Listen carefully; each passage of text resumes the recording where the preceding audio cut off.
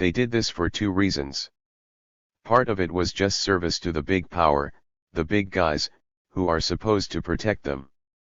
But partly because they shared the US geopolitical analysis, which was very straightforward, that there could be a demonstration effect of successful independent development in Indochina. They were worried about the same thing from China in those days. And that it could spread. It could, as they liked to put it, infect the region. There could be an infection that could spread over the whole region. The way you get rid of an infection is you destroy the virus and you immunize those whom it might reach. And they did. They helped the United States destroy the virus. The United States had basically won the Vietnam War by the early 1970s, as was clear to the business community. Nobody else seems to be able to understand it yet. In the region they simply supported the installation of extremely brutal, murderous regimes. The most important was Indonesia, where there was a major event in 1965. The CIA pointed out in its report, which has since come out, that the slaughter that took place ranks right up with the Nazis and Stalin. They were very proud of it, of course, and said it was one of the most important events of the century. And it was. Indonesia was the rich area that they were afraid might be infected by the spread of independent nationalism. When the generals took over in the mid-1960s, General Suharto, in what the Times called admiringly a staggering mass slaughter, destroyed the one political party in the country, the PKI, the Party of the Poor. Everyone agrees on this. The US records, incidentally, have also come out through the 1950s at least, although they've been very secretive about them. They've been very selective about what they release. It's a little unusual. It's also been noticed by scholars. But there's enough there to know that what they were afraid of was that the PKI, the major political party, would win an election if there was ever an election. So therefore democracy had to be destroyed. In the late 1950s, the United States carried out huge subversive operations designed to strip away the resource-rich outer islands in a military uprising. That didn't work. The only alternative left was this boiling bloodbath, as it was called in the press, which very much satisfied the United States. There was total euphoria across the board. The same thing happened pretty much in Thailand and the Philippines and so on. So the region was inoculated. The virus was destroyed. Australia played a part in it. Since then they have been incorporated into what's called in the United States the defense system, the military system. So that's their relationship to the United States. But they have a separate relationship to Asia. That's the relationship of increasing subordination to Japanese and overseas Chinese capital that's quite visible. For example, of the three largest exporters, two are Japanese multinationals, which is the standard third world pattern developing. D.B. Darwin, in his Voyage of the Beagle in 1839, wrote, "Wherever the European has trod, death seems to pursue the aboriginal." How did the Aborigines, the indigenous population of Australia, fare? Did you have any contact with them while you were there? Some. In Tasmania they were simply totally exterminated. In Australia they were driven inland, which means desert. In the United States, it's taken several hundred years. It's just 200 years for Australia. They're a young country compared with us. They're beginning to recognize Aboriginal rights, the land rights issue, etc. There is an independent Aboriginal movement. Up till now there's been extreme racism, maybe worse than the American record. But it's changing, and now there are Aboriginal rights groups. I was able to meet some of them. I was invited by the Timorese, and they're in contact with them. So there has been some legal recognition of Aboriginal land rights and some limited rights to resources, but it will happen to the extent that the popular forces press it, as usual. DB, there's been a noticeable shift in the emphasis of your public talks and your writing over the last decade. There's much more focus now on trade and economic issues. When did that occur? How did that come about? It came about from the 1970s, when the issues shifted. Some major events took place in the early 1970s, very significant. One of them was the breakdown of the Bretton Woods system, which we've talked about. That's one force that set in motion very substantial changes that gave a big acceleration to the growth of multinationals. Transnational corporations now have an enormous role in the world economy. These are just incredible private tyrannies. They make totalitarian states look mild by comparison. The other huge change was the extraordinary growth in financial capital. First of all, it's exploded in scale. It's absolutely astronomical. There are close to $1 trillion moving every day just in trading. Also, the total composition of capital in international exchange has radically shifted. So in 1970, before the destruction of the Bretton Woods system, which meant regulated exchanges, about 90% of the capital in international exchanges was real economy related to investment and trade. 10% was speculative. By 1990, the figures were reversed. By 1994, the last report I saw was 95% speculative, and it's probably gone up since. That has an extraordinary effect. Its effects were noticed by James Tobin, the American Nobel Prize-winning economist, in his presidential address to the American Economic Association in 1978, so that's in the early stages. He pointed out that this rise of financial capital speculating against currencies is going to drive the world toward a very low growth, low wage, and, though he didn't mention it, also high profit economy. What financial capital wants is basically stable money.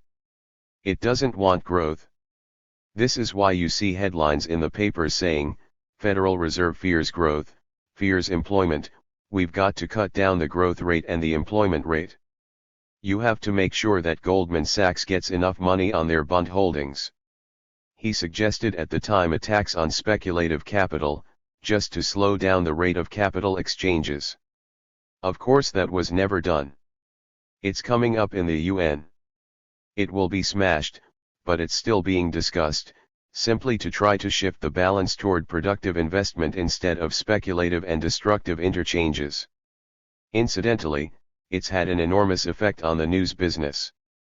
The big wire services, like Reuters and AP, which is connected with Dow Jones and Knight Ridder, do give news, but that's a secondary function. The main thing that they do is interact instantaneously with financial markets.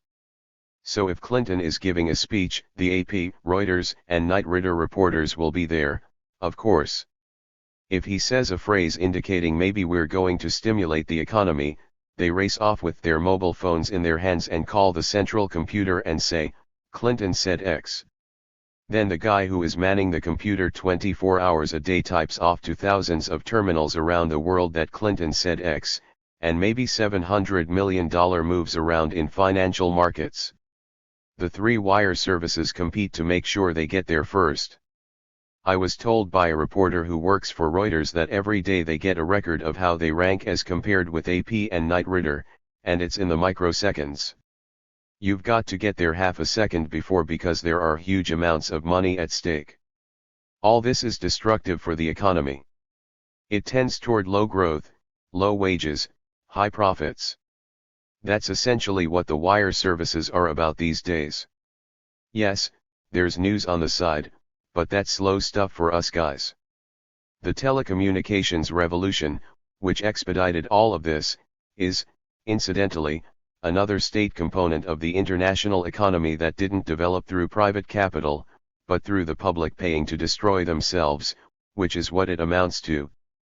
This has been going on since the early 1970s, but it really hit big in the 1980s, primarily in the Anglo-American societies. So under the Reaganites and Thatcher, and with a spillover effect in Australia, New Zealand, and Canada, it's all one culture area. You get this development we talked about last time of the effects on families and children. That's just one effect. DB, where does the collapse of the Mexican economy factor into this? I just got a phone call a couple of days ago from a journalist in Mexico telling me that I'm a big figure there now because they had an interview with me in one of the Mexican journals, La Jornada, November 7, 1994, a couple of months ago, in which I said this is all built on sand and is going to collapse. It was pretty obvious. It's what's called a Ponzi scheme. You borrow money. You use what you've borrowed to borrow more money, and finally the whole thing collapses because there's nothing behind it. Economists who know anything about Mexico didn't miss it. It's the ideological fanatics who didn't notice it, or claim not to. The free market reform, so-called privatization, which everyone says is such a wonderful thing, means giving away public assets for a fraction of their worth to rich cronies of the president. Every president of Mexico, including Salinas, whom we're supposed to love, comes out a billionaire, for some reason, as do all of his friends and associates. The number of billionaires in the Forbes list of billionaires went up from 1 to 24 from 1989 to 1993 during the huge economic miracle. Meanwhile, the number of people below the poverty level increased at roughly the same rate. Wages have fallen about 50%. Part of the point of NAFTA was to undermine the Mexican economy by opening them up to much cheaper imports from the United States. The United States has an advanced state-subsidized economy, so therefore you can produce things very cheaply. The idea was to wipe out middle-level Mexican business, keep the multinationals. There are Mexican-based multinationals. Keep the monopolies. Keep the billionaires. Lower wages. That's good for U.S. corporations.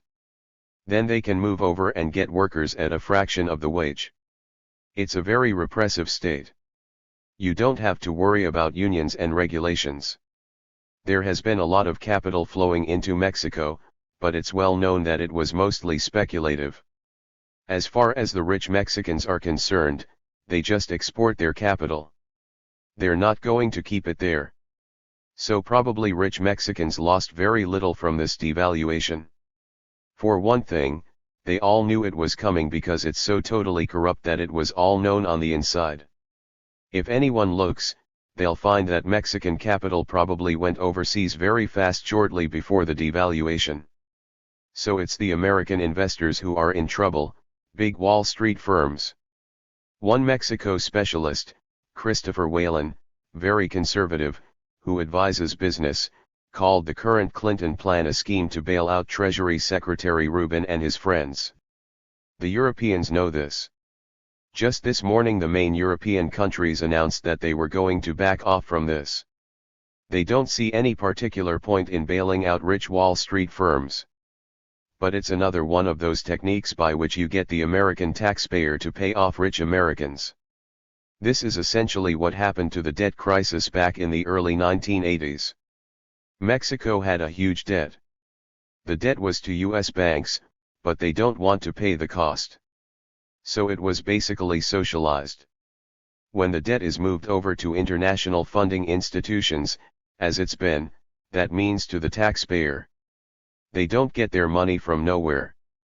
They get it from taxes. It's exactly what existing capitalism is about. Profit is privatized but costs are socialized. If Mexico wants to develop, it's going to have to do it the way every other country did, by not closing itself from international markets, but by focusing on domestic development, meaning building up its own resources, protecting them, maintaining them. It's got plenty. Not giving them away to outsiders. And they're going in exactly the opposite direction. Part of this bailout is that Mexico is essentially mortgaging its one major resource, the oil reserves. The United States has been trying to get hold of those for 40 years, and now we've got them. Pemex, the big Mexican oil company, is probably completely broke. It looks good on statistics, but if any serious accountant took a look at it, they'd probably find that it doesn't have any capital. Because relative to other big oil companies it has been doing very little capital investment. That has a very simple meaning: you're not getting ready to produce for the future. But they do have the oil, and U.S. energy corporations would be delighted to take it over. Mexico is going down the tubes. That's what's called an economic miracle. It's not the only one. It's true of the hemisphere. DB, it was really interesting to watch how this played out in the mainstream press. You've often talked about the needs of foreign countries to satisfy Wall Street investors. Rarely have I seen it so blatant as in this case.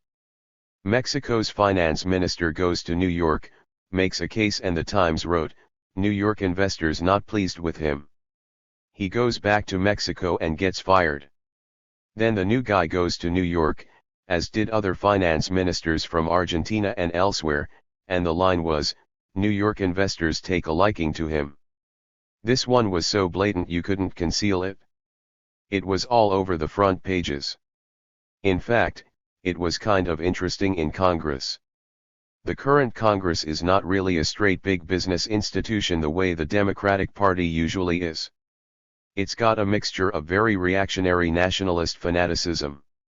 A large part of it is based on phony business, like yuppie-style business, and some of it on the middle level, more nationalistic business. And they don't like it. They're not in favor of bailing out the big Wall Street firms.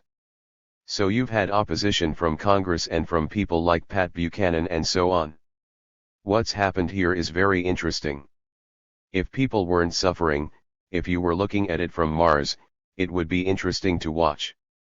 Big business for years has been trying to undermine and roll back the whole social contract, the welfare system, and so on. But there are elections. You can't approach the population and say, "Look, vote for me, I want to kill you." That doesn't work. So what they've had to do is to try to organize people, as have other demagogues, on other issues, what they like to call cultural issues. So what they've organized is Christian fundamentalists and jingoist fanatics and a whole range of extremists, plus plenty of people who live off the government but pretend that they're entrepreneurial, like the high-tech culture, all publicly subsidized, but they pretend all sorts of entrepreneurial values.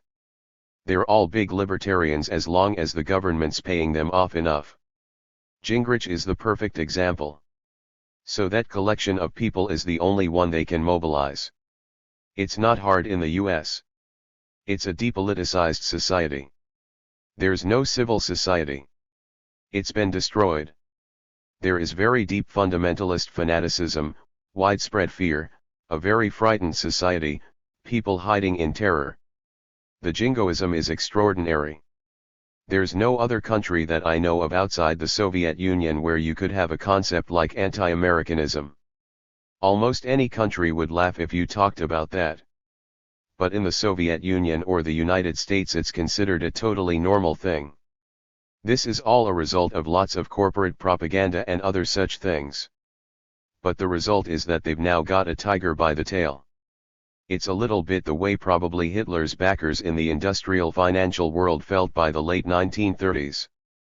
The only way they were able to organize people was in terms of fear and hatred and jingoism and subordination to power.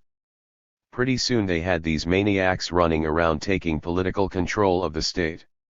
The state is a powerful institution. We're getting something like that in the United States. There is an anti-big business mood among the troops that big business has mobilized. The reason is they couldn't mobilize them on any other grounds. You couldn't mobilize them on the real project, namely kill yourselves. That won't work.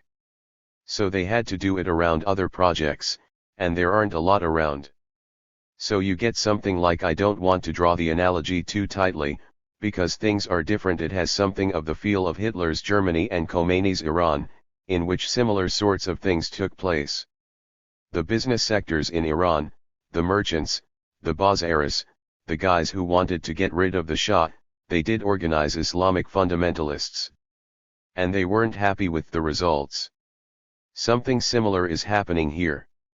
DB, is that the major internal problem that you see for the rollback crusade? I don't know how big a problem it is. The point is that the concentration of private capital is by now so extraordinary and so transnational in scale that there isn't much that can be done in political systems to affect it. The London Economist had a great phrase that captures it.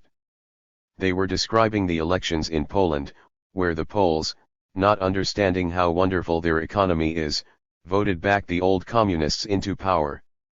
About half the population of Poland said they were way better off when they were under communism. We know it's an economic miracle. They don't understand it? The Economist assured its readers that it didn't really matter, because, as they put it, policy is insulated from politics. So in other words, these guys can play their games, but there's enough private tyranny to ensure what the World Bank calls technocratic insulation. You keep doing the same things no matter what these guys say at the ballot box. Probably that's true. If you look at the programs that are being pushed through now in the United States, they're very carefully crafted to protect the rich. The New York budget that came out yesterday was a very good example. It's worth taking a close look at. They say they're lowering taxes, but it's a total lie. For example, if you lower state support of mass transportation, that has one immediate consequence, namely costs of riding public transportation go up.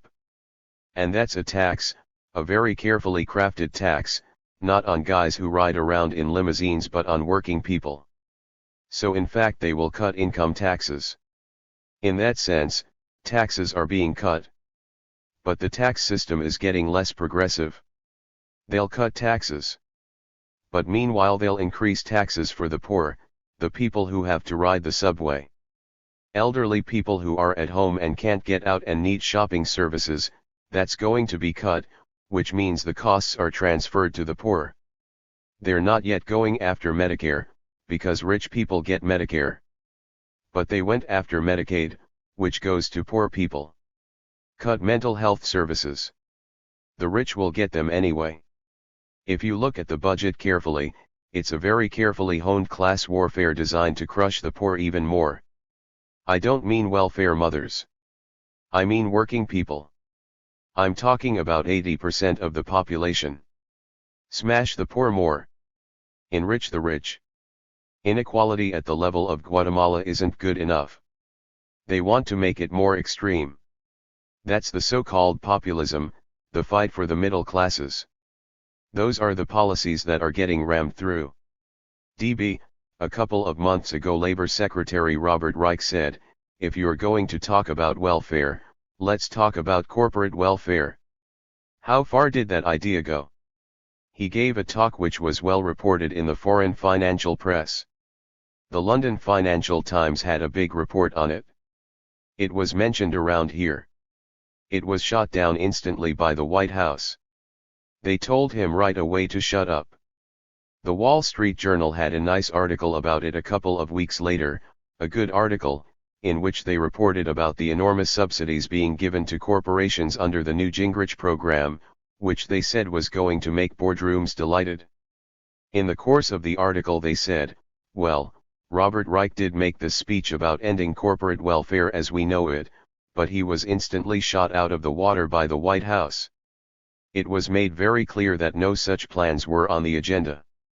Quite the opposite. We're working for you guys, don't worry about it. But it's a term that's in the public eye at the moment, although as yet very little mentioned in the United States, and instantly silenced by the Clinton White House. DB, Robert Siegel is the co-host of National Public Radio's All Things Considered. In an exchange he had with Jerry Marketos, a colleague of mine, in North Carolina, Siegel says that attacking welfare for the rich is a staple of mainstream Democratic rhetoric.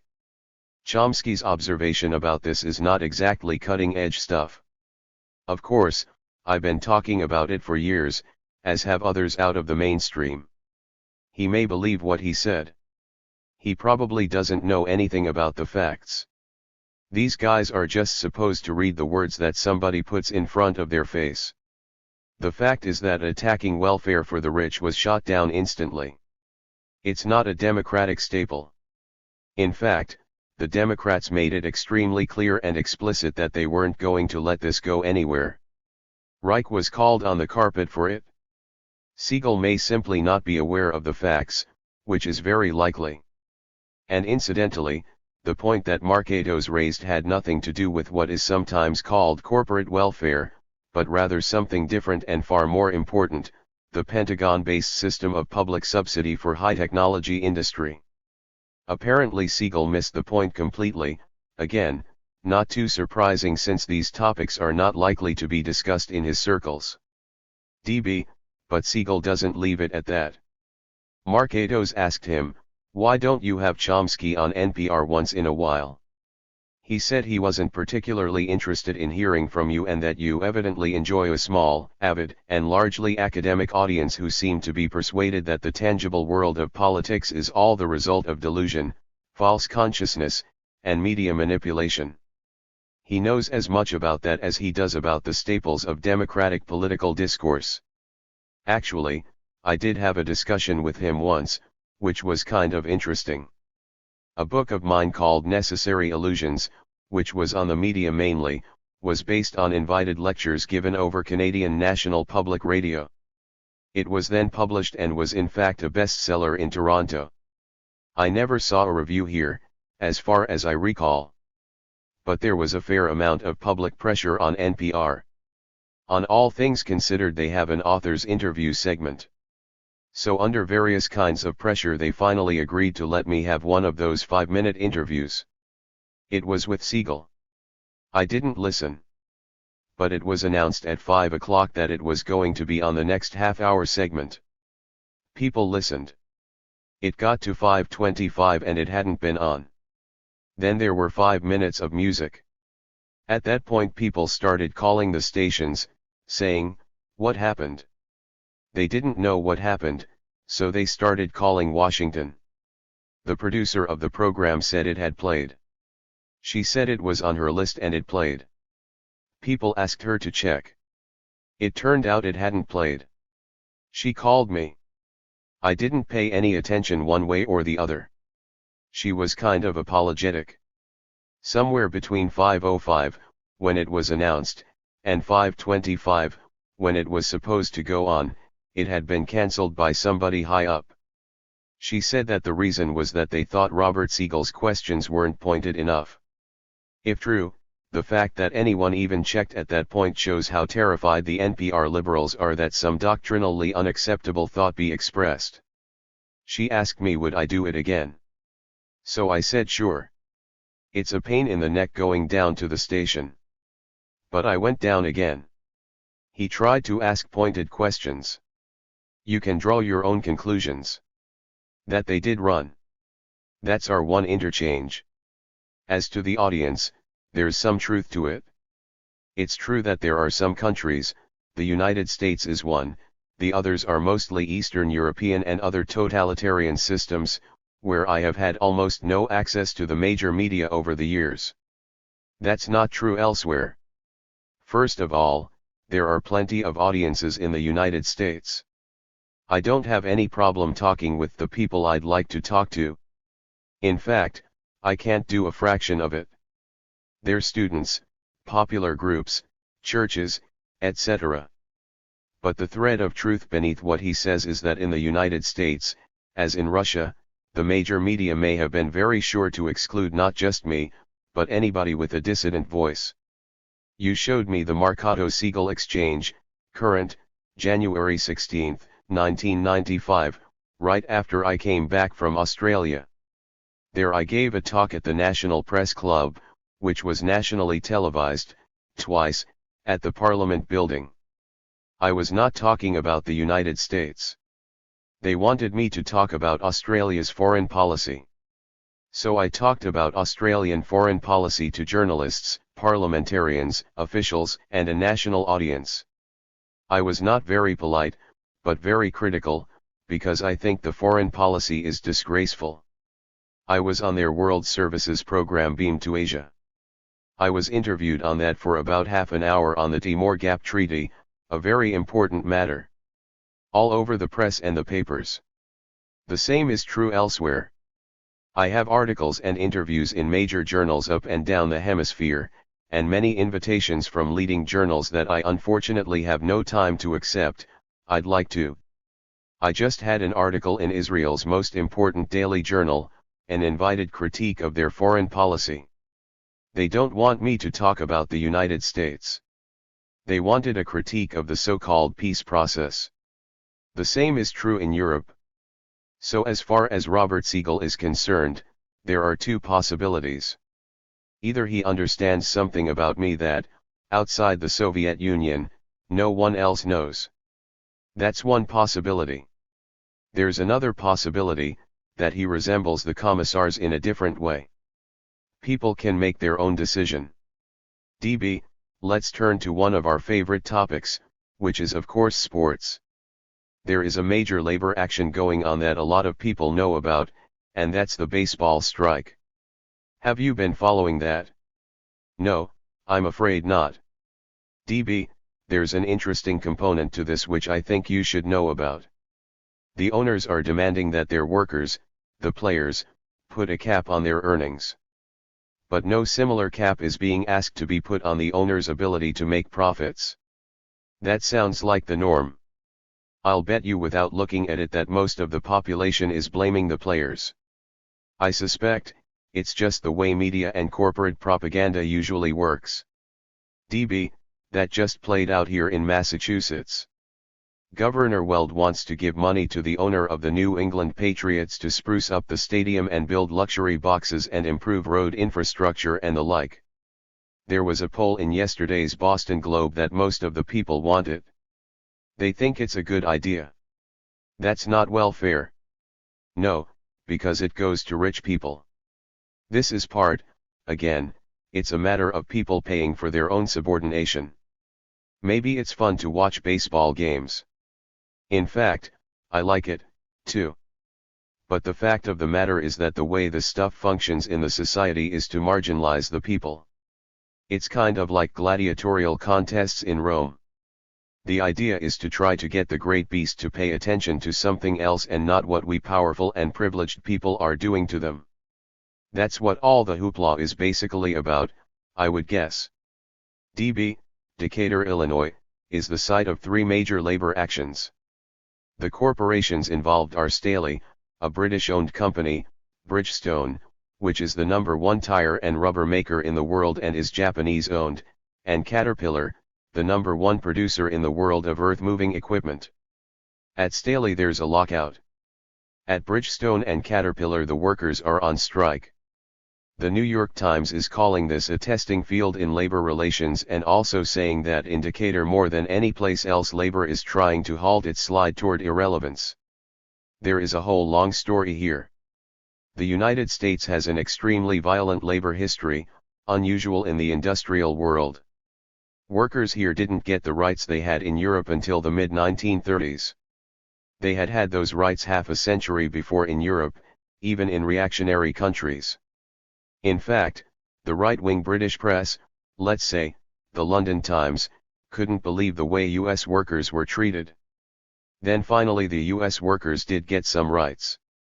It caused total hysteria in the business community. They thought they had the whole country by the throat, and they learned that they didn't. They immediately started a counterattack. It was on hold during the war but took off right afterwards, with huge campaigns. There was a nice phrase that one of the corporate leaders used. He said there is an everlasting battle for the minds of men and we have to win it. They put billions of dollars into this. In the early 1950s, when all this stuff took off, business-made movies were reaching 20 million people a week. It was a huge campaign. They had what they called economic education programs to teach people what we want the truth to be.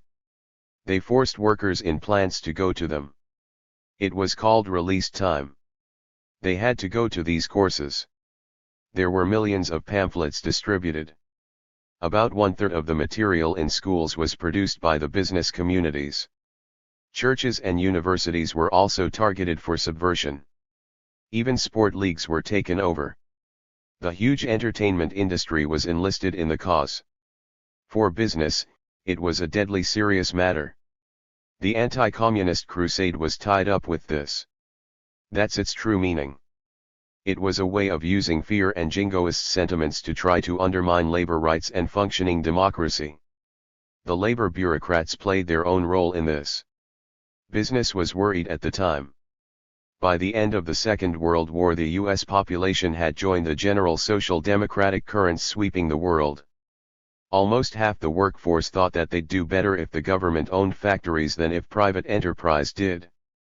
The unions in the late 1940s were calling for worker rights to look at the books and intervene in management decisions and to control plants, in other words, to try to democratize the system, which is a horrifying idea to pure totalitarians like business leaders. So there was a real struggle going on.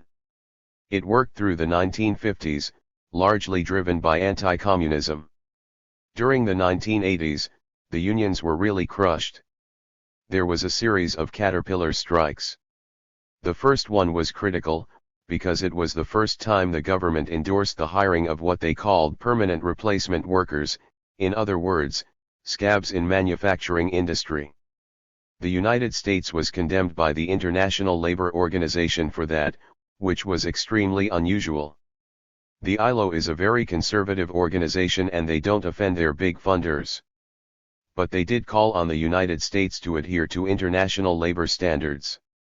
Maybe Robert Siegel reported it on NPR. That was a major event. This is the next stage. They now feel, because of these developments in the international economy, business tastes blood, they think they can roll back the whole social contract that's been developed over the past century through popular struggle, labor rights, human rights, the rights of children to have food, anything other than making profit tomorrow.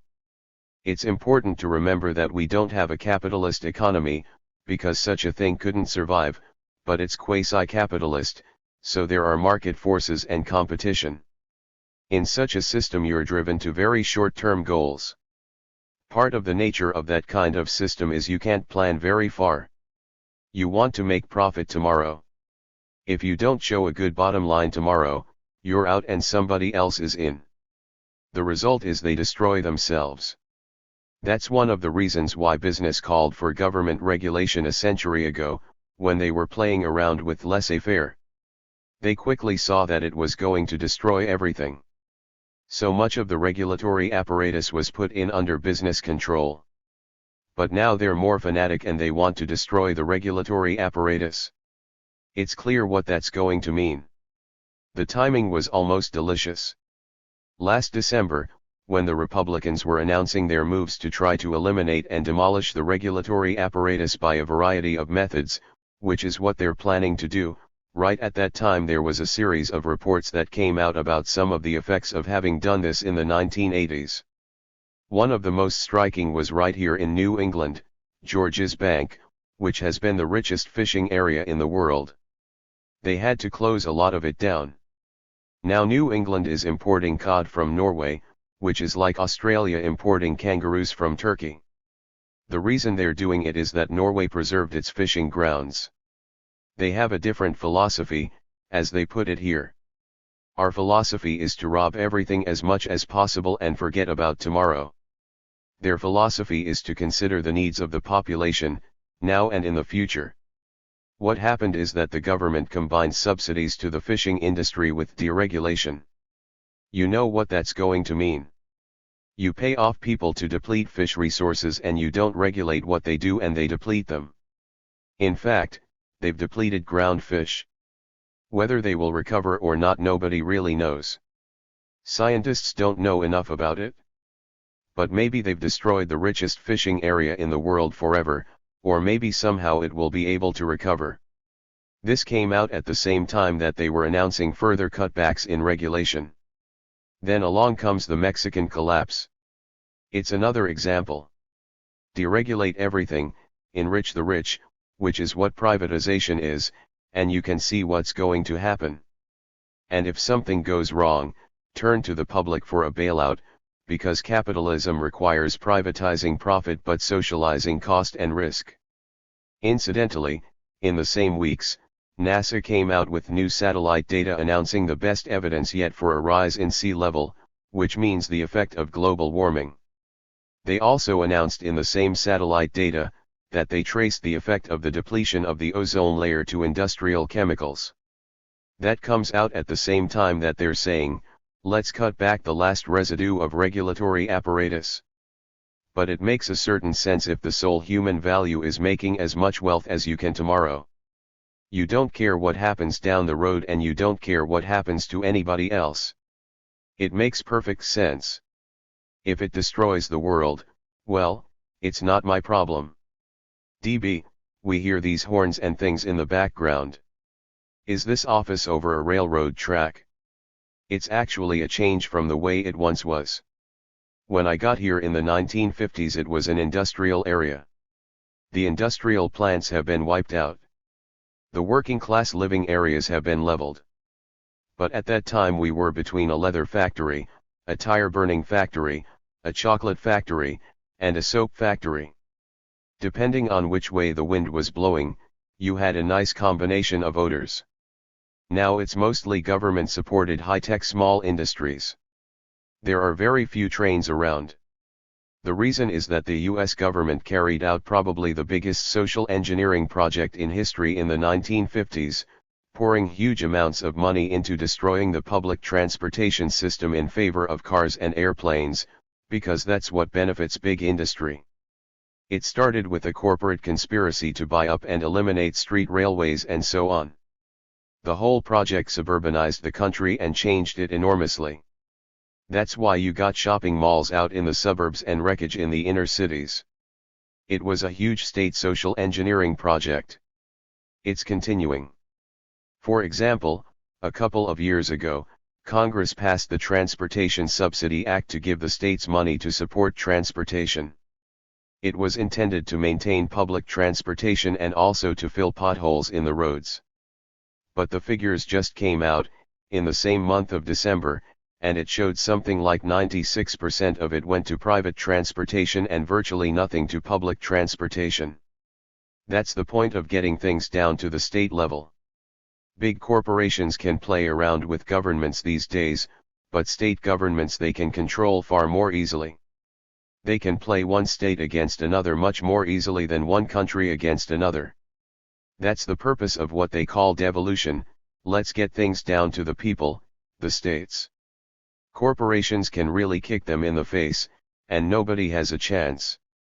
So the idea will be that you get block grants that go to the states, no federal control, meaning no democratic control. It will go precisely to the powerful interests. We know who they are, the construction business, the automobile corporations, and so on. Meaning whatever there is of public transportation is very likely to decline. Yesterday's New York budget is a striking example. It doesn't say it, but it implies increasing the fares for public transportation and decreasing service, while making sure that the guys in the limousines are doing quite fine. So you hear a couple of freight trains in the background, but unless they can be shown to serve private power, they're not going to be around long. Incidentally, one of my favorite remarks in diplomatic history is in a great book on Brazil by a leading diplomatic historian, also senior historian of the CIA, who describes with enormous pride how we took over Brazil in 1945, Gerald Haynes, the Americanization of Brazil. We were going to make it a testing area for scientific methods of development in accordance with capitalism. We gave them all the advice. He's very proud of this total wreckage, but who cares? Brazil had been a European colony, so their railroad system was based on the European model, which works. Part of the advice was to switch it over to the American model. If anybody has ever taken a train in pre-Thatcher England or France and then in the United States, they know what that means. But he said this with a straight face. Another part of their advice was to destroy the Amazon. DB, when you were in Chicago in October, a woman in the audience asked you, in a pretty straight-ahead question, how come you don't factor gender into your analysis? You pretty much agreed with her, but you really didn't answer her question. In fact, I've been writing about it quite a bit in recent books in connection with structural adjustment, globalization of production, and imposition of industrialized export-oriented agriculture. In all cases, women are the worst victims. Also in some of these latest articles. What we discussed the other day about the effect on families is essentially gender war. The very fact that women's work is not considered work is an ideological attack. As I pointed out, it's somewhere between lunacy and idiocy. The whole welfare debate, as it's called, is based on the assumption that raising children isn't work. It's not like speculating on stock markets. That's real work. So if a woman is taking care of a kid, she's not doing anything. Domestic work altogether is not considered work because women do it. That gives an extraordinary distortion to the nature of the economy. It amounts to transfer payments from working women, from women altogether and working women in particular, to others. They don't get Social Security for raising a child. You do get Social Security for other things. The same with every other benefit. I maybe haven't written as much about such matters as I should have, probably not. But it's a major phenomenon, very dramatic now. Take these latest New York welfare plans again, or the ones they're thinking about in Congress. One of the things they're going to do is to force women under 21, if they want to get welfare, to live with their families. Take a look at those women. A substantial percentage of them have children as a result of either rape or abuse within the family. These advocates of family values say either you send your kid to a state orphanage or you live with a family which may be an abusive family and may be the source of your problems. But you can't set off on your own and raise children, because that's not work. That's not a life. You have to get into the labor market. All of this is a major phenomenon in contemporary American affairs and in fact in the history of capitalism. Part of the reason why capitalism looks successful is it's always had a lot of slave labor, half the population. What women are doing isn't counted. DB, I've never heard you, for example, use the term patriarchy. While not wanting to hold you to the fire with particular terms, is it a concept that you're comfortable with? I don't know if I use the term, but I certainly use the concept. If I'm asked about what I mean by anarchism, I always point out that what it means is an effort to undermine any form of illegitimate authority, whether it's in the home or between men and women or parents and children or corporations and workers or the state and its people. It's all forms of authority that have to justify themselves and almost never can. But it's true. I haven't emphasized it. DB, are there any books by feminists that you read and value? I sort of read it. What I read I sort of know, so I'm not learning anything. Maybe other people are. It's worth doing. I think it's had a very positive effect on the general culture. But unless you call things like Hewlett's UNICEF study of child care feminist literature, which I wouldn't, I'd just call it straight analysis. No, I don't know it very well. DB, Russia has been a great success story. The military attacked the parliament and it managed to win that battle, but what about the awesome display of Russian military might in the Chechen Republic? My view has long been that the Cold War was in large part an aspect of the North-South conflict, unique in scale but similar in its basic logic. With its end, it is therefore not surprising to find that Russia is largely returning to the Third World where it belonged and where it had been for half a millennium. Right after 1989, not only Russia but most of Eastern Europe goes into free fall, returns to Third World conditions. The old Communist Party is doing fine. They're happier than they ever were. They're richer than they ever were. Inequality has grown enormously. The leadership is mostly the old nomenclatura, the guys the West always liked and want to do business with now. UNICEF just did a study just on the human effects of the so-called reforms, which they approve of, incidentally. They estimated that in Russia alone there were about 500,000 extra deaths a year by 1993 as a result of the reforms that we're so proud of. That's a fair degree of killing, even by 20th century standards. The same leadership is in control.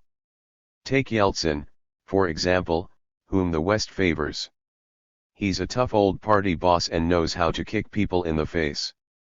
There's the rise of a huge mafia, like every other third world country we take over, starting from southern Italy in 1943, but in fact all through the world, there's a major mafia.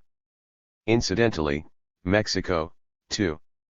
In Mexico under the economic miracle the government is increasingly linked up with cocaine cartels. Jeffrey Sachs made his fame, this guy who goes around telling countries how to save themselves, by the economic miracle in Bolivia.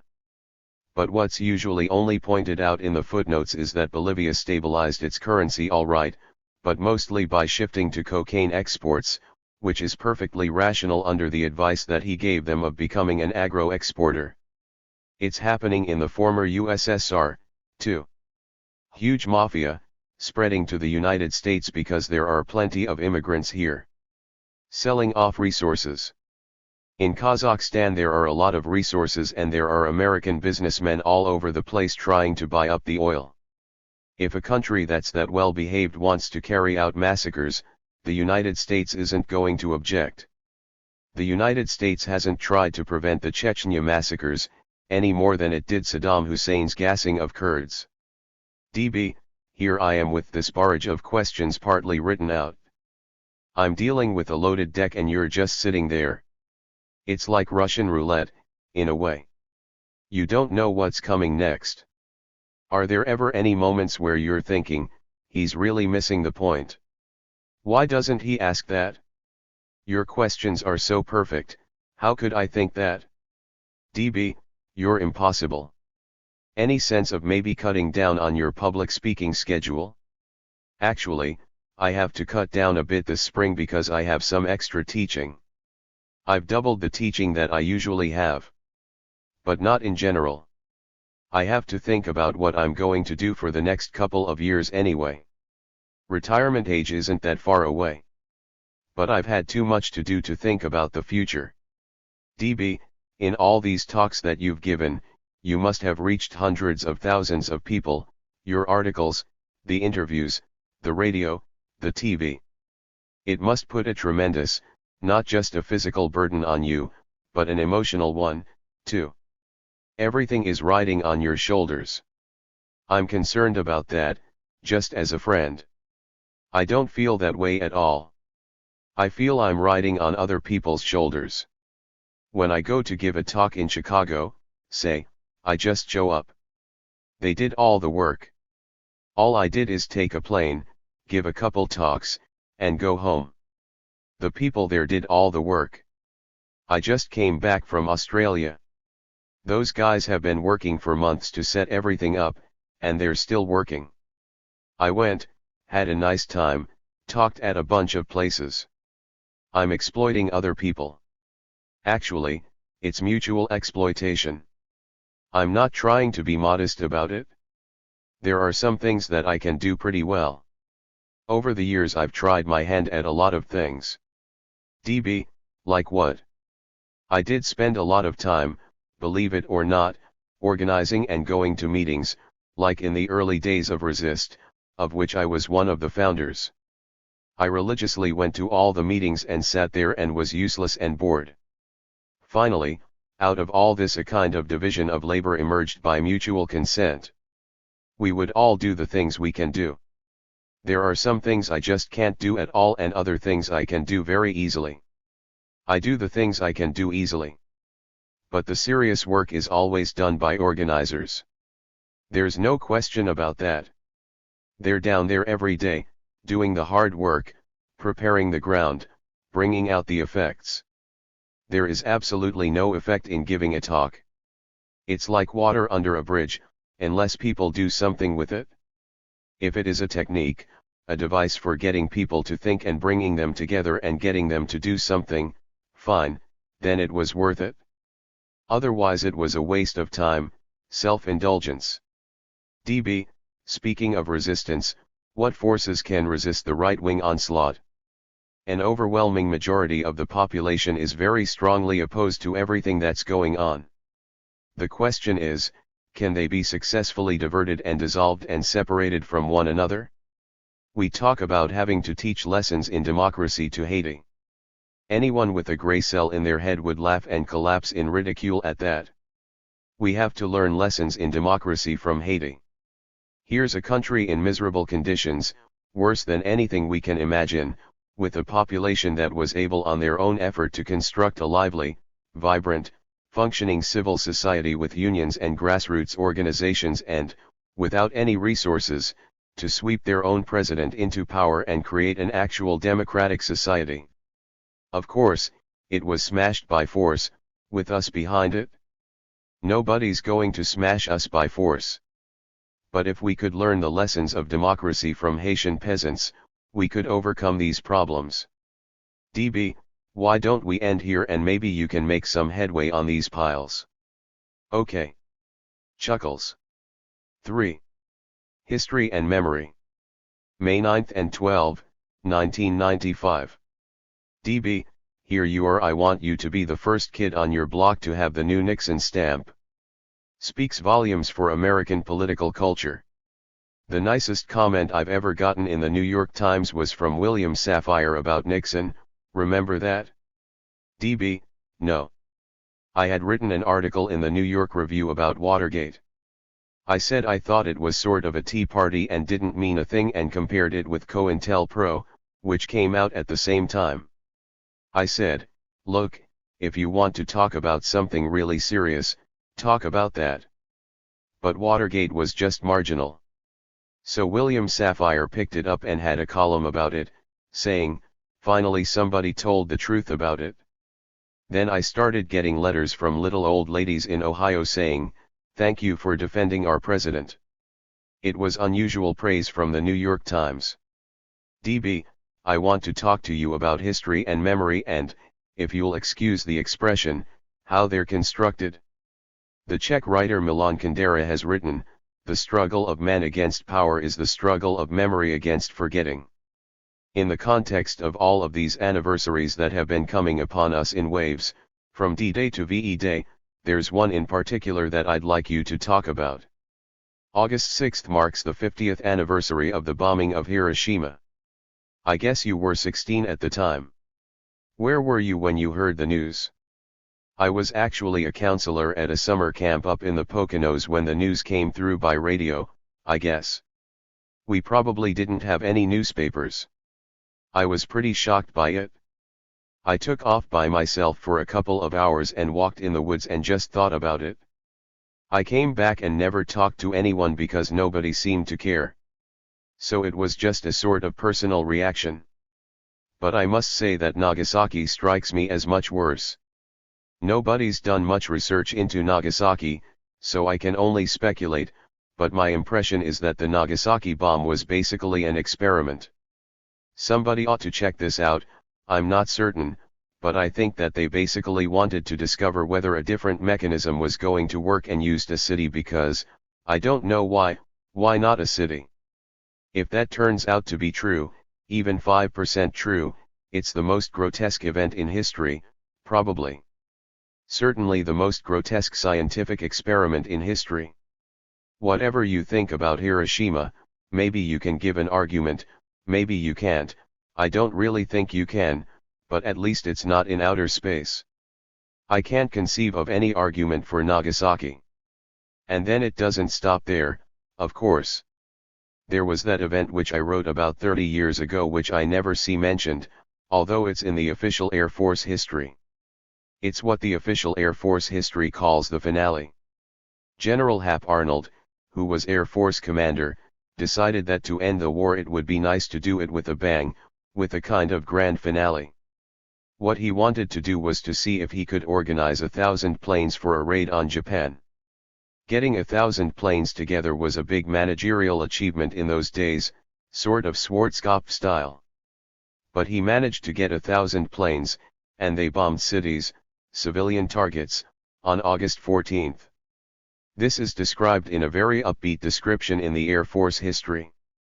It was after the surrender had been announced but before it had been officially received. Then when you move over to the Japanese side, there was Makoto Oda, a well-known Japanese novelist who was maybe 14 or 15 at the time, living in Osaka. He wrote an article which describes his experiences. He remembers the August 14th raid and he claims that with the bombs they were dropping leaflets saying, Japan has surrendered. That one didn't kill as many people as the atom bombs, but in a way it's more depraved. In fact, speaking of memories, March 10th was a memory. It was the 50th anniversary of the bombing of Tokyo. That passed here without a whisper. If you look at the U.S. Strategic Bombing Survey after the war, it points out that more people were killed during that bombing in a 6-hour period than ever in human history. The bombing of Tokyo virtually leveled the city.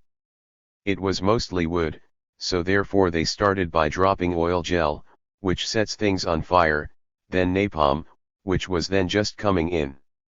According to survivors, the planes were just chasing people. There was no defense. It was a defenseless city. They used napalm to block the river so people couldn't get to it. People did try to jump into ponds, but then they just burned to death because the ponds were boiling. I don't know what the total was. It's estimated somewhere between 80,000 and 200,000, which puts it very much on the scale of the atom bombs, maybe bigger. They so totally destroyed Tokyo that it was taken off the atom bomb target list because it would have had no effect other than piling rubble on rubble and bodies on bodies, so it wouldn't have shown anything. It's just astonishing.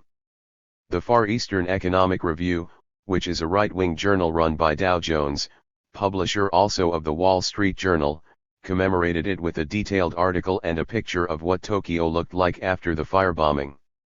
It's unbelievable. There are 2 or 3 buildings standing. The rest is just flat. DB, do you recall what it was about Hiroshima that caused you so much consternation? Were you aware of the implications? The implications were pretty obvious.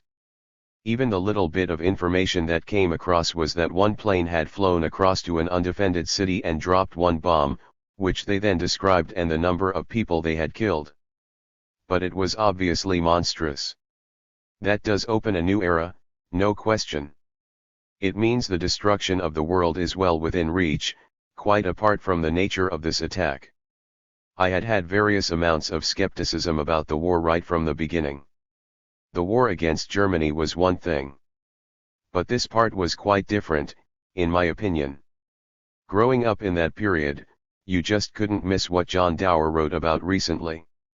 The treatment of the Germans and the Japanese was radically different. If you go back and look at war films, these are childhood memories. I can't be certain, but my memories are the Germans, who were by far worse in everything they did, incomparably worse, were treated with some respect. They were blonde Aryan types, whereas the Japanese were vermin to be crushed. Plus all the story of the sneak attack and the day that would live in infamy and so on, you can't take that seriously, and I didn't at the time. Bombing Pearl Harbor and Manila is doubtless a crime, but by the standards of the 20th century, even by then, it's just invisible. They bombed military bases in colonies that had been stolen from their inhabitants, in the Philippines by killing a couple 100,000 people, and in the case of Hawaii by guile and deceit and treachery. To bomb military bases in colonies that had been stolen from the inhabitants no doubt is a crime, but pretty low down on the scale. Incidentally, there are plenty of Japanese atrocities. Japan had carried out horrifying atrocities, but that didn't cause all that much of a reaction. Nobody cared much. In fact, right up to the end, there were negotiations going on between Japan and the United States, Cordell Hull, the Secretary of State, and Admiral Nomura, right up till Pearl Harbor, I think until a week before the bombing. The main issue of contention was that the United States insisted that the Asian system be an open one, meaning everybody had a right to participate freely. So the United States had to maintain its rights in China. Japan at the end finally agreed to that, but they insisted that this be worldwide so that the Western Hemisphere would be open. Cordell Hull, who was a terrible racist, considered this outrageous, as did other American commentators. This picks up a theme that goes way back through the 1930s. The Japanese from the beginning, from the time they began to expand, this particular phase of expansion, had said that they were trying to create in Asia something comparable to the Monroe Doctrine.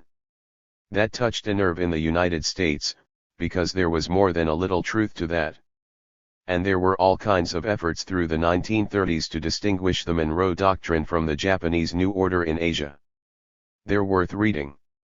I reviewed them in an article, The Revolutionary Pacifism of A.J. Must, on the backgrounds of the Pacific War, about 30 years ago. They are amazing to read, up till the end. They end up by saying, how can they dare make this comparison? When we exert our power in the Caribbean and the Philippines, it's for the benefit of people. It's to improve them and uplift them and help them, whereas when the Japanese do it, it's aggression and atrocities. If you look closely, one of the things I wrote about, I was just rereading that article, wondering whether to reprint it. There's a lot of new scholarship, but as far as I know it changes nothing, was to review recently released Rand Corporation studies of Japanese counterinsurgency documents in Manchuria. They had carried out a campaign in Manchuria and they described it in some detail, and the Rand Corporation released it. They're quite fascinating reading. It was very close to what the United States was doing in Vietnam at the same time. They professed no interest in any gain for Japan.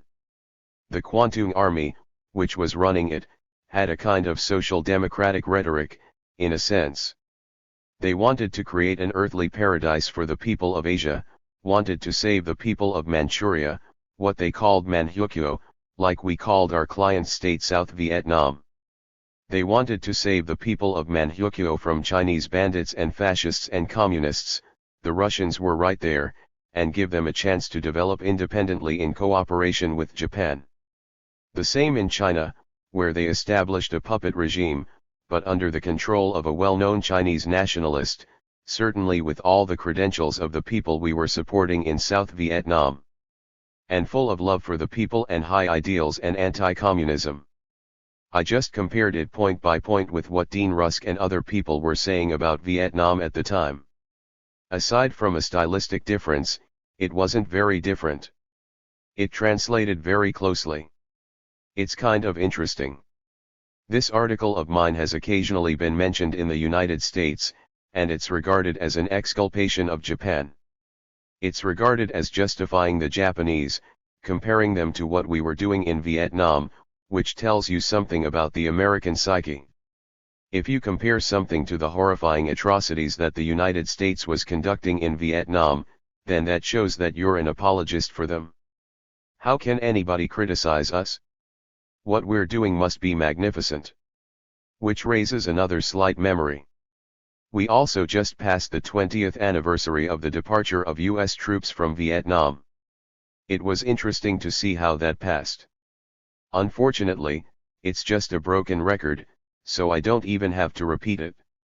But the complete incapacity of anyone in the spectrum here, across the spectrum, of seeing that there was anything more involved than a failed endeavor, that's pretty amazing. It happened to coincide with McNamara's memoirs. That's a story, too.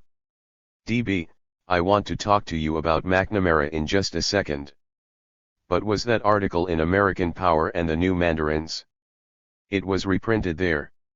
It was originally in Liberation, the anarchist journal. A.J. Must had just died, and Nat Hentoff was putting together a volume of essays for him. A.J. Must was a revolutionary pacifist. The framework of the article was, let's test his thesis in the hardest case, when the country is attacked. Technically the country wasn't attacked, but let's say the US was attacked. In that case, does it make sense to be a pacifist? He was. He thought we should not fight that war. Then I said, how can we evaluate that position? I went on in some detail into the background of these things. The background is quite interesting. August 6th will be coming along, and there is going to be endless discussion about the war in Asia. We'll just look and see what is said. For example, what is going to be said about the comparison to the Monroe Doctrine? What's going to be said about the fact that the United States was pretty supportive of Japan right through the 1930s? As late as 1939, Ambassador Grew, who was the leading specialist on Japan, was defending the Japanese conquest in China. In fact, the big debate then was, are they going to cut off our access to China? What is going to be said about the 1932 Ottawa Conference, where Britain, at that point unable to compete with much more efficient, not cheaper labor, but more efficient Japanese production, simply abandoned the laissez-faire doctrine, free trade, which they had instituted when they figured they were going to win the game because they were richer than anyone else. They couldn't compete any longer, so they abandoned it and closed off the empire. For a country like Japan, without resources, dependent on trade, for the British to close off the empire, meaning at that time India, Australia, New Zealand, Borneo, Malaya. It was not technically closed off, but they raised tariffs so high that Japan couldn't get in. The Dutch did the same in the East Indies, what's now Indonesia. The United States did the same. We were a much smaller power then, but in the Philippines and Cuba, that was closed off, in effect. And here is Japan saying, we're latecomers in the game, admittedly, but we want to play the game the same way you guys do. If you block trade, we'll just have to use force, the same way you did in the first place. They specifically compared it with the Monroe Doctrine. You can have any view you like about this, but to discuss the Second World War without discussing these things doesn't even reach the level of idiocy. So we'll know in a couple of months how much of this was discussed. I think we can make a pretty fair guess. DB, it's amazing to see how 50 years later Hiroshima is still such a contentious issue. Recently there was a huge ado about the Smithsonian's Air and Space Museum exhibit on the atomic bombing. Subsequently the director resigned under fire from congressmen and veterans groups and other monitors of history. What is it that makes this such a passionate issue? I was involved in that. As you know, I'm a neurotic letter writer. I'm one of those people who signed that statement of historians saying, this ought to be opened up to discussion. It can't just be closed. It said, maybe the exhibit has to be criticized, but let's have a serious exhibit and look at the history. The Smithsonian backed off from that under pressure from the American Legion and some veterans groups and so on, and political pressure, including by the Washington Post, which went berserk over this issue. How dare you raise this question? Any question that might indicate that we're not perfect and they're not devils? My favorite article is by Charles Crothammer. I hate to quote from memory, but my recollection is that he said something about how what we should have is the Enola Gay and it should be an object of reverence. In other words, we should pray to this idol and revere it because it succeeded in massacring people, and since that's our job, we should not only accept it but revere it, like a god. That's the extreme. After I signed that statement, there were about 1,500 people who signed it. I started getting letters from outraged people. I wouldn't be surprised if I was the only person who ever answered the letters. But I did answer them, because I'm always intrigued. And besides, I feel you ought to answer letters. So I answered them and got into some interesting correspondence, which varied. At one point a piece of one of my letters was published in some Air Force journal, with a violent diatribe about these anti-American fanatics. The letters ranged. There were people with whom I had a perfectly serious correspondence, for example, veterans who said, I was out there at the time and I just wanted to get home alive and I didn't care what they did. Okay, that's understandable. I don't agree, but we're sort of in the same moral universe. But others were insane.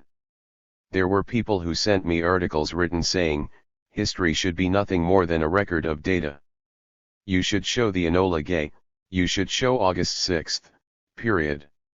Anything that goes beyond data is political correctness taking over. Of course, they don't believe that of anything else, but on this one they do. And basically the theme was, we've got to worship the Enola Gay. There is a history here, too. For years I don't know if it's still true at air shows, the regular Texas air shows, every year the pilot of the Enola Gay would fly a replica of it and thousands of people would cheer. There aren't many countries that celebrate atrocities like that. It was rather intriguing to compare. The anniversary of the firebombing of Tokyo was on March 10th. That was about 3 weeks after the 50th anniversary of the bombing of Dresden, which was mid-February sometime. The bombing of Dresden was pretty bad. Nobody knows, but I think numbers like maybe 30,000 or 40,000 people killed are used. They destroyed a civilian city. They originally thought it was a military target, but they apparently knew in advance that it wasn't. That was the British and the American Air Forces, under British command. The British press had quite a lot of soul-searching about this. I haven't seen anything here. Britain was under attack at that time. That's when V-2 rockets were coming. Britain had, first of all, suffered, was threatened, and was still under attack. They didn't know until the last minute how that war was going to end. If the Germans had been a little bit more advanced with jet planes and V-2 rockets, it could have gone their way. The United States was never attacked. I think a couple of balloons flew over Oregon or something, but the British are able to reconsider whether the destruction of Dresden was legitimate, and we can't. Because we are perfect. We are holy.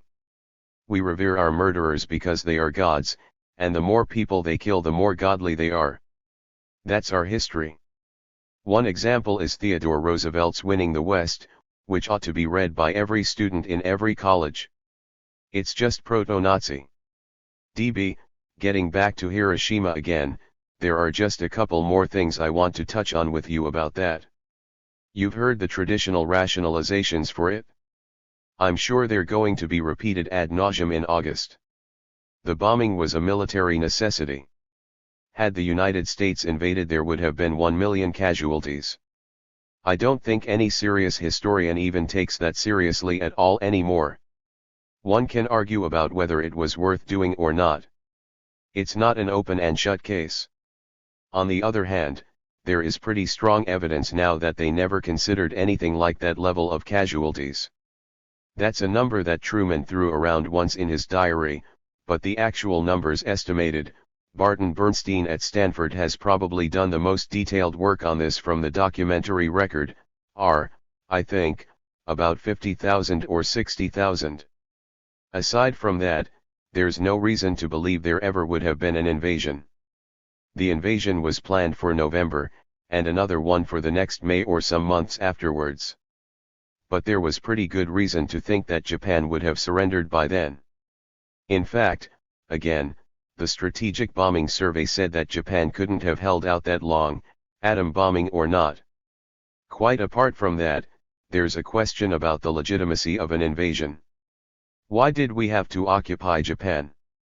Maybe it was right, maybe it was wrong, but it's not obvious.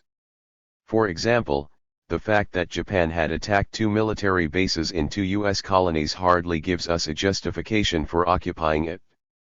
Of course, Japan had carried out plenty of atrocities. But we didn't care about the worst ones in the 1930s. We paid very little attention. There was some criticism, some embargoes, this and that. But they were mostly not because of the atrocities. During the war, Japan carried out tons of atrocities. The Bataan Death March, the treatment of prisoners, and so on. But that's in the context of the war, and we weren't too pretty either if you look at what was happening. So there is a question about the invasion of Japan. You can give an argument for that, too, even from the Japanese side. There were plenty of Japanese who, I think, wanted that invasion. It's a complicated story. One thing that the invasion did was it restored the imperial system. MacArthur and the Americans purposely covered up Emperor Hirohito's crucial role in the war and the atrocities because they wanted to keep the imperial system as a way of controlling Japan. And they did cover it up. It's a pretty horrible story. But nevertheless, the invasion did undermine to some extent the legitimacy of the imperial system. Therefore it created an opening for Japanese Democrats that they wouldn't have had otherwise. So that's a factor. You can debate that. I should say that the net effect of the invasion is a complicated story. Overall, it probably undermined Japanese fascism and left some kind of opening for Japanese democracy. On the other hand, it was a very mixed bag. By 1947, the United States had undertaken what it called the reverse course, which meant in effect restoring the old fascist structures, the zaibatsu, the conglomerates. They smashed up the labor unions, pretty much what the United States did around the world. It started in Japan around 1947. George Kennan was once again instrumental in that reversal, a nice record all across the board. But it's a mixed story. If you want to look at the invasion, there are many facets, including the question, why invade? But if it was agreed that we should have invaded, there is strong reason to believe that the invasion would have been just an occupation of a country that had surrendered, atom bomb or not. Aside from that, there's the question of the Russians. The Russians came in, I think, around August 8. That was a terrible blow to the Japanese. They could not withstand a Russian land invasion, and they knew it. It's very likely that a large part of the motive in the atom bombing was to cut off the possibility of Russian participation in control over East Asia. The United States took a very strong line on that. We not only kept the Russians out, we kept the British and the French and the Dutch and everyone out. The Far Eastern Commission, which was supposed to oversee Japanese affairs, the United States ruled with an iron hand. They wouldn't let anyone in. Kind of like the Monroe Doctrine. In the Middle East at least the United States let the British in. But in Japan, nothing. There are good studies of this. So this is going to be our show. And certainly not the Russians. You can debate exactly the extent to which the atom bomb was motivated by those considerations, but it was certainly not trivial. DB, I was talking to Michio Kaku some weeks ago. He told me a really interesting story. His parents were interned, as were tens of thousands of Japanese Americans. He said that the motive behind the internment had to do with the rich agricultural lands that the Japanese farmers had, particularly in California, and that these were confiscated by the government and then handed over to agribusiness. Have you heard that? I've heard that. I've never researched it, so I can't say, but I've certainly heard it. I think that was the outcome. How much it was the motive I don't know. DB, I come from the Upper East Side of New York. There were a lot of Germans there. The Bund was marching around in the 1930s, in fact, right up until the war, but one didn't hear any calls for internment of German Americans. I was in Philadelphia in a German and Irish Catholic neighborhood. We were the only Jewish family there. The neighborhood was very anti-Semitic and pro-Nazi. I remember beer parties when Paris fell, and it lasted up until December 7, 1941.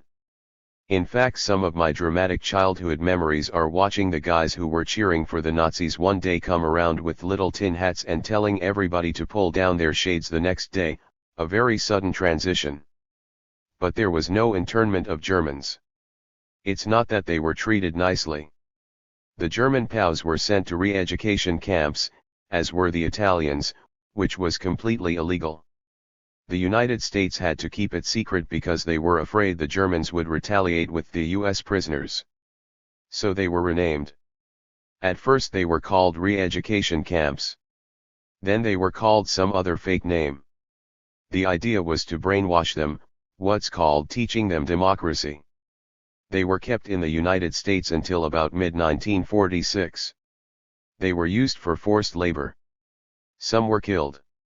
They were kept in England several years later. Did you know Peggy Duff?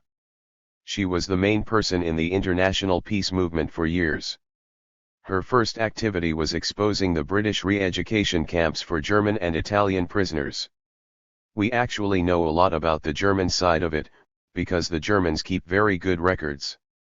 The Italians, nobody knows a thing. They were probably treated much worse, because they didn't keep any records. But you're absolutely right, there were no German Americans interned. DB, Michio told me another thing in terms of duration. Some Japanese Americans, including his parents, were kept in the internment camps almost a year after the war ended.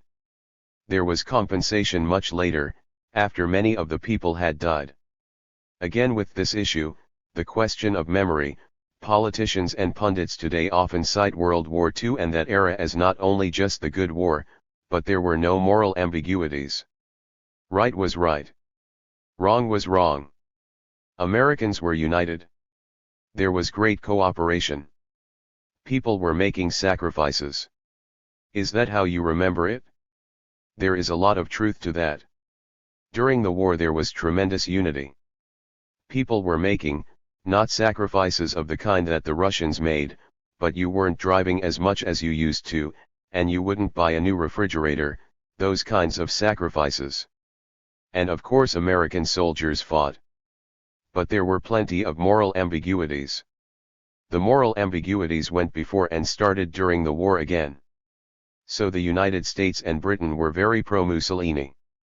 Even after the invasion of Ethiopia, the United States accelerated its sale of oil to Italy in violation of the embargo. Italy was loved. Mussolini was that admirable Italian gentleman, as Roosevelt called him. After the March on Rome in 1922 and the establishment of Italian fascism and the smashing of the parliament, the destruction of the trade unions, the torture chambers, and so on, American investment boomed. Mussolini was very much admired across the board, including by the left, I should say. In the 1930s, U.S. investment shifted mostly to Germany. Germany became after Britain the leading recipient of U.S. investment. There were very close relations between German and American firms. American firms were participating in the Aryanization program, the robbery of Jewish properties. The U.S. government, the State Department, for example, was taking quite a favorable attitude toward the Nazis at least until 1937. The line was that Hitler was a moderate and we have to support him because he's standing between the extremes of left and right, and unless we support him there will be a rise of the masses. The British were even more favorable to Hitler. Lord Halifax went to Germany in 1937 or 1938 and told Hitler how much the British admired him. This continued almost until the war. Then, as soon as the war got started, the first thing the United States and Britain did as they started liberating the continent was restoring the fascist structures, very openly. D.B. Christopher Hitchens had a brilliant essay, in a recent monthly review, on Munich. It's always talked of as appeasement. He said it wasn't appeasement. It was collaboration. I wrote him a letter after that mentioning to him some additional documentation. It was, as you say, an excellent essay, but the truth is even worse than he says. The documents are very explicit. They say, we must support Hitler. It's the same kind of thing they say about every third world gangster they support these days. It's the only barrier against the masses, who will otherwise rise up and take away everything from the people of property. So of course we have to support Hitler. This goes right through to 1937 and 1938. The same was going on in Spain. Basically the United States and Britain were kind of supporting Franco. They didn't openly support him, but the policies that they adopted were pretty much pro-Franco. For example, there was an embargo, but Franco was getting everything except oil. That's the one problem he had. He managed to get oil. How? From Texaco Oil Co., which happened to be run by an open Nazi. The Texaco Oil Co. had contracts with the Republic. It broke them. The ships that were out at sea were rediverted to Franco. This continued right through the war. The State Department always claimed it couldn't find it, didn't know anything about it. I even read it at the time. The little left-wing press could find it. They were reporting it. But the State Department couldn't find it. Later, of course, they conceded that it was happening. Meanwhile, some American businessman tried to send pistols from Mexico to the Republic. Roosevelt gave a press conference in which he bitterly denounced him. He said, "Of course it's not technically illegal, but some people just have no patriotism at all." On the other hand, Texaco selling oil to Franco was just fine. We just had a repeat of that in Haiti, which the press is still sitting on. Texaco also sent oil to the Cedras junta with the agreement of the Bush and Clinton administrations. DB, let's keep on this theme of history and memory. Robert McNamara is perhaps the epitome of the best and the brightest. He has the #1 bestseller in the country today, in retrospect. He writes, "We of the Kennedy and Johnson administrations who participated in the decisions on Vietnam acted according to what we thought were the principles and traditions of this nation. We made our decisions in light of those values. Yet we were wrong, terribly wrong. We owe it to future generations to explain why. I truly believe that we made an error not of values and intentions, but of judgment and capabilities. Actually, he's correct about the values. If somebody tries to disobey us, our values are that they have to be crushed and massacred. Those are our values. They go back hundreds of years, and those are exactly the values that they acted upon. His belief that it was a mistake, personally I agree with the Hawks on this. He's been criticized by the Doves who say, you came around too late, and by the Hawks who say, well, it was a victory. And the Hawks are right. It was a victory. So it wasn't a mistake. He doesn't understand that. He doesn't understand very much, incidentally. The one interesting aspect of the book is how little he understood about what was going on or understands today. He doesn't even understand what he was involved in. I assume he's telling the truth. The book has a kind of ring of honesty about it. What it reads like is an extremely narrow technocrat, a small-time engineer who was given a particular job to do and just tried to do that job efficiently, didn't understand anything that was going on, including what he himself was doing. But you're right. There's only one criticism that he sees, or that any of his critics see, or even his supporters, the whole range of discussion, including people who were very active in the peace movement, I should say. I've been shocked by this, the people who are active in the peace movement who are saying, we're vindicated because he finally recognized that we were right. It was an unwinnable war. What about the maybe, if you count them up, 4 million Indochinese that died, something on that order? What about them? Actually, he has a sentence or two about them, and even that sentence is interesting. He talks about the North Vietnamese who were killed. An interesting fact about the book, and you can't blame him for this, because he's just adopting the conventions of the culture that he comes from. He's completely uncritical and couldn't think of questioning it throughout the book. The South Vietnamese are the collaborators whom we installed and supported. He recognizes that the population was mostly on the other side, but they're not South Vietnamese. The attack on them doesn't appear. The most interesting part of the book, in my opinion, the first thing I looked at when I read it, is what he would say about the two major decisions that he was involved in. He was involved in two basic decisions. He implemented orders, of course. One was in November and December 1961, when the internal resistance was overthrowing the U.S. client regime after it had already killed probably 80,000 people, eliciting internal resistance which Washington's terror state couldn't withstand. Kennedy just turned from straight terror, which it had been before, to outright aggression. They unleashed the American Air Force against Vietnamese villagers, authorized napalm, started crop destruction. They also started attacks against the North, which was not involved seriously at the time. That was the first big decision. He doesn't even mention it. I don't think he's concealing anything. I don't think he thought of it as a decision. Because after all, we're just slaughtering South Vietnamese, and that doesn't harm us at all. So why shouldn't we do it? Nobody's going to get angry. Nobody's going to harm us if we kill South Vietnamese. So when we send US planes to napalm Vietnamese villages, what could be the problem? So that's not even mentioned. The second one is even more interesting. In January 1965, they made the decision to escalate radically the bombing of South Vietnam. They also started bombing North Vietnam at the time, February 1965. But the bombing of South Vietnam was tripled in scale, and much more devastating. That was known.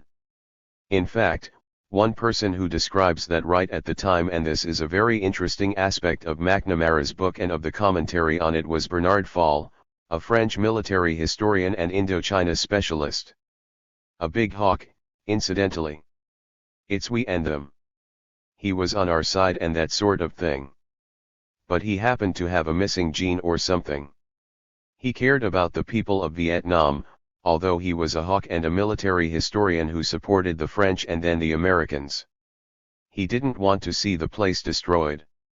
In 1965, he wrote that the biggest decision of the war was not the bombing of North Vietnam, not the sending of American troops a couple of months later, but the decision to bomb South Vietnam at a far greater scale than anything else and to smash the place to bits. He had also pointed out in the preceding couple of years that the United States had been destroying the so-called Viet Cong with napalm and vomiting gases and massive bombardment, and it was a massacre. He said in 1965 they escalated it to a much higher attack, and that was a big change. He was an American advisor. He describes how he flew with the American planes when they napalmed villages, destroyed hospitals. He described it very graphically. He was infuriated about it, but he describes it. McNamara refers to those articles. He says, Fall's reports were encouraging and justified the U.S. escalation. McNamara didn't mention the decision to vastly increase the bombing of South Vietnam. That's just passed over. Nor is there discussion of the bombing of South Vietnam in general. He just passes over it without comment. He cites Fall's articles and says, part of the reason that we were encouraged to proceed was that Fall was a fine analyst and knowledgeable person and was very impressed with what we were doing and thought it was going to work. There's a certain truth to that. Fall was saying, yes, these guys are such murderous maniacs that they may succeed in destroying the country. In that sense, he thought it was going to work. Then McNamara has a footnote in his book. He says 2 years later, Fall had changed his mind about the efficacy of American actions and took a more pessimistic view about the prospects for American victory. That was 1967. Look at what he wrote in 1967. He said this just before he died. He said Vietnam is literally dying under the worst attack that any country has ever suffered, and it was very likely that Vietnam as a cultural and historical entity was going to become extinct under the American attack. And McNamara reads this and says he changed his mind about the efficacy of what we were doing. Not only did he write that, but every reviewer read it. Nobody comments on it. Nobody sees anything funny about it. Because if we want to destroy a country and extinguish it as a cultural and historical entity, who could object? Fall was talking about South Vietnam, notice, not North Vietnam. The killing was mostly in South Vietnam. The attack was mostly against South Vietnam. In fact, there's an interesting aspect of the Pentagon Papers, too. The Pentagon Papers were not very revealing, contrary to what people say. I had advance access to them, since I had been helping Dan Ellsberg in releasing them, so I wrote about them in a lot of detail and very fast because I had already read them. But one of the very few interesting things about the Pentagon Papers which I wrote about at the time was the disparity between the planning for the bombing of the North and the planning for the bombing of the South. On the bombing of the North, there was meticulous, detailed planning. How far should we go? At what rate? What targets? The bombing of the South, at 3 times the rate and with far more vicious consequences, was unplanned. There's no discussion about it. Why? Very simple. The bombing of the North might cause us problems. When we started bombing the North, we were bombing, for example, Chinese railroads, which happened to go right through North Vietnam. We were going to hit Russian ships, as they did. And there could be a reaction somewhere in the world which might harm us. So therefore that you have to plan for. But massacring people in South Vietnam, nothing. B-52 bombing of the Mekong Delta, one of the most densely populated areas in the world, destroying hospitals and dams, nobody's going to bother us about that. So that doesn't require any planning or evaluation. Not only is it interesting that this happened, but also interesting is the fact that no one noticed it. I wrote about it, but I have yet to find any commentator, scholar, or anyone else, who noticed this fact about the Pentagon Papers. And you see that in the contemporary discussion. We were defending South Vietnam, namely the country that we were destroying. The very fact McNamara can say that and quote Bernard Fall, who was the most knowledgeable person, who was utterly infuriated and outraged over this assault against South Vietnam, even though he was a hawk, who thought Saigon ought to rule the whole country. You can quote him and not see that that's what he's saying. That reveals a degree of moral blindness, not just in McNamara, but in the whole culture, that surpasses comment. DB, just a couple more things on McNamara and his mea culpa. He's sort of taken the Nazi Nuremberg defense, following orders, allegiance to the Führer. That's why he didn't speak out while he was Secretary of Defense. I don't agree. He does not recognize that anything wrong was done. So there's no question of a defense. DB, on McNeil-Lehrer, he now says he had misgivings about the policies. What were the misgivings? The misgivings were that it might not succeed. Suppose that some Nazi general came around after Stalingrad and said, I realized after Stalingrad it was a mistake to fight a two-front war, but I did it anyway. That's not the Nuremberg defense. That's not even recognizing that a crime was committed. You've got to recognize that a crime was committed before you give a defense. McNamara can't perceive that. Furthermore, I don't say that as a criticism of McNamara. He is a dull, narrow technocrat who questioned nothing. He simply accepted the framework of beliefs of the people around him, and that's their framework. That's the Kennedy liberals. We cannot commit a crime. It's a contradiction in terms. Anything we do is by necessity not only right, but noble. Therefore there can't be a crime. If you look at his mea culpa, he's apologizing to the American people. He sent American soldiers to fight an unwinnable war, which he thought early on was unwinnable. The cost was to the US. It tore the country apart. It left people disillusioned and skeptical of the government. That's the cost. Yes, there were those 3 million or more Vietnamese who got killed. The Cambodians and Laotians are totally missing from his story. There were 1 million or so of them. There's no apology to them. It's dramatic to see how this is paired once again. I've been writing about this for years with discussions of the inability of the Japanese to give a fully adequate apology for what they did during the Second World War.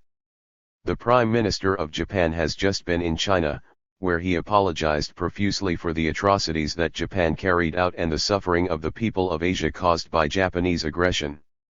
That's been discussed in the New York Times, critically. Because, well, yeah, sure, he said it, but there are some Japanese parliamentarians who think he shouldn't have said it, so that the Japanese are still unwilling to face up to what they did.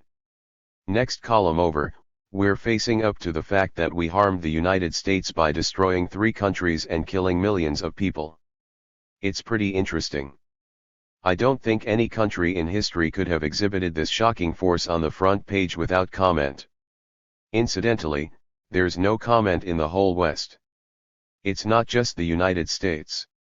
In the British and the European press, to the extent I read it, it's exactly the same. This is part of Western culture. It's what Adam Smith called the savage injustice of the Europeans, which already in his day was destroying much of the world. DB, long before McNamara wrote this book you had compared him to Lenin. What did you mean by that? I compared some passages of articles of his in the late 1960s, speeches on management and the necessity of management, how a well-managed society controlled from above was the ultimate in freedom.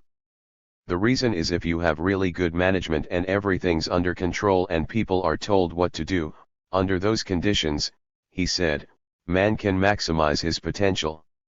I just compared that with standard Leninist views on vanguard parties, which are about the same. About the only difference is that McNamara brought God in, and I suppose Lenin didn't bring God in. He brought Marx in. DB, the Times the day before yesterday had a front-page story, the radical right has an unlikely soulmate in the leftist politics of the 60s. It states, there is a sense that the Vietnam-era war turmoil tore a hole in the post-World War II social fabric and that although it was the left that opened the rift, it was the right that has driven a truck through it. What do you think the newspaper of record has in mind in comparing the 60s with what's happening in the 90s? That makes perfect sense from their point of view. Since everything the United States does is by necessity correct, except maybe it fails, or maybe it costs us too much, but otherwise it is by necessity correct. Therefore the Vietnam War was of necessity correct and legitimate, except maybe for its failures, and the left was criticizing and therefore opened up this rift. I doubt if Pravda would have gotten to this level, but maybe it would have. Suppose you had read Pravda about the invasion of Afghanistan, which was criticized. They say, you've got these critics, like Sakharov, and these people, who are tearing a hole in the body politic by undermining Russian authority by saying we shouldn't defend the people of Afghanistan from terror. I suppose you can imagine that appearing in Pravda. I don't know for certain that it did. If so, Pravda would have descended to the level of the New York Times, which sees it exactly that way.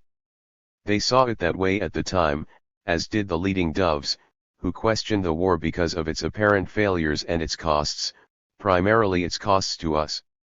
By those standards, no one had a right to criticize the Soviet invasion of Czechoslovakia. It worked, and casualties were very few. Virtually no one in the mainstream was capable of even imagining the position that everyone took in the case of Czechoslovakia. Aggression is wrong, even if it succeeds and at a small cost. The criticisms were so tepid they were embarrassing. Almost nobody, including me, dared to criticize the US attack on South Vietnam.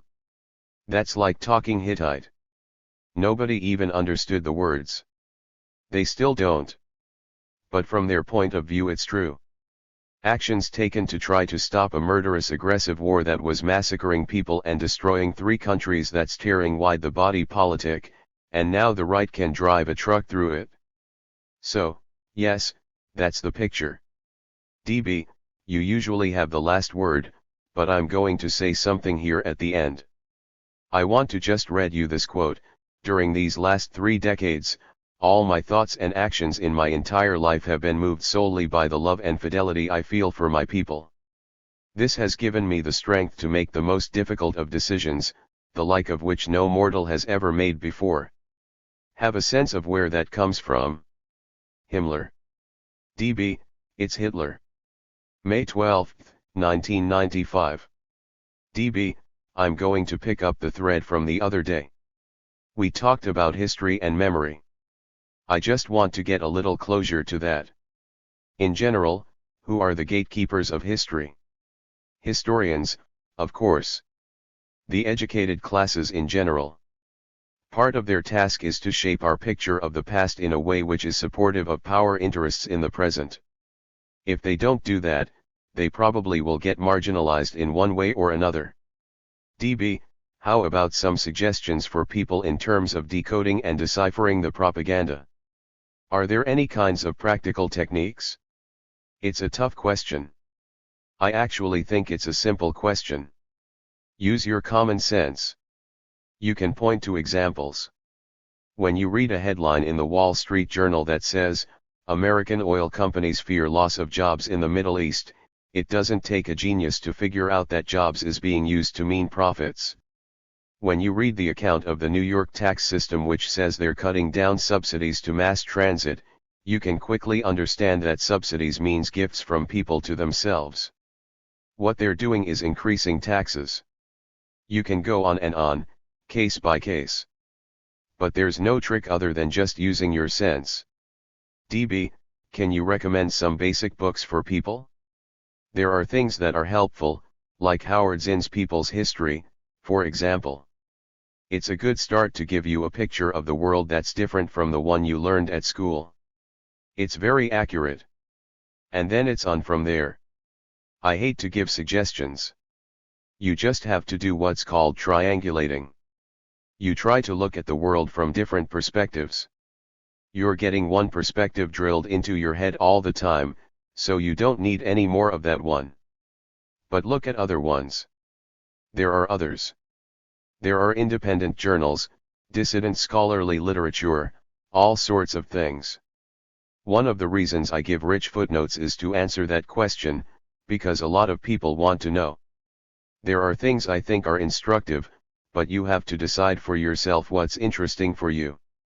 DB, jumping into the present and the political climate, you have likened it to Germany and Iran.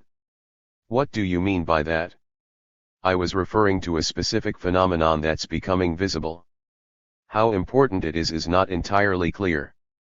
But if you look at Germany in the late 1930s, or Iran around 1980, which is what I was talking about, there were big centers of power.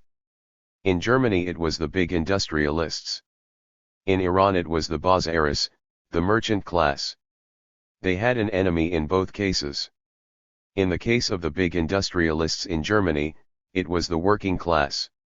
They wanted to destroy the working class organizations. In the case of Iran, it was the Shah. They had helped in the organization of popular forces to overcome their enemies. In Germany it was the Nazi Party. In Iran it was the fundamentalists. Then they both discovered something. The guys they had organized had ideas of their own, as did their leaders, and they weren't necessarily their ideas. So by the late 1930s, a lot of German industrialists were quite worried that they had a tiger by the tail in the case of Hitler. In Iran, they just lost. The fundamentalists took over and booted them out. If you look at the United States now, the Fortune 500, the real big business, they are just euphoric. Social policy has been designed to enrich them beyond their wildest dreams. The annual issue of Fortune devoted to the Fortune 500, which just came out this week, reports profits up 54% over last year on barely rising sales and virtually flat employment. This is the fourth straight year of double-digit profit growth, which is just unheard of. They expect it to continue. So they're euphoric. They like a lot of this stuff. Most of what's going on in Congress they just love. It's all putting money in their pockets and smashing everyone else. But they're also worried. They can read the headlines, which tell them that these Gingrich freshman congressmen are anti-big business, which is true. They don't like big business. They like what they call small business, which is not so small. The big plutocrats are what they don't like, because they don't distinguish them from big bureaucrats. A lot of their policies are of a kind which real corporate power is not very happy about. In part that's true of what they call the cultural scene. The only way they could mobilize their troops, you can't organize people if you say, join me, I'm going to smash you in the face. So the way you do it is say, join me, and because you can hate your neighbor, put black teenagers in jail, or you'll have religion. You organize people on the basis of fanaticism and extremism and hysteria and fear, and then those people have their own ideas. There's no question that there is a lot of concern about this. You can see it again in places like Fortune magazine. DB, let's look at just some of the rhetoric today. These are quotes: jackbooted government thugs, the final war has begun, death to the New World Order, feminazis, and environmental wackos. People like G. Gordon Liddy on his radio talk show are advising listeners on how to kill federal agents, headshots, kill the sons of bitches. And Newt Gingrich saying that Democrats are the enemy of normal Americans. That's the kind of talk that does trouble the CEOs. George Bush wrote a very angry letter resigning from the NRA for that kind of reason. He's an old-fashioned sort of Eisenhower Republican, a corporate flack, and he doesn't think they should be going around talking about killing federal agents. But more important than that, these people are worried. Right now Newt Gingrich can say anything he likes about Democrats as long as he maintains funding for the Pentagon, which is the big cash cow for a large part of corporate America, including Newt Gingrich. But you can never tell when it's going to get out of hand. And I suppose Newt Gingrich is worried that it's going to get out of hand. He's enough of a slave to big business to worry about the fact that the guys that he's organizing can go off half-cocked from his point of view. There's an interesting story about that in this morning's Globe. Take a look at it before you leave. They have a columnist called David Shribman, who's their rising hotshot. He just won a Pulitzer Prize. He's their political columnist now, to the left liberal side by American standards. He has an article about Newt Gingrich. He says, we liberals have been misunderstanding him. He's not anti-government the way these fruitcakes are. He is in favor of government. But he wants government to do the right thing. So he wants government to be around to give laptop computers to the poor and all sorts of nice stuff. He just doesn't want a lot of crazy bureaucrats hampering initiatives. So he's really on our side. He quotes Michael Kazin, a left writer, saying that Gingrich is our kind of guy, a populist. He says that Gingrich is in favor of independence and entrepreneurial values and wants the government to stimulate that. The only thing he doesn't mention is that Gingrich insists that the government fund private enterprise.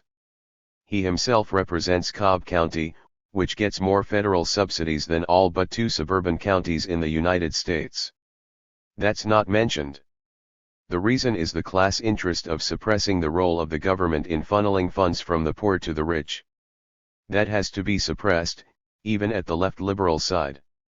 But meanwhile they do recognize that Gingrich is more committed to rational corporate power than a lot of the people that he's organized, who are dangerous and who could destroy things that they care about.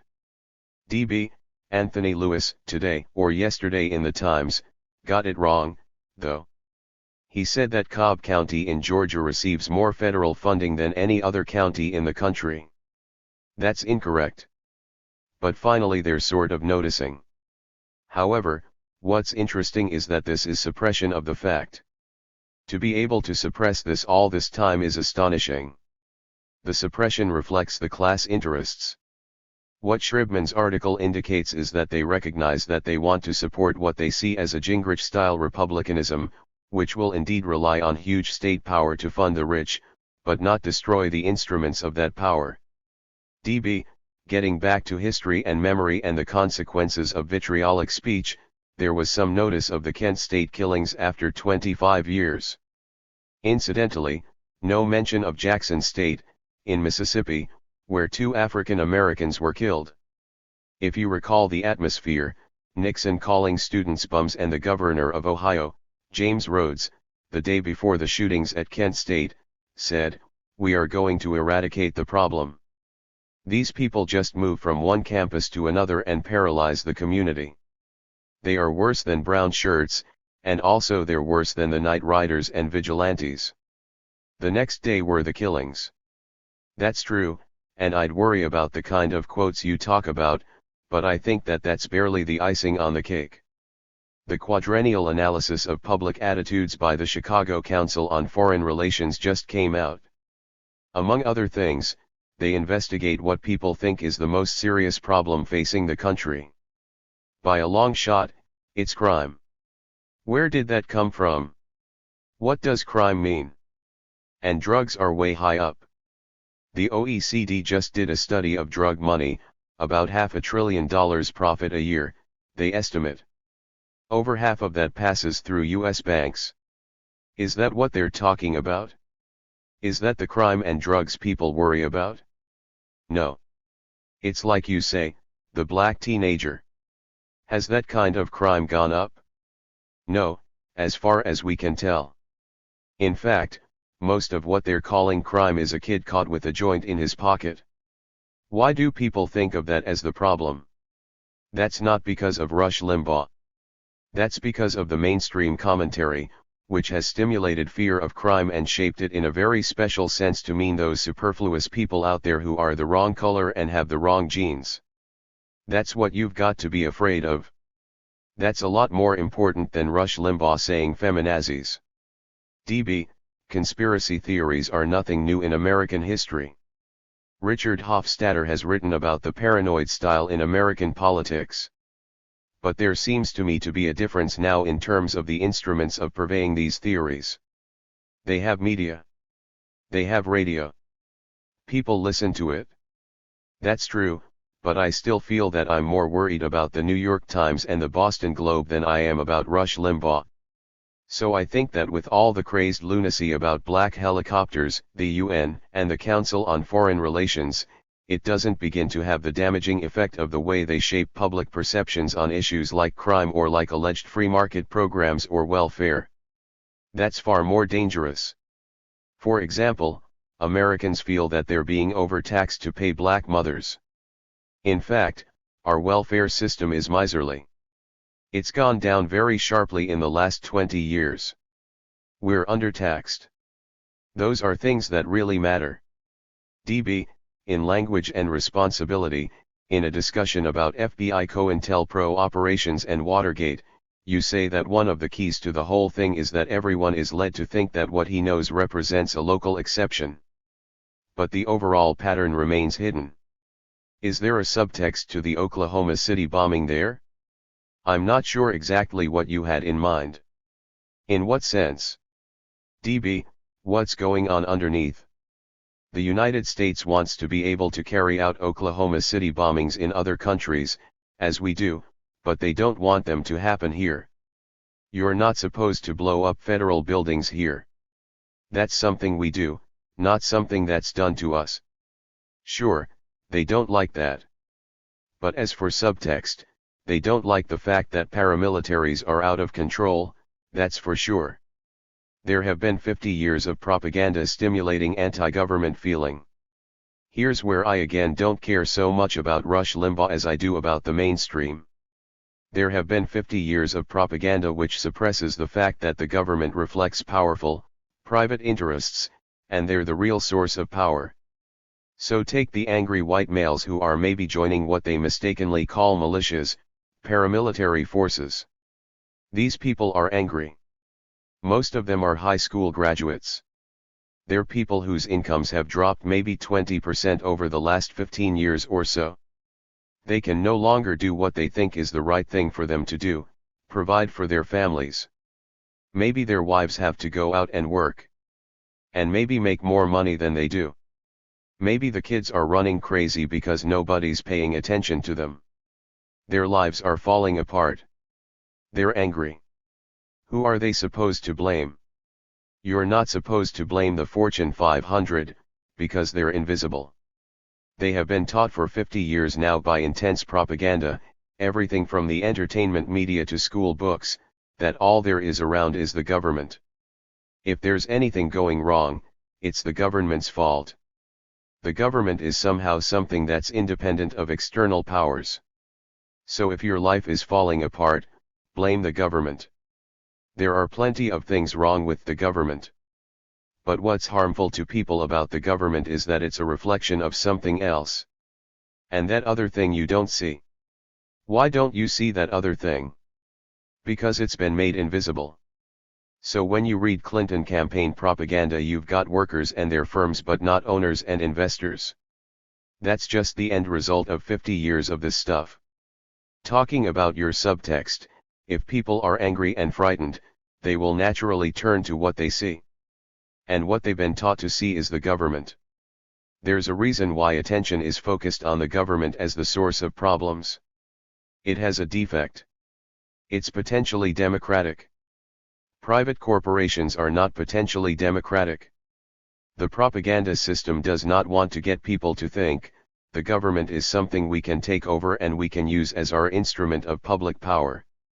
They don't want people to think that. And since you can't think that, you get what's called populism, but is not populism at all.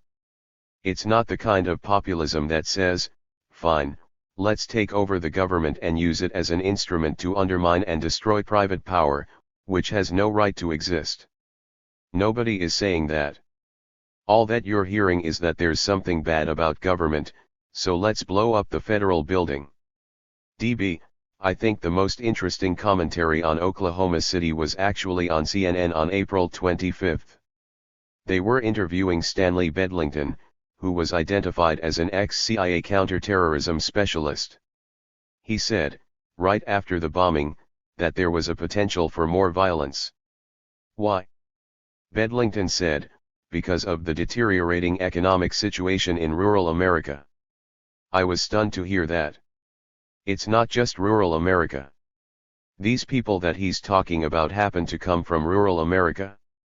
And it's true that out in rural America, where there are fewer controls, you may tend to get paramilitaries forming more than in the slums.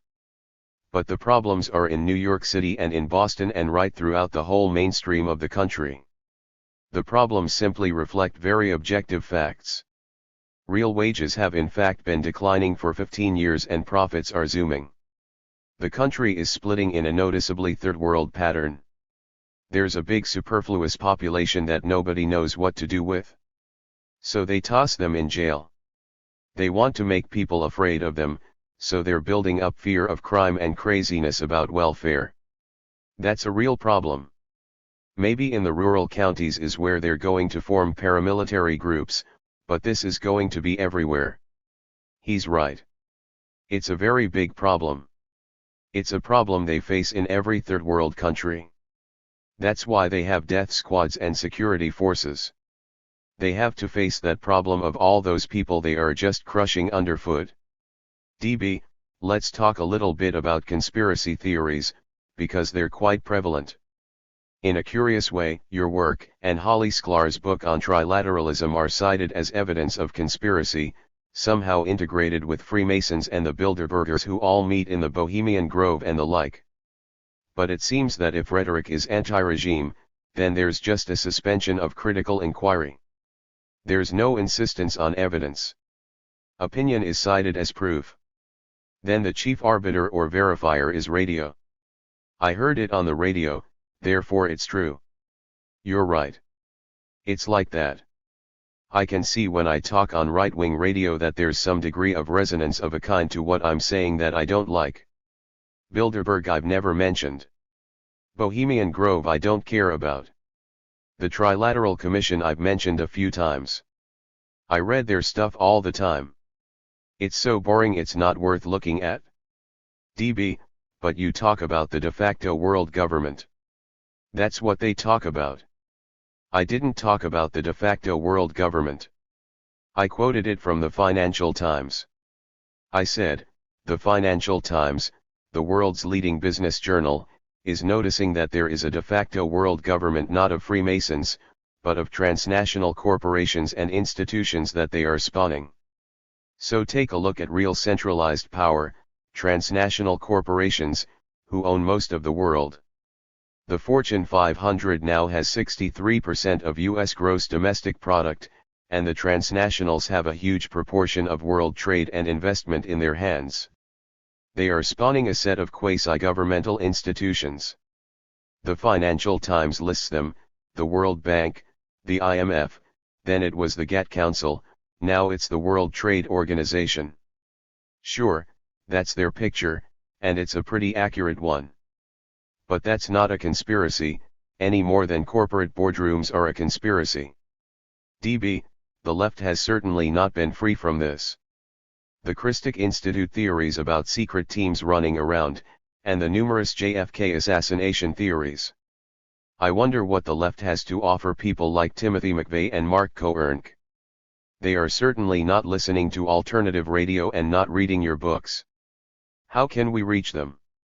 I think the left has to reach them by doing what the left failed to do the other night at the meeting we went to, when Decatur workers were coming here and asking for solidarity and support. That's where the left ought to be.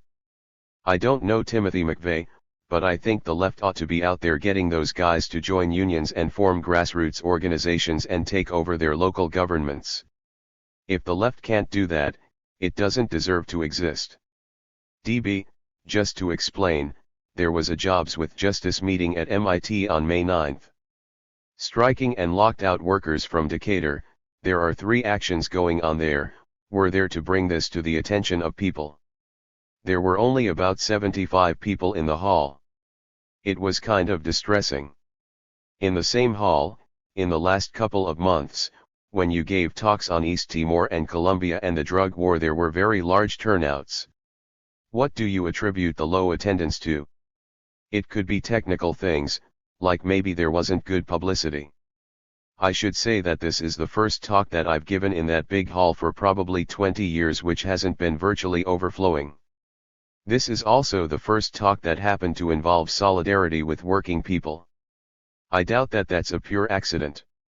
I think that tells you something about where the left isn't and where it ought to be. There was one other meeting that was less well attended than I expected. It was on the contract with America, which again involved welfare mothers and poor people. DB, it's kind of hard to predict what's going to happen. There's that Yeats poem The Second Coming, things fall apart, the center cannot hold. Mere anarchy is loosed upon the world. What rough beast! Slouches toward Bethlehem to be born. But in terms of Oklahoma City and now the call for a draconian increase in FBI powers of surveillance, infiltration, and the like, what do you think is coming up? Before Oklahoma City, Congress had already rescinded the Fourth Amendment, the elimination of the exclusionary law, allowing basically a legal search. That was prior to Oklahoma City. So Oklahoma City may somewhat extend FBI powers. I don't think it's going to have a big effect. I think the things that are happening lie elsewhere. The so-called conservatives want a powerful, violent state, and they want it to have a powerful security system. So during the 1980s, the U.S. prison population more than tripled. It's going up more. Under Clinton's crime bill it's going to go way up. The United States is virtually the only country, maybe Iraq, Iran, a few others, to let children be killed by the state, to have the death penalty for minors. The United States rarely signs international human rights conventions.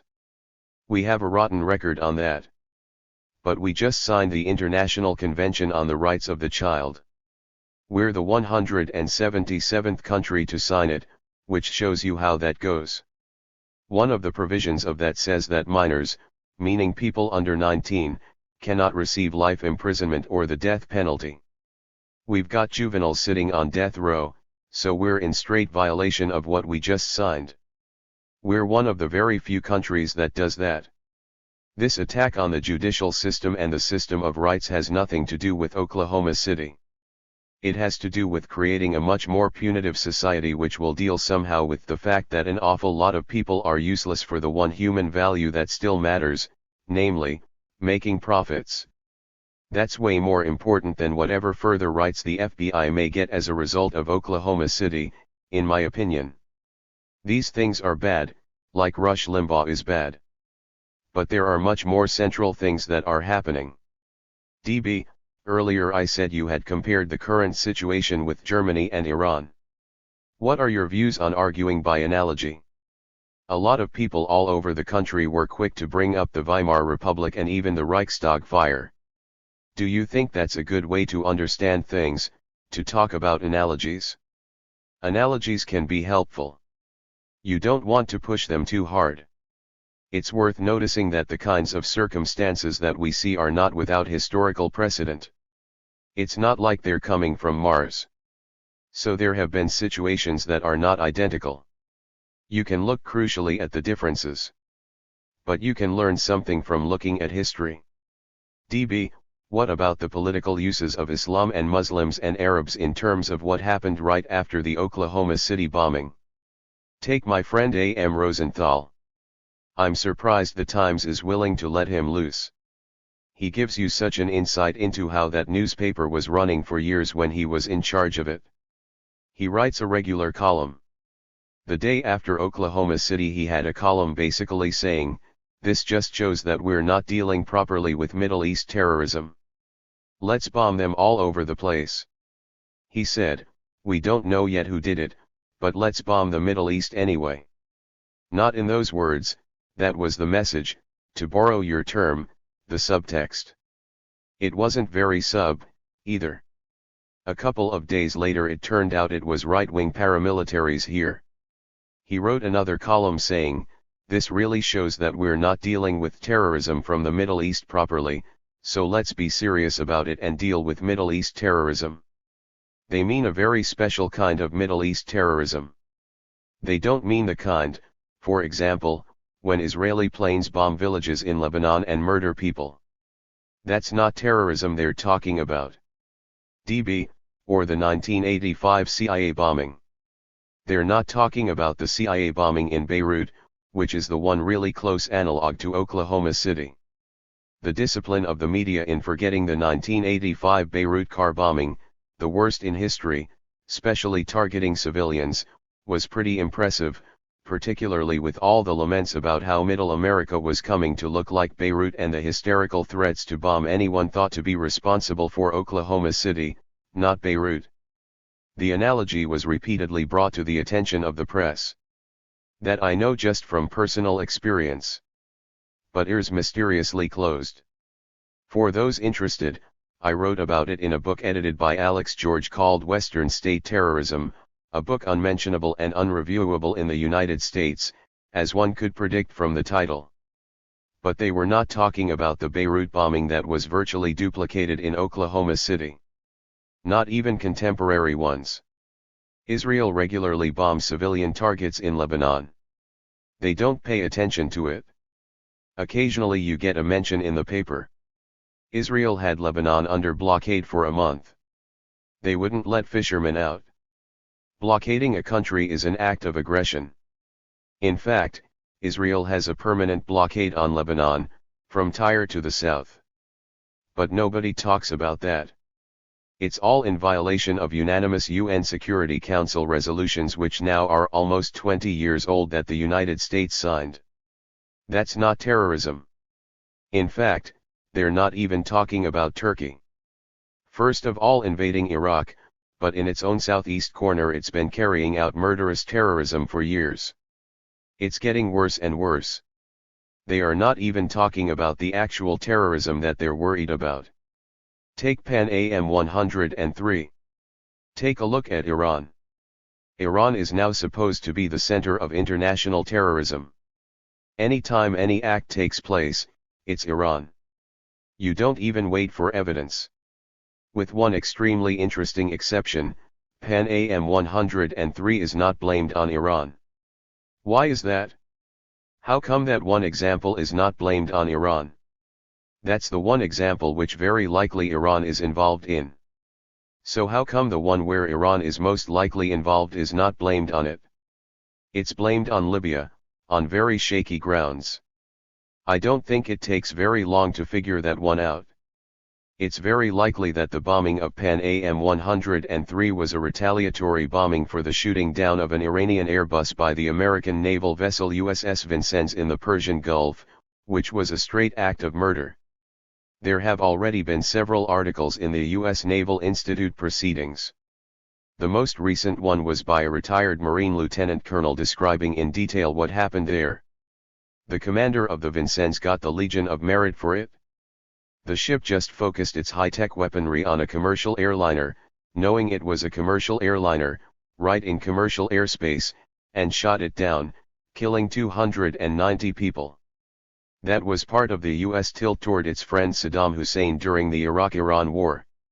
That's not the kind of story that you want all over the front pages, so for that one act, Pan Am 103, Iran is not responsible, probably the one for which it is responsible.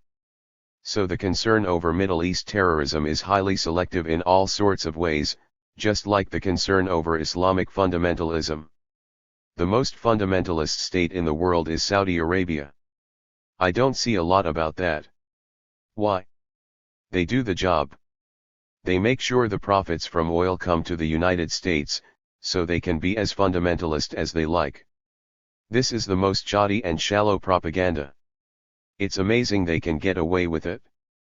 DB, I've always wondered where you got access to the U.S. Naval Institute proceedings. Is that sent to you? Do you subscribe to it? I look for it. I must have seen a reference somewhere and then went and looked. This story actually even finally made the mainstream press. Newsweek had a cover story on it 2 or 3 years ago. The first thing that I saw was something in the LA Times.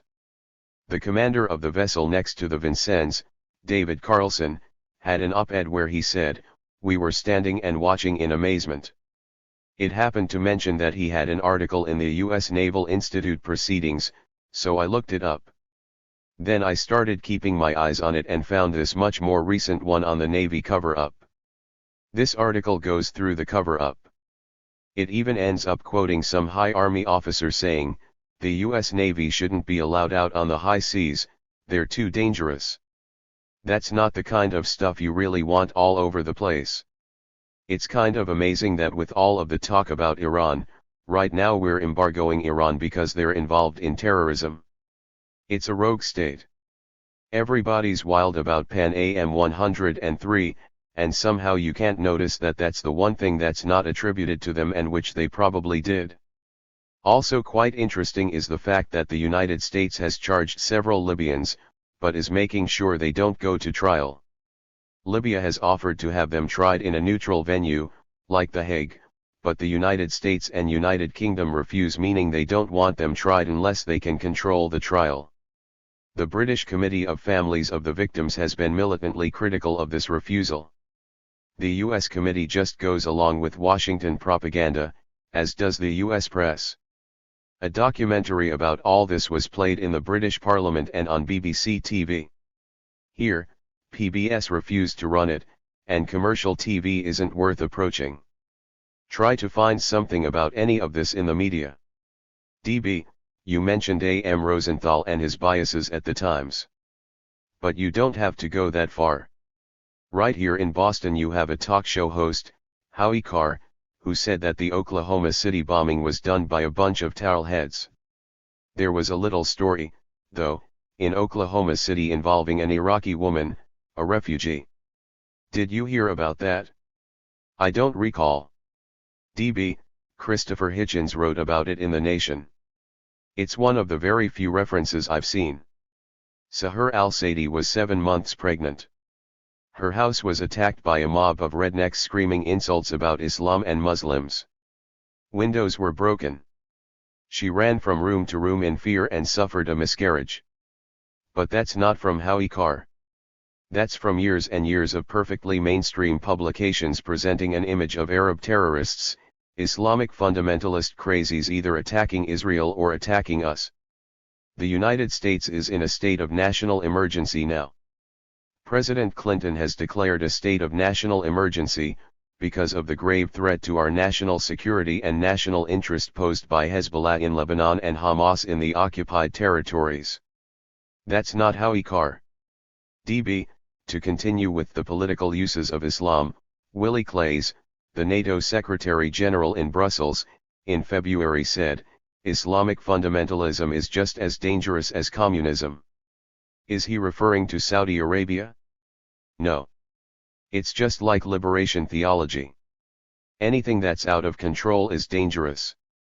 If there's some brand of Islamic fundamentalism that's out of control, that's dangerous. If there's some brand of the Catholic Church that's out of control, that's dangerous. If it's a Democratic politician in Guatemala who's out of control, that's dangerous. If you're out of control, you're dangerous. Islamic fundamentalism is one of the ways in which a very repressed part of the world is beginning to organize itself independently. So naturally that's unacceptable. And it's not Islamic fundamentalism. You can tell that right off. The leading Islamic fundamentalist state is Saudi Arabia. Let's go away from states. Take non-state actors. Who are the most extreme Islamic fundamentalists in the world? The ones who the US supported in Afghanistan for 10 years. They would beat anybody. Gulbuddin Hekmatyar. You can't get beyond that. He makes Saudi Arabia look mild. He got $6 billion of aid from the United States and Saudi Arabia. Right now he has been tearing the country apart. This isn't Pol Pot. You don't get any points for talking about the atrocities after the Americans pulled out. Here the Russians pulled out, and as soon as the Russians pulled out they started destroying the place. But it's our guys destroying it. So therefore you have to look pretty hard to find it. Kabul has been wrecked. Thousands, maybe tens of thousands of people have been killed. Maybe hundreds of thousands of refugees. Mostly guys like Gulbuddin Hekmatyar, our man, bombarding the place. Afghanistan has become one of the major centers of drug production. Our guys, they are fanatic Islamic fundamentalists, but we certainly weren't worrying about them when we were pouring money into their pockets. DB, and that CIA operation in Afghanistan has spilled over into Pakistan, where there's severe drug addiction. You've written about this. Benazir Bhutto is now asking the United States to help with Pakistan's terrorist problem. One thing I would mention is that when it's a CIA operation, that means it's a White House operation. It's not CIA. They don't do things on their own. DB, that's a point you made about the recent disclosures about Guatemala. Let's be serious about it. Maybe you'll find a rogue operation now and then, but as far as I'm aware, overwhelmingly the CIA does what it's told by the White House. So its role is to provide plausible denial for the White House, and people shouldn't fall for that game. If it's a CIA operation, it's because they were ordered to do it. They're only part of the operation. DB, I've got a flight in less than an hour. My mind is going to the airport, so I'm not all here, but let's just continue this for a few minutes longer. I want to ask you about the selective use of memory. I remember my mother telling me about her village in Turkish Armenia. It was paradise. I never heard a negative thing said about anything. Everyone was living in a sort of Edenish country there. But thinking about you in the 1940s in Philadelphia with your family, what kind of information were you getting about what the Nazis were up to in Europe? Did you have a sense of what was unfolding there? You mean in the 1930s? DB, not just in the 1930s, but the genocide. Everybody knew more or less what was going on. By 1943 at the latest, it was pretty well known what was happening, and there was at least the beginning of a public outcry. Even before the war, the sense of growing terror was palpable in my parents' circles. But take the 1930s, speaking of memories. The other night in the meeting on Decatur they showed a video on police violence. I remember that very well from 1934 to 1935, with much worse scenes of police attacking. I remember I was with my mother on a trolley car. I must have been 5 years old. There was a textile strike. Women workers were picketing. We just passed by and saw a very violent police attack on women strikers, picketers outside, much worse than what we saw the other night in the video on Decatur, which was bad enough. So idyllic memories of childhood, I think one has to ask some questions about. In the 1930s, it was pretty clear that the Nazis were a very ominous and dangerous force that was like a dark cloud over everything throughout my whole childhood. By the early 1940s, around the middle of the war, it was pretty obvious. Maybe you didn't know the details about Auschwitz, but the general picture was pretty clear. DB, you were reading voraciously in those days. I think there's a comment in the film Manufacturing Consent where you used to check out 10, 12, 14 books at a time from the library. Remember, in those days there were good library systems. That was one of the reasons you could survive the Depression. But I spent a lot of time at the downtown Philadelphia Public Library. It was the big public library that had everything. You couldn't check books out from there because they didn't allow it. But I was reading plenty of stuff, a lot of odd dissident journals, some of them crackpot, some of them interesting. All sorts of material. DB, again, bringing it to today, you encourage people to be skeptical. You often end a talk, "Don't believe anything I say. Go and find out for yourself." When does that skepticism, which I suggest is happening with some of these paramilitaries, switch into paranoia? Skepticism can lead to paranoia, but it certainly doesn't have to. Any good scientist is skeptical all the time. Every time a professional journal comes in, the students read it with skepticism, if they're any good, at least, because they know you've got to question and evaluate. But when you read a technical journal with skepticism, that doesn't mean you assume it's being prepared by the Bilderberg Conference to undermine your mind. That's quite a gap. The difference is that skepticism against a background of understanding and rationality is a very healthy attitude. Skepticism against a vacuum is extremely dangerous. The educational system and the doctrinal system have created vacuums. People's minds are empty and confused because everything's been driven out of them. In that case, skepticism can quickly turn into paranoia. DB, but there is a drumbeat of propaganda constantly going on. You sort of dismissed Limbaugh and what he represents, but he reaches 20 million listeners. We don't have that kind of audience. We don't, but commercial television and Hollywood have a much bigger audience. I'm not dismissing Limbaugh. I'm saying that that's a peripheral phenomenon. Let's take the kind of things When I was a young adult, I was seeing in the movies, like On the Waterfront, a big, famous movie. That was typical of a genre. Tens of millions of dollars were put into making films like that, all of them with the same message. The message is, unions are the enemy of the working man. The theme of that movie is Marlon Brando, upstanding, courageous young guy, throws union boss into the ocean and stands up for his rights. That was the key picture of very self-conscious propaganda running through the entertainment industry, the schools, the newspapers, everything else, saying, we are on one side, we being the working folks, like the guy who happens to sit in the executive office and the guy on the assembly line, we're all on one side. Then there are the really bad guys trying to destroy our lives, namely, the outsiders, the unions. We've got to defend ourselves from them. That has worked. That has led to the present situation. Take a look at popular attitudes. I think about 80% of the population think that working people don't have enough influence.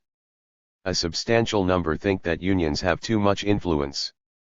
After NAFTA, the opinions were opposed to NAFTA on the same grounds that the labor unions opposed it, but they were opposed to the labor unions for having involved themselves in that dispute, namely, in advocating the positions that most of the population supported. That wasn't Rush Limbaugh.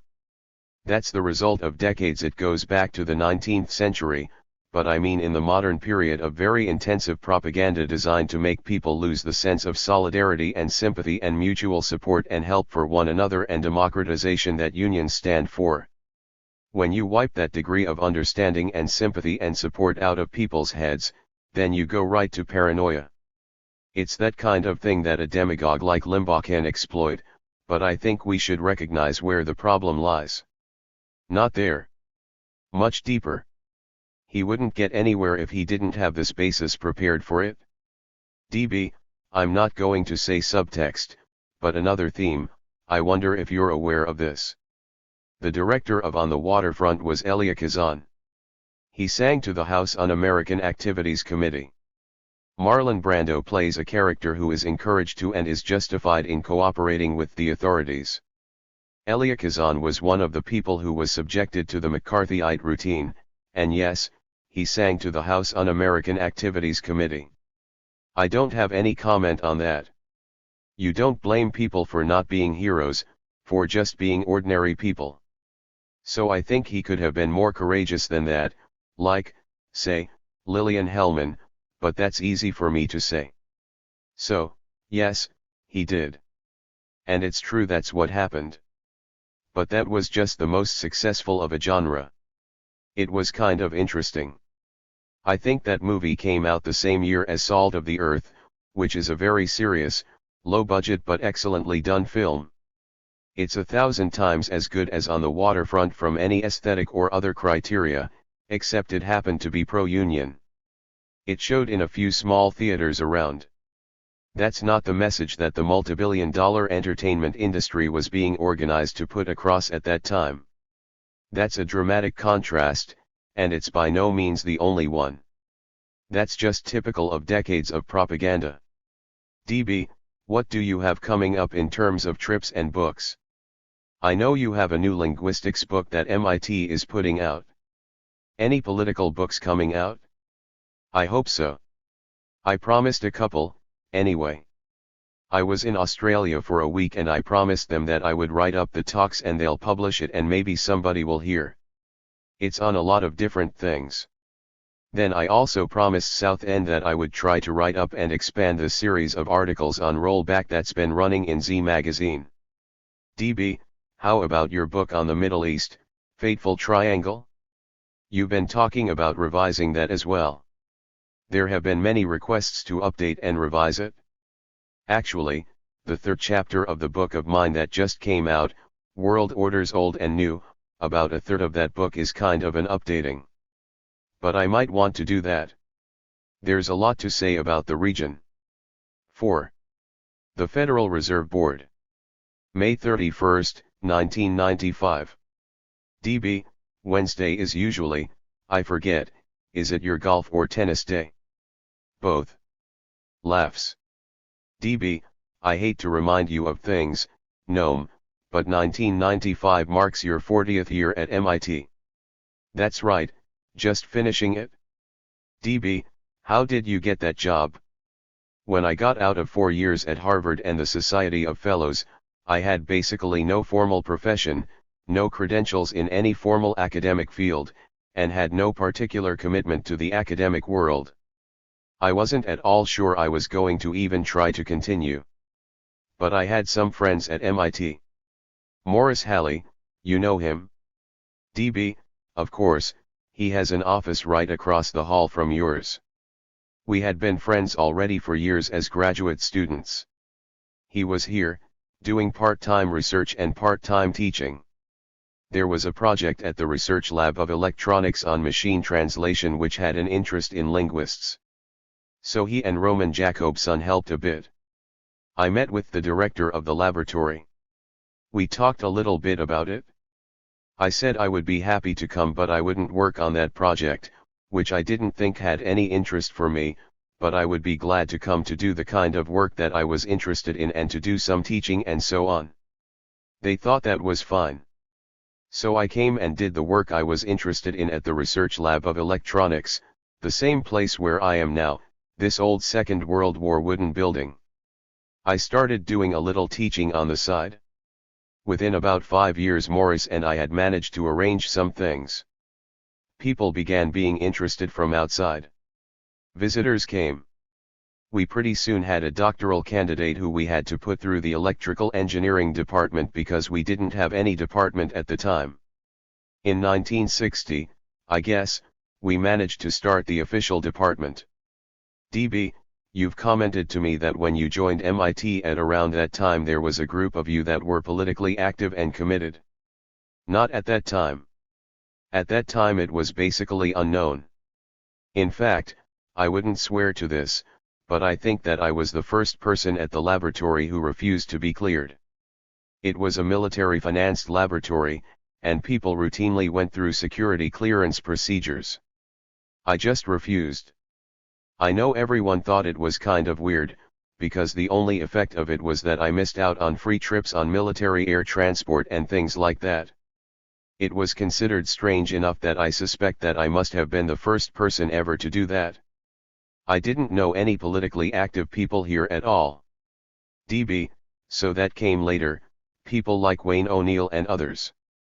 That's 10 years later. DB, did you feel that you had any allies internally? Internally? Political allies? No, not really. I didn't expect to. My political life was somewhere else. I should say that within a few years I did meet people on the faculty who themselves had pretty similar interests and backgrounds to mine, some older people, for example Salvador Luria, a Nobel Prize winning biologist. I've forgotten whether he was here when I came. He was certainly here within a few years. He was older. But we shared plenty of interests. We must have met in the early 1960s. And there were other people. My friend Louis Kampf, and quite a few others. By the early 1960s, people were kind of getting together. DB, that research you were doing in the 1950s and 1960s, was any of it federally funded? Oh, yeah. Not only was it federally funded, it was militarily funded. In fact, whether anything is military funded or not is pretty much a bookkeeping exercise. MIT runs primarily on soft money, not on endowments, not on tuition. How the soft money is distributed is a very mysterious matter which they don't even understand in the bookkeeping department, as I know, having once been on a committee that tried to look into it years later. In a certain sense, everything is military funded, even the music department. The sense in which that's true is that if they didn't have military funding for, say, the electrical engineering department and had to go to other funds for that, that would cut off the departments like the music department. So it is primarily a bookkeeping matter. But if you look at books of mine that were written in the early 1960s, you'll notice a formal statement on the front page saying, this was funded with the support of, and then it lists the 3 services. The reason is that the laboratory itself is funded by the three services, or was, maybe still is, for all I know. DB, how has the institution changed over the time that you have been there? The big change was to a certain extent a result of the changes in science and math education in the country that took place around 1960. To some extent it was sparked by Sputnik, or at least that was used as the pretext for it. That created a great concern in Congress and around the country that somehow we were falling behind the Russians. That initiated and maybe was exploited for, you can argue about this, a lot of involvement in science education and math education in the schools. Within a short period of time students were coming to MIT who were much better trained. MIT started to shift at that time, more or less as a reflection of the students who were coming in, from an engineering school, which it had been in the 1950s when I got here. It was primarily an engineering school to a science math school, which it was by the mid-1960s. So many more students were majoring in the core sciences and mathematics. The classical engineering disciplines started to decline, people who were figuring out how to build bridges and things like that. Students were much less interested in that. The engineering departments that remained generally duplicated science curricula. So like in the electrical engineering department you wouldn't be studying how to put circuits together, but you would be studying physics and mathematics, not unlike what you would be studying in the physics and math departments, except with applications to electrical engineering problems. The same is true of aeronautical engineering and mechanical engineering and so on. It became a science-based university instead of an engineering-based one. One consequence of this was a considerable growth in the humanities. The engineers of the 1950s were pretty vocationally oriented. For them the humanities were kind of a frill. It was something you took so that you could know how to talk to people politely. But by the 1960s, the science and math students, for one thing, had more time. They weren't totally occupied with applications, and they just had other interests. That led to student pressure to expand the humanities programs.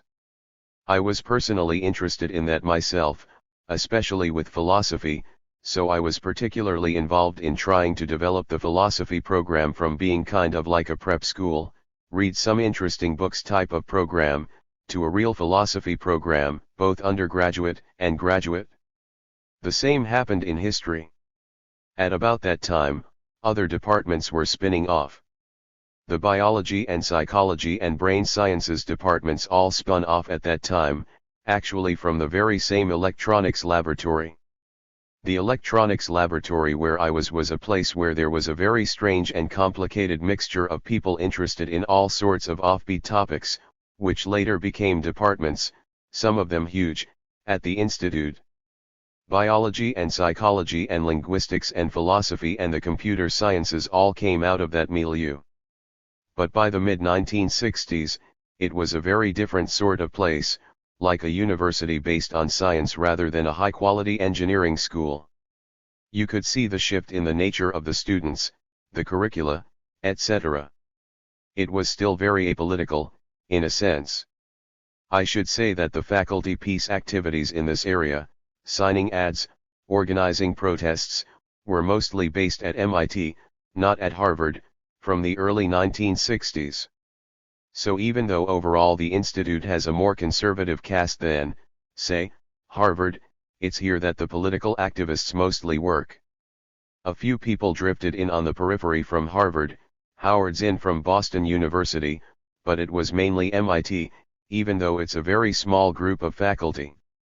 Among the students, there was a small group, people like Mike Albert and Steve Shalom and others, who were students around the mid-1960s.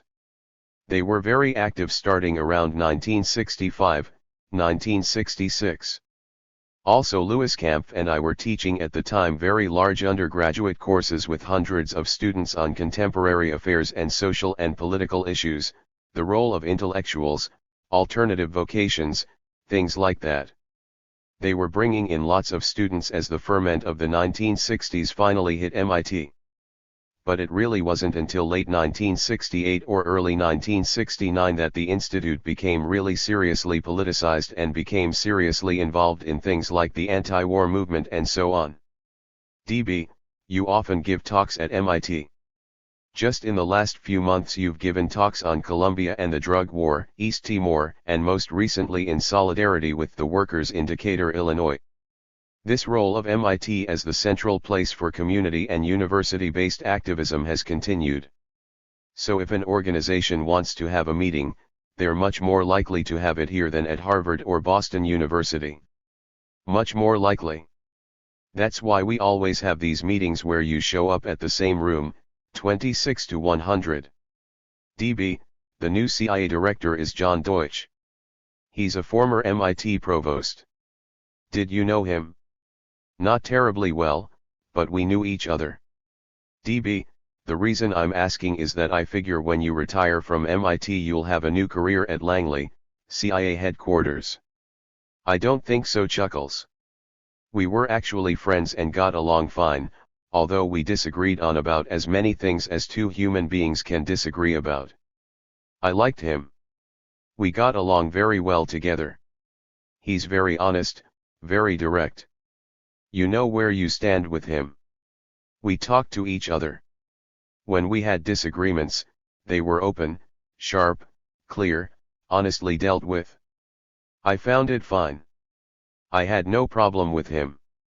I was one of the very few people on the faculty, I'm told, who was supporting his candidacy for the president of MIT. DB, which he didn't get, right? There was faculty opposition. DB, one of the questions you are often asked after your talks is the one about, how can you work at MIT? You've never had any interference with your work, have you?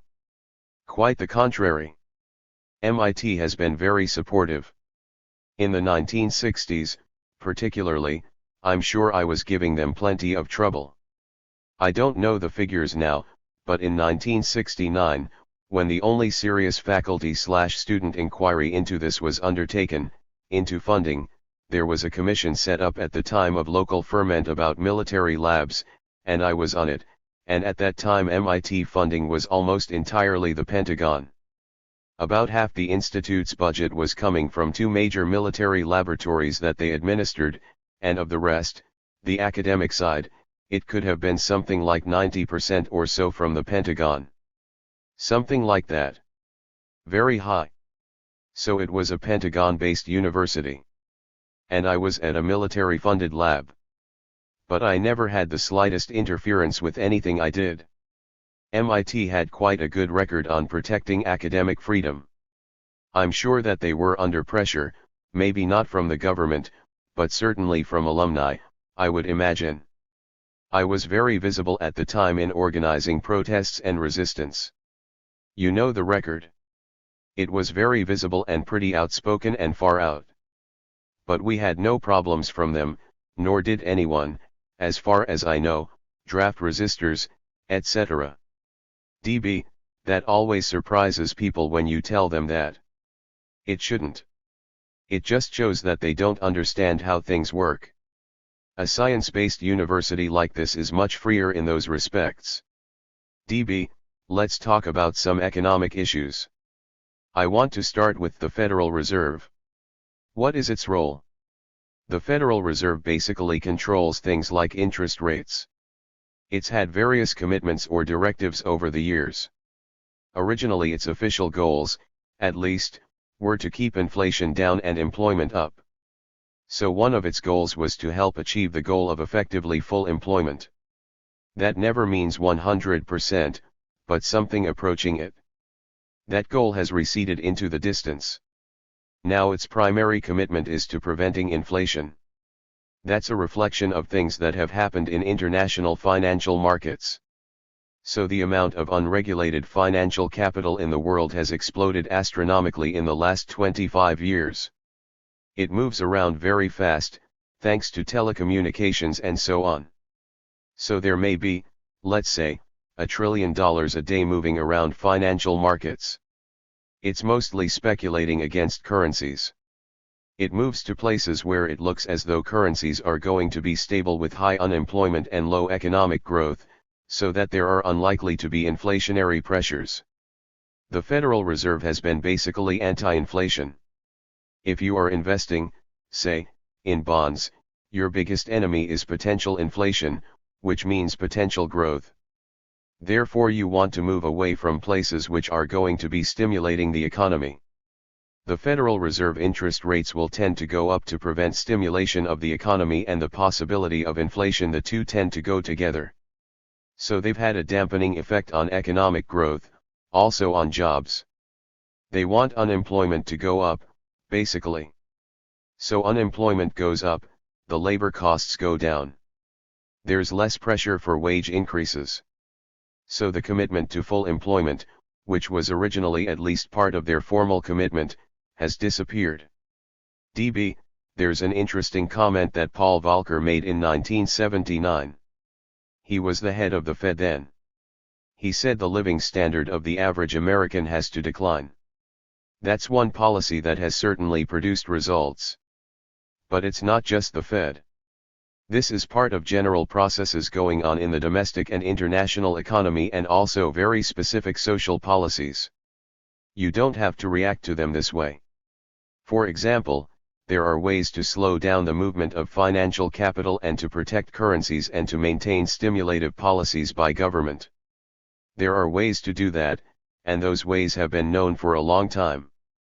They're not undertaken because of a commitment to certain social policies. Those social policies are basically to roll back the welfare state. There's a pretty good article on this, if you're interested, in the current issue of Challenge magazine, a good journal of economics, written by a very fine international economist, David Felix. It's on what's called the Tobin tax. This is a proposal made by James Tobin back in 1978, a Nobel Prize-winning economist at Yale. This was a well-known talk he gave. He was then president of the American Economic Association. This was his presidential address. This was the early stages of the process, but he pointed out that the flow of financial capital and the increase of it is going to have the effect of driving down growth rates and wages, and it will also have a further effect of increasing inequality, concentrating wealth in narrower sectors of the population. He suggested at the time a tax, which would have to be international, which would penalize movement of financial funds just for speculation against currency. That's called the Tobin tax. It's been kicking around the UN for some years, but it's never been implemented. David Felix's point in this article is that, nobody knows for sure, but it could very well work. It could very well shift capital from economically useless speculative purposes, in fact, economically destructive speculative purposes, to more productive investment. It could very well have that effect. But even the sectors of private capital that would benefit from it have not supported it. He argues that the reason is that they have an overriding class interest, which overcomes their narrow profit interest. The overriding class interest is to use the fiscal crisis of states to undermine the social contract that's been built up to roll back the gains in welfare, union rights, labor rights, and so on. That interest is sufficient that they are willing to see this instrument used to cut back growth in investment, even the sectors that would benefit from it. It is a pretty plausible argument, I think. And the Federal Reserve is just a piece of it. DB, the Fed is kind of the de facto central bank of the United States. But it's private, right? No, it's not private. It's independent of specific government orders. The president can't order it to do something. But its members and director are appointed through the government. DB, so they're presidential appointments. Yes. But then they're essentially independent. DB, it seems that the Fed and other central banks can't seem to stabilize and control currency rates as they once could. That's gone because the system was dismantled. There was a system up until the early 1970s. DB, Bretton Woods. Yes. DB, but there was this recent precipitous drop of the dollar against the yen and the mark, for example. The banks tried to stabilize the dollar. It's not clear that they tried. Maybe the European banks did. It's not at all clear that the American government did, or its banks. It's just not at all obvious that that was their goal. They may be happy to see the dollar drop. DB, but it is your contention that traders and speculators command more capital today than the central banks? I don't think it's my contention. It's everybody's contention. DB, David Peterson alerted me to a passage in John Maynard Keynes's classic work from the mid-1930s, The General Theory of Employment, Interest, and Money. Keynes says, as the organization of investment markets improves, the risk of the predominance of speculation does, however, increase. Speculators may do no harm as bubbles on a steady stream of enterprise, but the position is serious when enterprise becomes the bubble on a whirlpool of speculation. That's happened. That's why the Bretton Woods system, which Keynes was instrumental in helping to craft, did have mechanisms for regulation of currencies. The basic idea of the system was that the dollar was the international currency in those days because of the overwhelming industrial and economic power of the United States, which was indeed overwhelming. So the dollar was the international currency. It was fixed relative to gold. Then other currencies were regulated relative to the dollar. There were various devices to allow a certain degree of flexibility, depending on economic growth, recession, and so on. That was the fundamental system. That was dismantled unilaterally by the United States in the early 1970s, when the United States determined that it no longer wanted to function as basically the international banker. This had to do with a lot of things, the growth of the more or less trilateral economic system, with the growth of the Japanese-based system and the growth of the German-based European system, and also the cost of the Vietnam War and its economic benefits to rivals of the United States. These led to these decisions by the Nixon administration. At the time that these decisions were made, financial speculation was a bubble. So estimates are that about 10% of the capital in international exchanges at the time was for speculation and about 90% was related to the real economy, for investment and trade. By the 1990s, those figures were reversed. It was about 90% speculation and 10% investment and trade. David Felix did a recent study done for UNCTAD, the United Nations Conference on Trade and Development, in which he cites estimates that by 1994 it was about 95% speculative and about 5% real economy related. So that's pretty much what Keynes was worried about. DB, to continue with Keynes, he said, when the capital development of a country becomes a byproduct of the activities of a casino, the job is likely to be ill done. By the 1980s, the international economy was being called a casino economy. There is a book with that title by a well-known British international economist, Susan Strange, The Casino Economy.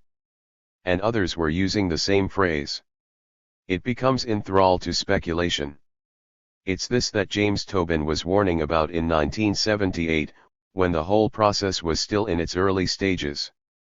DB, do you think the current economic system can continue in this cycle of ups and downs, or is it prone to collapse? Have they built in enough safeguards to protect themselves from another 1929? Nobody has the slightest idea. In the early 1980s, when the debt crisis hit, the banks were worried that they wouldn't be able to contain it. They were bailed out by the public.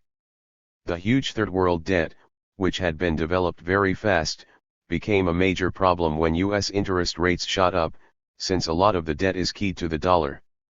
As interest rates shot up, for one thing, a ton of money began flowing out of places like Latin America. Not East Asia, because East Asia has capital controls. So rich Koreans couldn't send their capital to the United States. There are controls on that. But the wealth of Latin America, which is much more open to international markets for various historical reasons, simply flowed to US banks. This led to a complete collapse in Latin America. In fact, the debt owed by Latin America is not all that different from the amount of capital flight from Latin America. Also, the interest rates on the debt went way up because they're tied to US interest rates. Then came this huge debt crisis. It looked like major countries, Brazil, Mexico, and others, were going to default. The big banks were very worried. That was finessed mainly by a taxpayer bailout. It was picked up by the World Bank. One way or another, most of the debt was transferred over to the public domain and the banks were bailed out. In 1987, there was another apparent crisis. We just saw one in December 1994. Nobody knew what the domino effect might be of the Mexican collapse, whether it was going to start toppling other third world financial markets, which are also based very heavily on speculation, just as the Mexican one was. The Clinton bailout was not so much to pay off the people who invested through speculation in Mexico. They had already pulled out their money or lost it. It was to prop up export capital to countries like Argentina and so on and to guarantee people against losses there. So it is a taxpayer bailout going to promote relatively risk-free investment through public funds, but not so much for the Mexican investors. This one seems to have been contained, too. But what will happen next time I don't think anybody knows. Predictions on this are almost meaningless. Just take a look at what the international economists and the World Bank were predicting about Mexico, and that will tell you how reliable their forecasts are. Up until the collapse, they were just euphoric about the prospects for Mexico, this great economic miracle. After the collapse they started explaining how they knew it all along. But try to find it before. DB, to get back to the whole issue of employment, there was a notion in the United States that full employment was a desirable policy goal. That has changed dramatically. There no longer is even a theoretical commitment to full employment, as there had been from the late 1940s. There was a commitment, at least a theoretical commitment, which was sometimes partially implemented from the late 1940s on, but that's gone. Now the commitment is to something different. It's to what's called the natural rate of unemployment. There's supposed to be some natural rate. As unemployment goes down below some natural rate of unemployment, then inflation is supposed to go up, and you want to make sure that unemployment stays at the natural place. People differ on what that is, but it's pretty high, over 6%. DB, that's a pretty bogus figure. It's not bogus. It has a certain meaning. It means that you want wages to stay low enough so that they don't carry the risk of potential inflation. DB, I say bogus in that a lot of people are simply not counted. But that's always been true. What they call unemployment is a figure well below the number of unemployed. That's always true. There are people who are off the labor market or who have given up, who are out of the visible economy. So these are just the numbers. That was also true when they were aiming at 3%. DB, even if you work 1 hour a week, for example, you're considered employed. I wouldn't say bogus, because everybody knows the way it's done. The numbers measure something. They certainly don't measure the number of people who have a regular job that they want. DB, there seem to be some obvious advantages to corporate power to have a permanent army of the unemployed. Although we should bear in mind that by now they have an international army of the unemployed. During the latest recession, the Clinton recovery, this growth period of the last couple of years, there has not been a corresponding growth in wages, even though employment has gone up, which is what you'd expect in a normal labor market. As the employment goes up and the reserve army of unemployed goes down, you'd expect the pressure on wages to go up. But that hasn't happened. Nobody knows for certain, but it's probable that a large part of the reason for that is that there always is the threat of simply transferring production elsewhere. You don't even have to implement the threat. The fact that it's there is enough. There's nothing abstract about this. Take, say, the current strikes indicator, a crucial moment in labor history. 3 major corporations, only one of which is based in the United States, one is based in Britain and one in Japan, are involved in trying to basically destroy some of the last remnants of the industrial labor unions in the United States in this old working-class town. One of them is a strict lockout. The other 2 are technically strikes I should say, because the United Auto Workers have already collapsed. So there are only two still going. The others are strikes, but they're strikes that the corporations wanted, because they wanted to be able to destroy the unions. They've explained how they could do it. Caterpillar, the US-based one, first of all has profits coming out of its ears. It's making huge profits, like other major corporations, so it's got plenty of capital. There's no problem that way. But furthermore, they've been using their profits over the past years to build up excess capacity in other countries. For example, they have plants in Brazil where they can get much cheaper labor and they can keep filling their international orders. Notice that that's not done for reasons of economic efficiency. Quite the contrary. It's done for power reasons. You don't build up excess capacity for economic efficiency, but you do build it up for power reasons, as a threat against the domestic workforce. And this is true in case after case. Take another current example.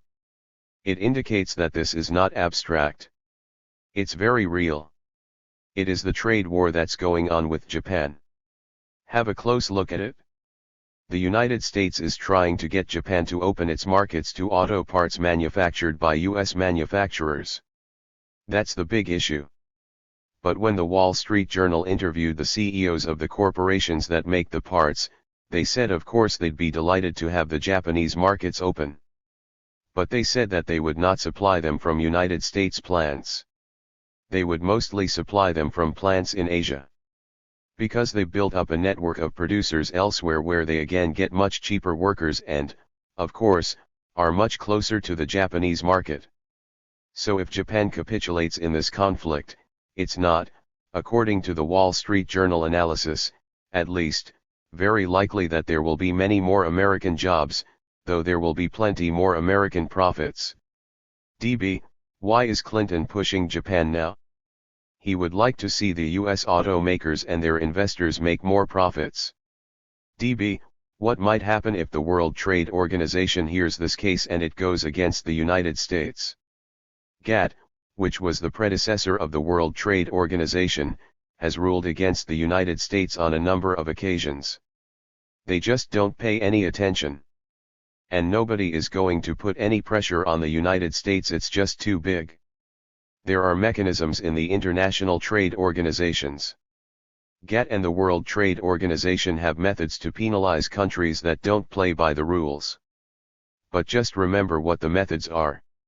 For example, if, say, Nicaragua objects to US violations of the GATT rules, as it did, and if GATT concludes that Nicaragua is right, as it did, Nicaragua is then completely free to penalize the United States by raising its tariffs on US imports, let's say. That's not even a joke. On the other hand, if the United States wants to do something to Nicaragua, they can kill it, by the same rules. But who's going to try to close their markets to US exports? DB, a couple of months ago we talked about the World Court case involving Portugal and Australia on East Timor oil. Is there any update on that? There won't be for several months. The litigation was completed around early February. Then the court takes a number of months to reach a decision. People are guessing probably in the fall. It won't be very easy to keep informed. As far as I'm aware, I haven't checked it in the database, but I haven't seen any reference to the World Court case in the United States. DB, how did you hear about it? I know about it from other sources. For one thing, it's all over the Australian, Portuguese, and European press. DB, at a talk you gave at MIT on May 9 for the Striking and Locked Out Workers Indicator, you made a couple of interesting comments that I'd like you to expand on. You said the current political climate in the US is kind of an organizer's dream. It's a situation in which the opportunities for organizing and rebuilding a democratic culture are very, very high. What's the basis of your optimism? Actually, to give credit where it's due, I was stealing a line from my friend Mike Albert, who made that comment. I think the comment is accurate. There is a general mood of fear and concern and disillusionment and cynicism and recognition that things aren't going right, which is based in reality. For maybe 80% of the population living standards have either been stagnant or have actually declined over the last 15 years or so. They don't see any hope of anything better. Their anger is mostly focused on government, not on the Fortune 500. But that's the result of very effective propaganda over many years, which kind of puts in the shadow the source of decision making. But the concerns are there. If they can be mobilized, there could be a very constructive response. Again, let's make it concrete. Take these people who call themselves militias. They're not militias, of course. Militias are things set up by states. But these paramilitary organizations that are called malicious, people like the Timothy McVeighs, assuming that the government's story is accurate, if you look at those people, who are they? They're mostly white, working class men with something like high school educations. They're pretty much the kind of people who were building the CIO 60 years ago. Why aren't they doing something similar now?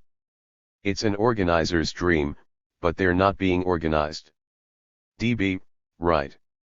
In fact, you remember in the meeting, when the worker from Staley was talking. DB, very well. I thought he gave a very eloquent talk. I don't know if you have it on tape, but if you do, you ought to play it. He's describing his picture of what he wanted his life to be and thought it ought to be.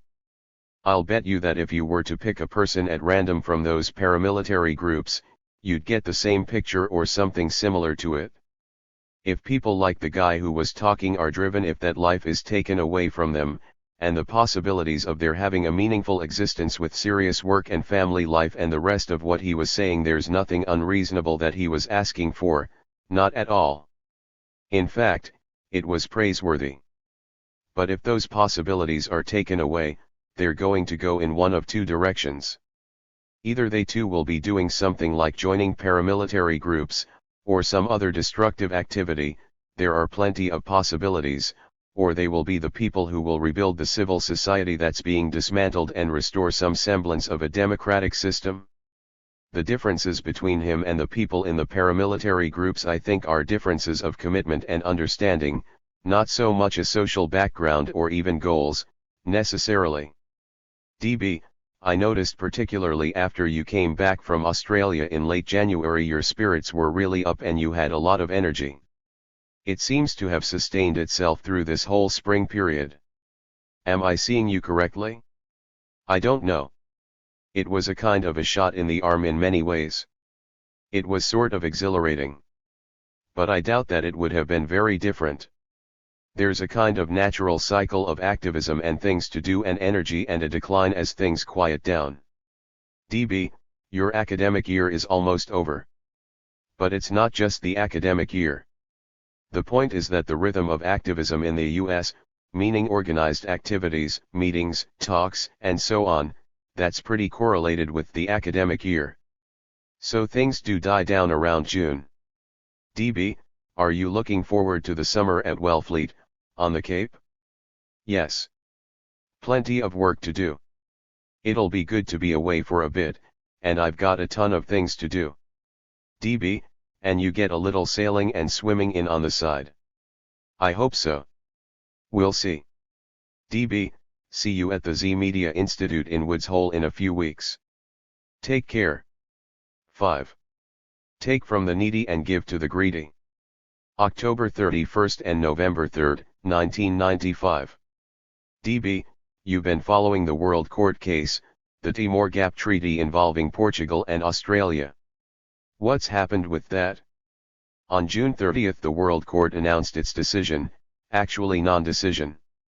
It decided to evade the issue.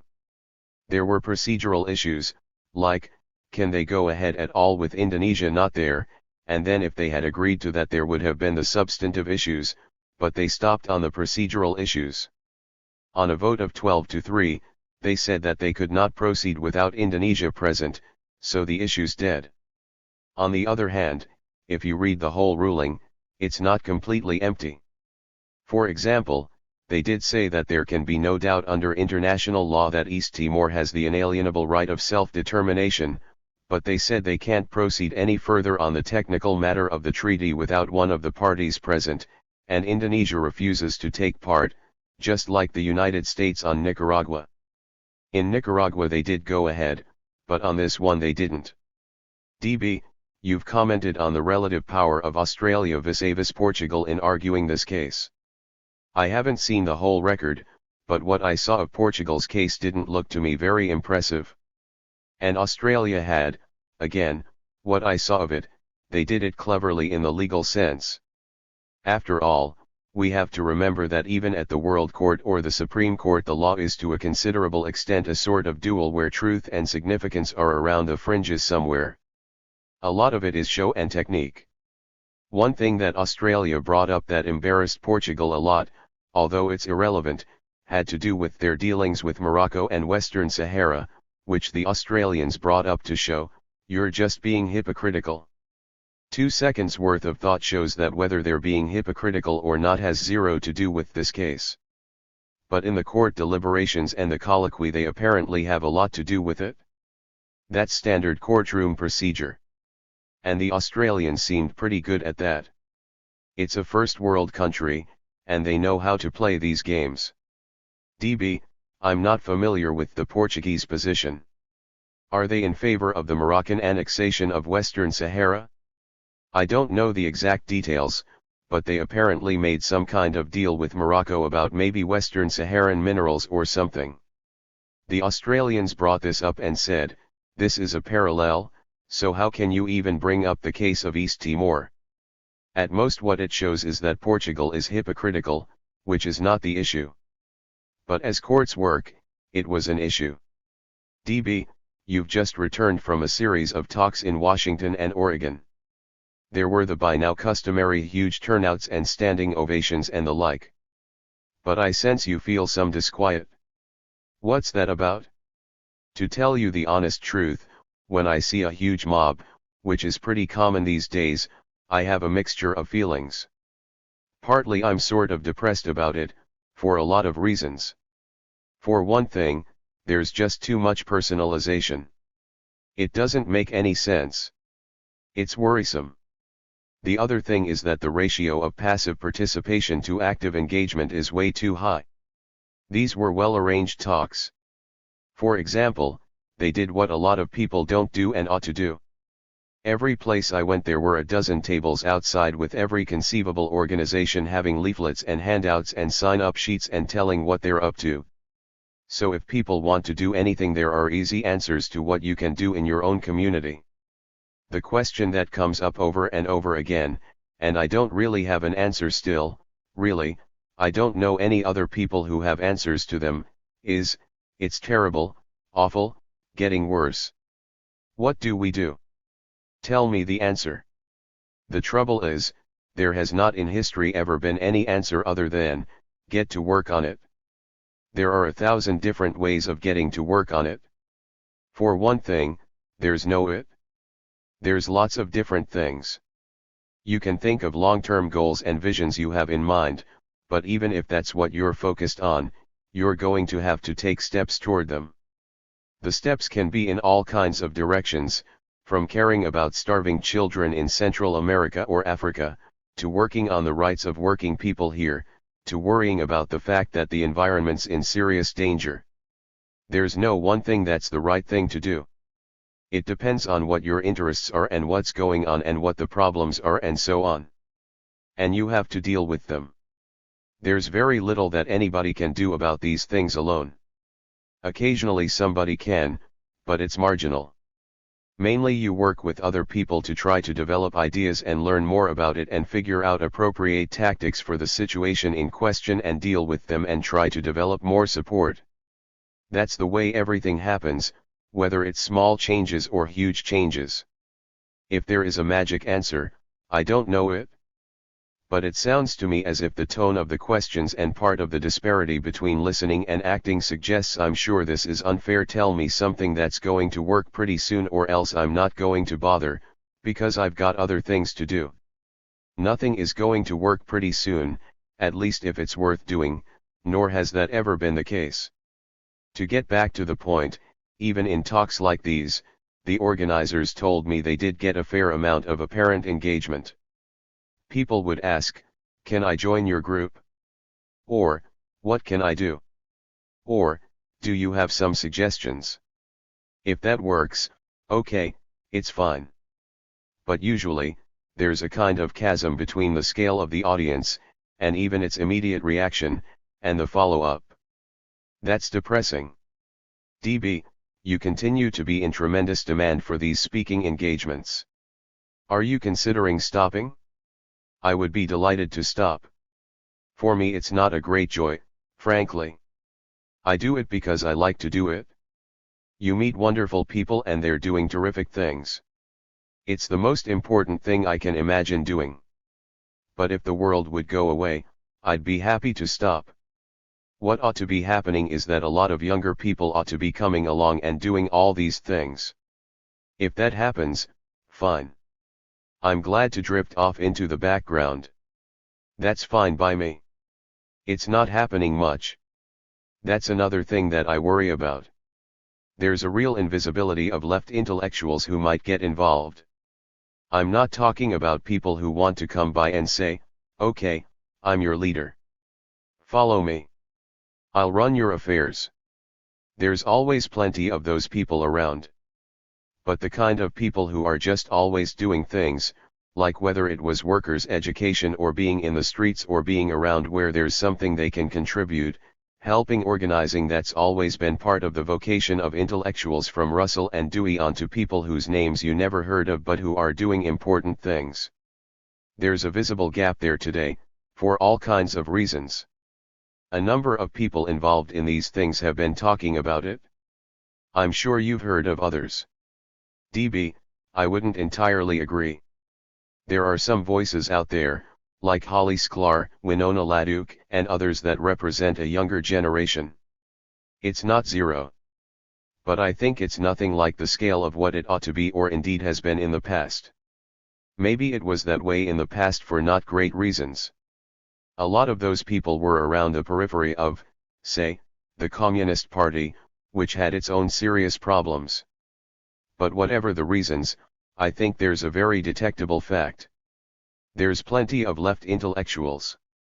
They're just doing other things. Most of those things are not related to, are sometimes even subversive to these kinds of activities. DB, a talk you gave in Martha's Vineyard in late August on corporate power was broadcast on C-SPAN a couple of weeks ago. What's been the response to that? The usual. There's a huge flood of letters which I'm trying to answer, slowly. Many of them are mixed. Many of them are very engaged, very concerned. People say, it's terrible. I'm glad somebody's talking about it. I think the same way. What can I do? Very often. There's a strange fringe. A fair number of people interpret me as saying things that are very remote from what I mean. I'll get a very enthusiastic letter saying this is great, I'm so glad to hear it, marvelous and wonderful, thanks, etc. I'd like to share with you what I've done about this. Then comes some document which is in my view often off the wall, but anyway completely unrelated to anything I'm talking about. So somewhere we're not connecting. I think I even sort of know why. There's a strange cultural phenomenon going on. It's connected with this enormous growth of cultism, irrationality, dissociation, separateness, and isolation. All of this is going together.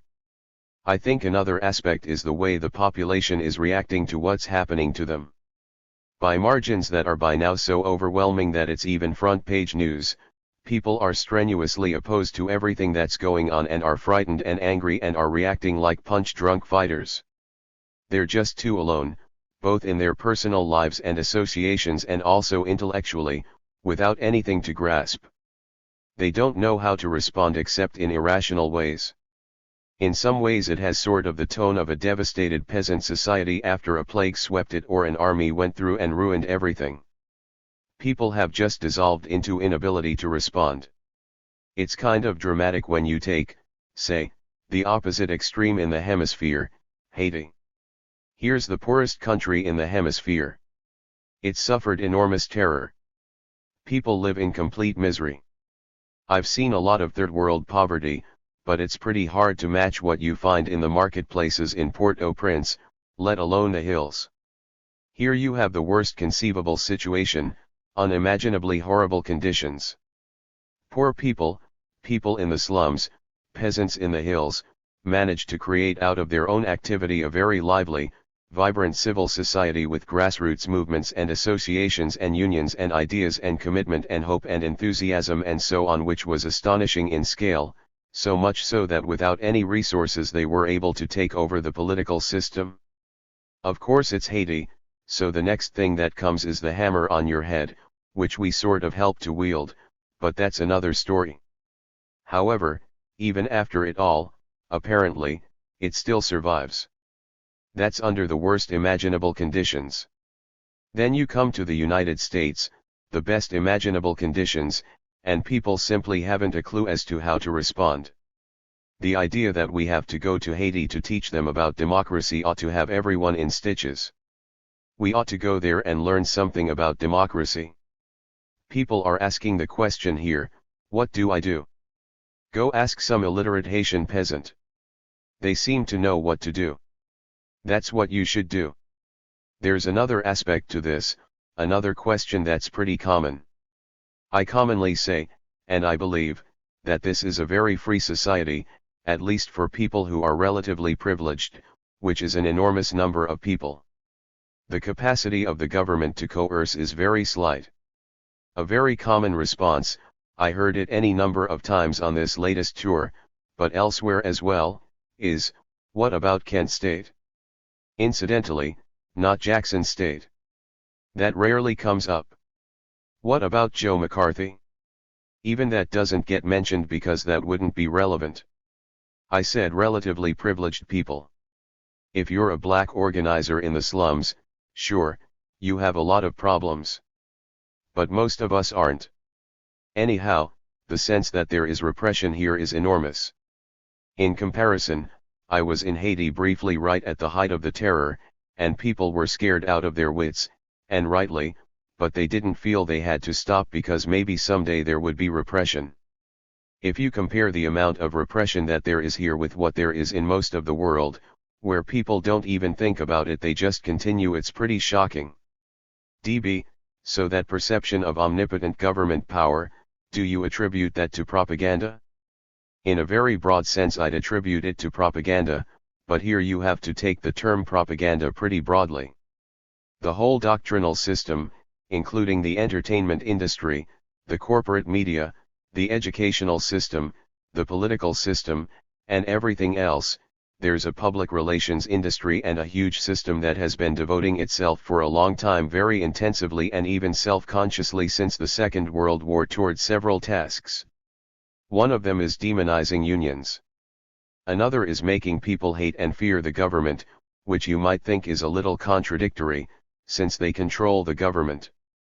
But it's not. There are plenty of things wrong with the government. But that's not what they're worried about.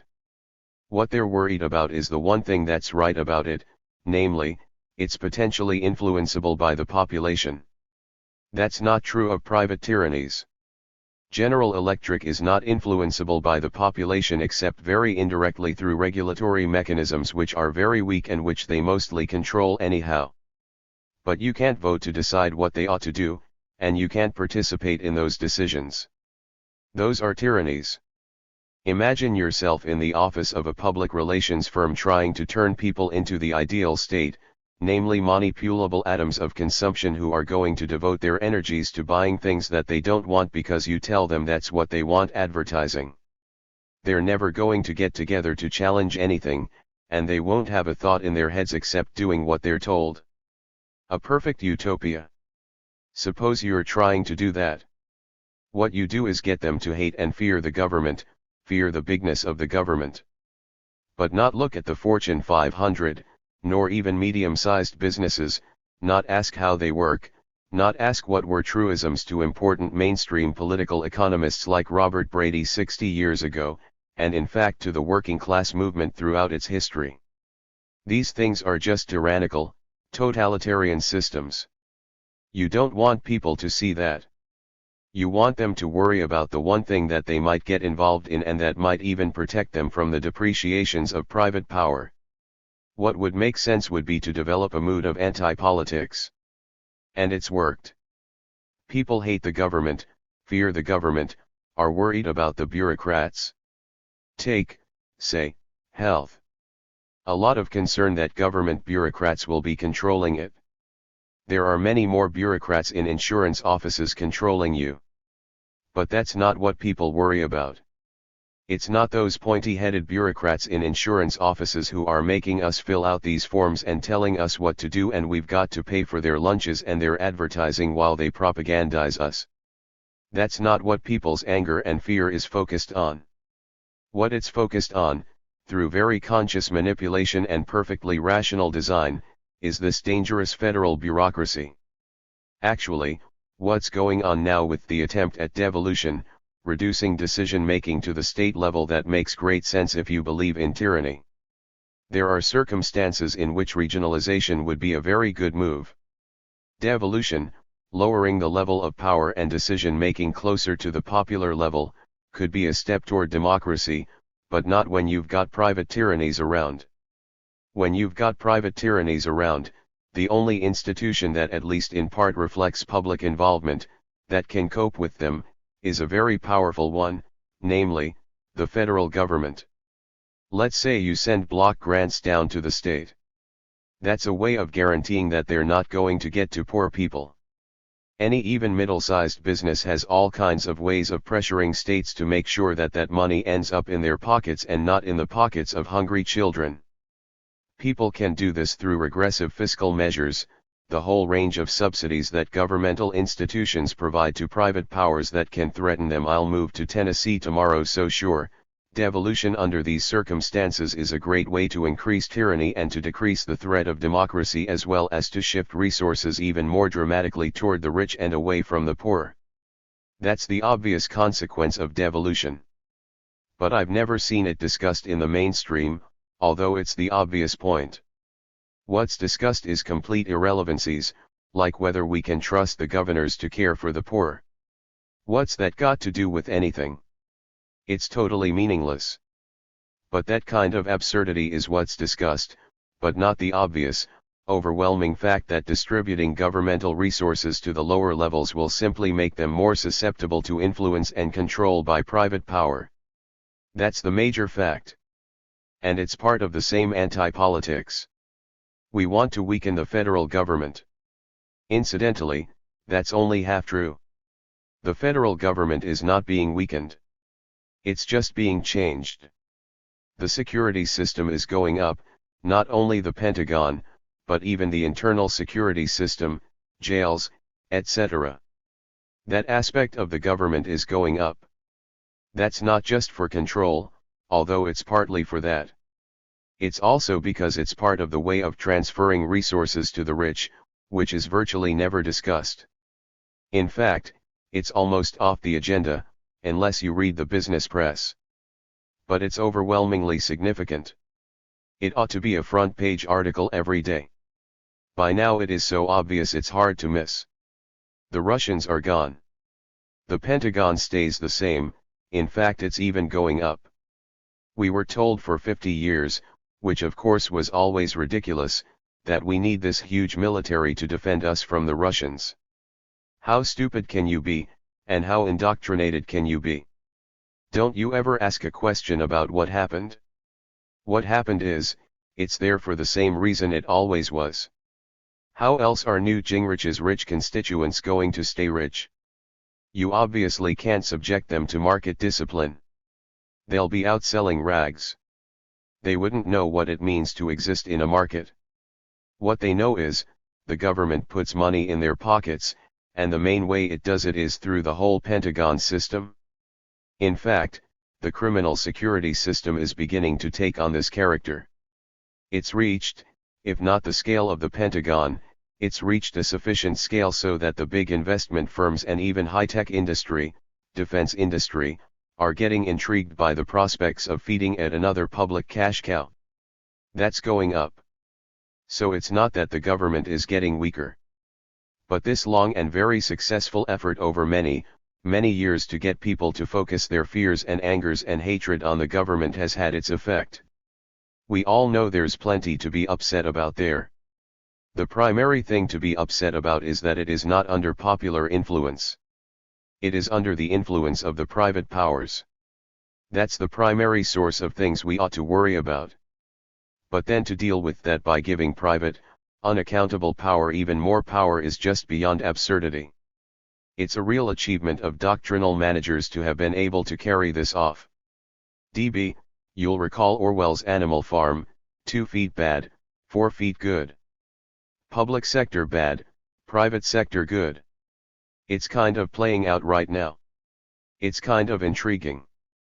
Economists know that this is mostly nonsense. But they don't talk about it, except to each other.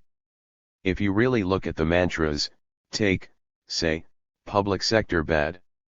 What does that mean? Is there some evidence that privatization is a good idea? It's just something you repeat because it's drilled into your head. Sure, privatization makes things more efficient. Does it? There are experiences. For example, we can look at Mexico. What privatization did was rapidly increase the number of millionaires, accelerate the decline of real wages and social conditions. Did it make things better? Well, yes, for 24 billionaires. You can object and say, that's Mexico, a corrupt third world country. So let's take England, which is a couple of steps ahead of us in privatization. Under Thatcher they privatized the water system. It was a public utility. So now it's private.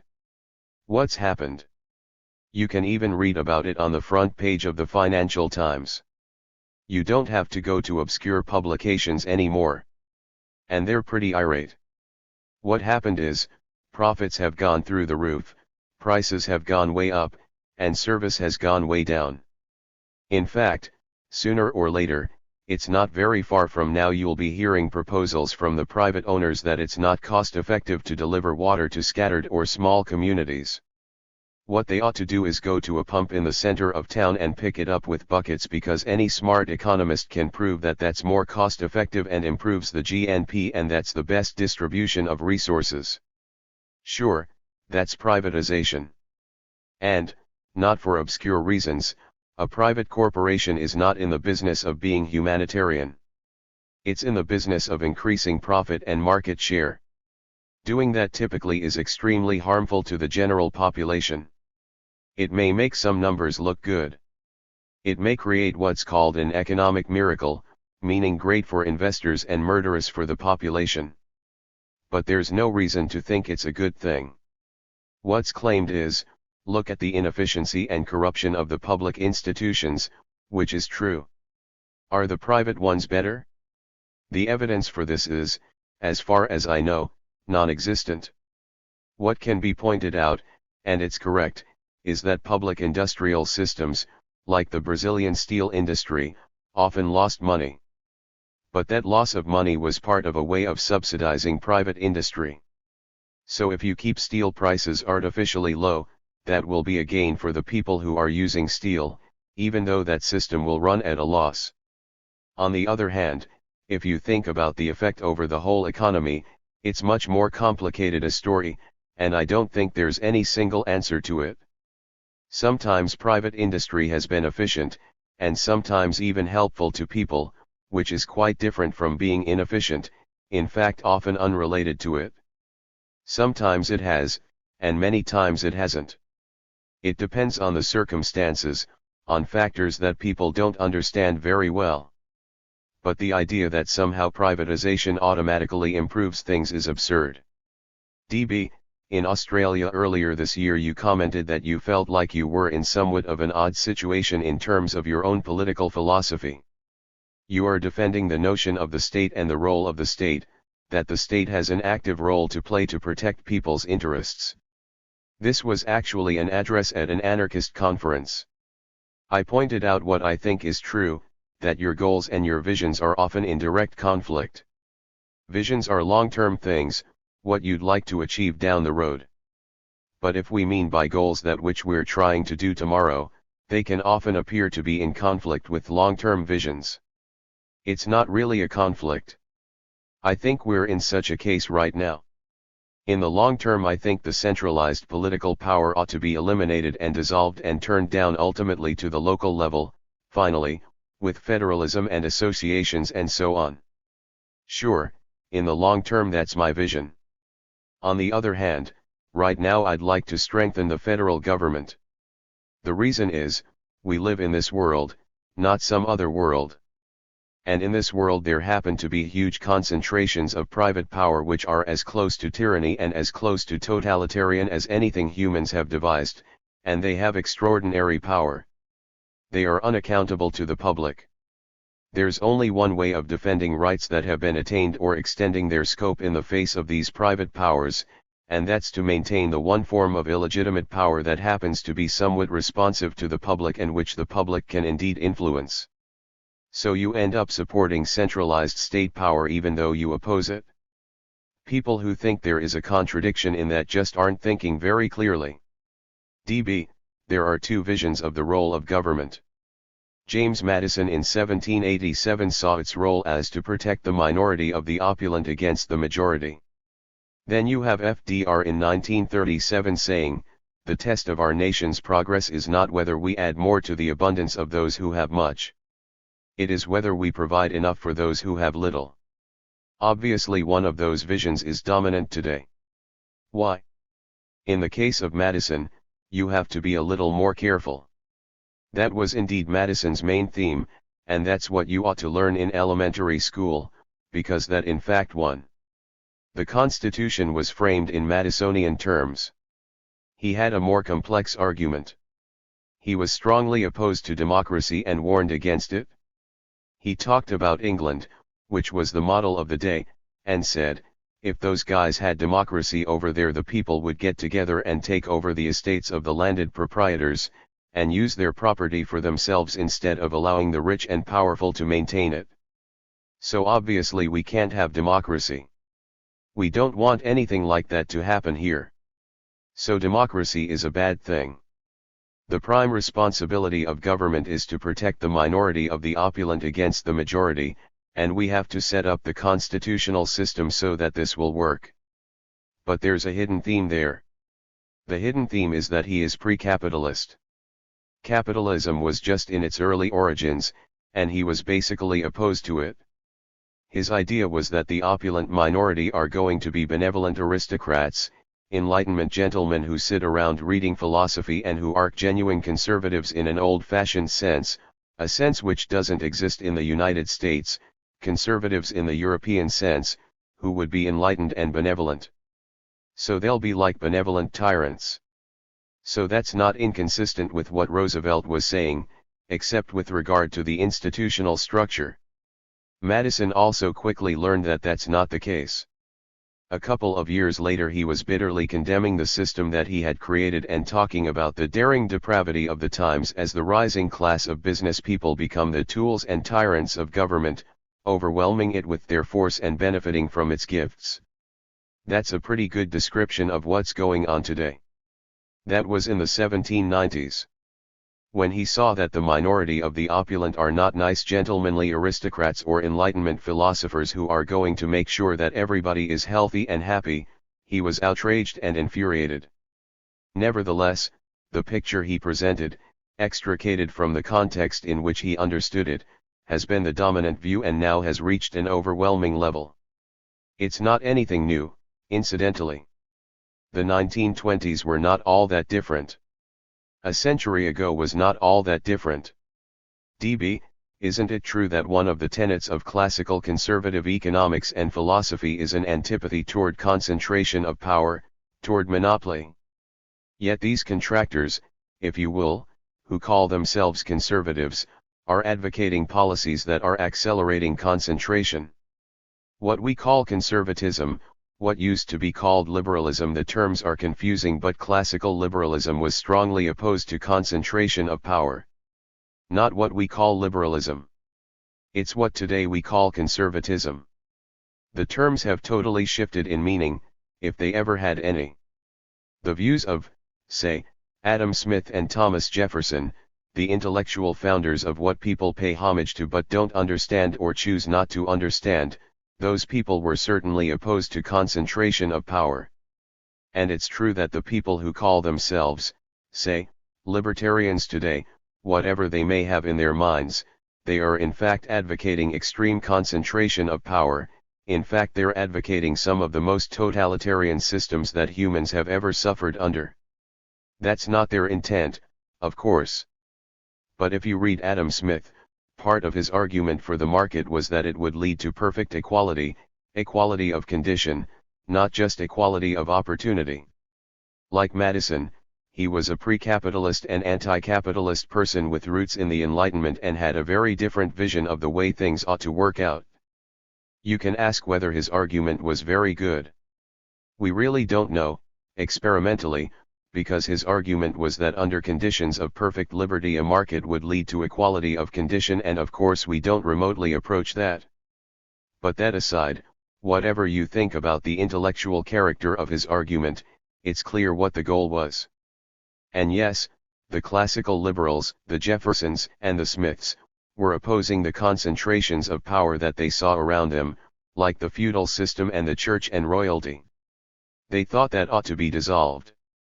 They didn't see other forms of concentration of power which only developed later. When they did see them, they didn't like them. Jefferson was a good example. He was strongly opposed to the concentrations of power that he saw developing, and warned that the banking institutions and the industrial corporations which were barely coming into existence in his day would destroy the achievements of the Revolution. As I mentioned, Madison within a few years was already having very strongly stated second thoughts about what he had framed and created. Here there are illusions that have to be dismantled from beginning to end. Take, say, David Ricardo, who actually is much more the godfather of contemporary neoliberal economics than Adam Smith, who was a pre-capitalist. Take a look at his famous law of comparative advantage, which we're supposed to worship. It sort of works on his assumptions, but his assumptions are that capital would be pretty much immobile, partly because capital was land and land can't be moved, but partly for other reasons. He thought capital would be relatively immobile because capitalists are nice human beings and they care about the people around them, so they're not going to move their capital across the world because that would harm the people in their community and their country, and naturally they have a lot of concern for them. Again, that's a pre-capitalist thought. Within capitalist ideology, that's a monstrosity. You're not supposed to care about anything except maximizing your own wealth. So Ricardo in the early 19th century was reflecting the residue of the pre-capitalist era, in part at least, although he's an interesting mixture. All of the humane Enlightenment aspects of this have been eliminated, and rightly, because the logic of the capitalist enterprise is, you should not have human feelings. You should just be trying to maximize your own wealth and power. On the one hand, the idea that capitalist entrepreneurs ever thought they should be subjected to market discipline is ridiculous. You use state power as much as you can. This is again something known to economic historians, but they don't really look at it in a comprehensive way. So, for example, there are good studies showing very persuasively that, say, in the history of the United States that its economic growth was very closely correlated with its extremely high level of protectionism. Its biggest growth period in the late 19th century was a period in which tariffs here were 5 or 10 times as high as in most of Europe, and that was great for the US economy. That's very general for every developed society. On the other hand, that very much understates the case, because there are other things you don't look at if you're an economist. It's somebody else's field. For example, one reason why the Industrial Revolution was able to be so successful in England and the United States was because of cheap cotton. What made cotton cheap? Extermination or elimination of the native population and bringing in slaves. That's a rather serious government intervention in the market, more than a slight market distortion. But that doesn't count. And the same economic historians will accept all sorts of myths about how developed countries used state intervention. They say that protectionism stopped in the United States after 1945, when the United States turned toward liberal internationalism. There was indeed pressure to lower tariffs. For one thing, it's not quite true that protectionism stopped. The Reaganites virtually doubled one or another form of protection.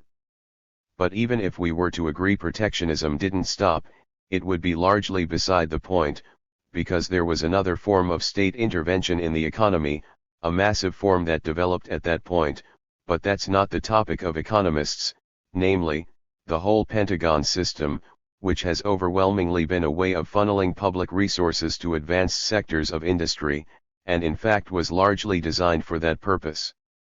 That they talk about in some other department. If you put all these things together, you find that the doctrines of the market are mainly weapons to beat people over the head with. We don't use them ourselves. And when you actually look at the founders, they had all sorts of different ideas on the market.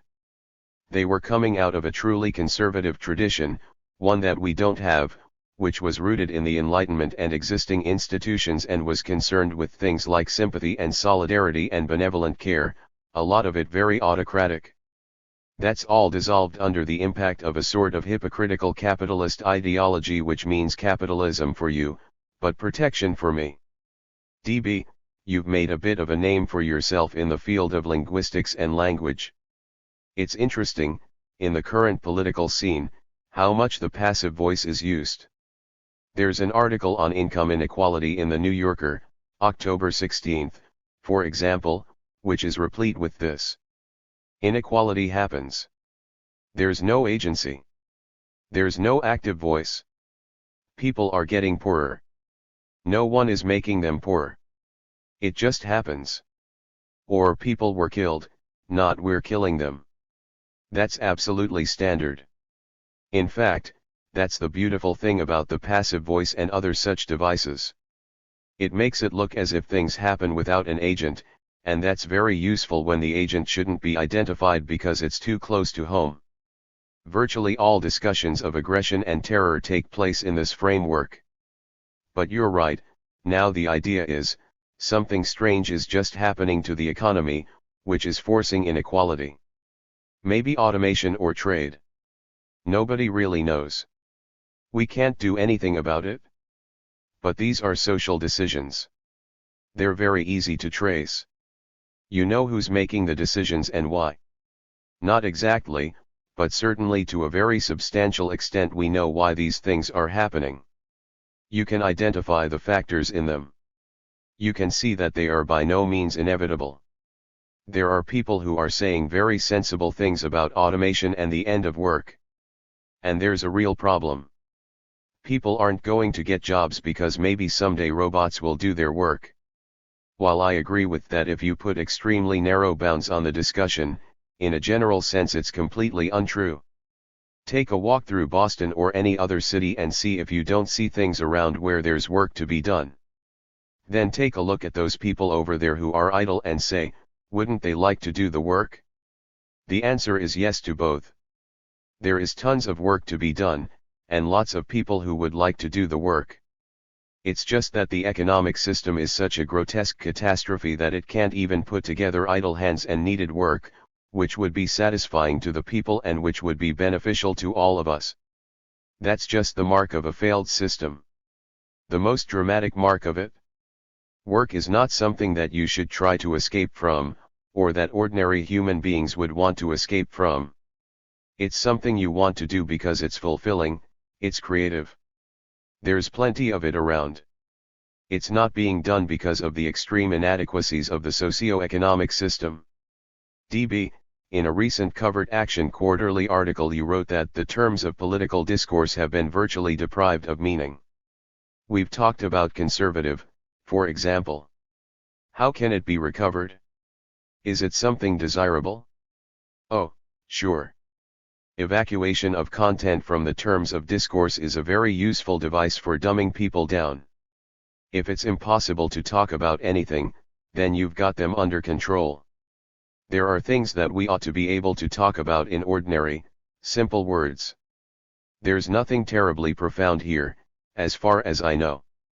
If there is, nobody has discovered it.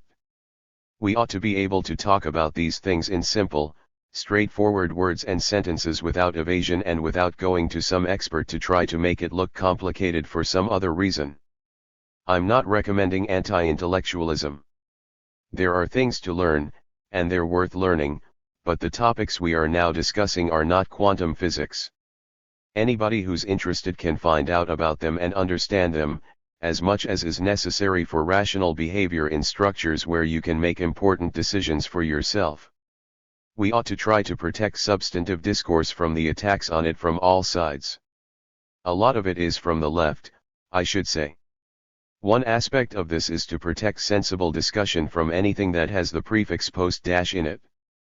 DB, in that same article, you write about the acceleration of the deliberate policy of driving the country toward a third world model, with sectors of great privilege, growing numbers of people sinking into poverty or real misery, and a superfluous population confined in slums or expelled to the rapidly expanding prison system.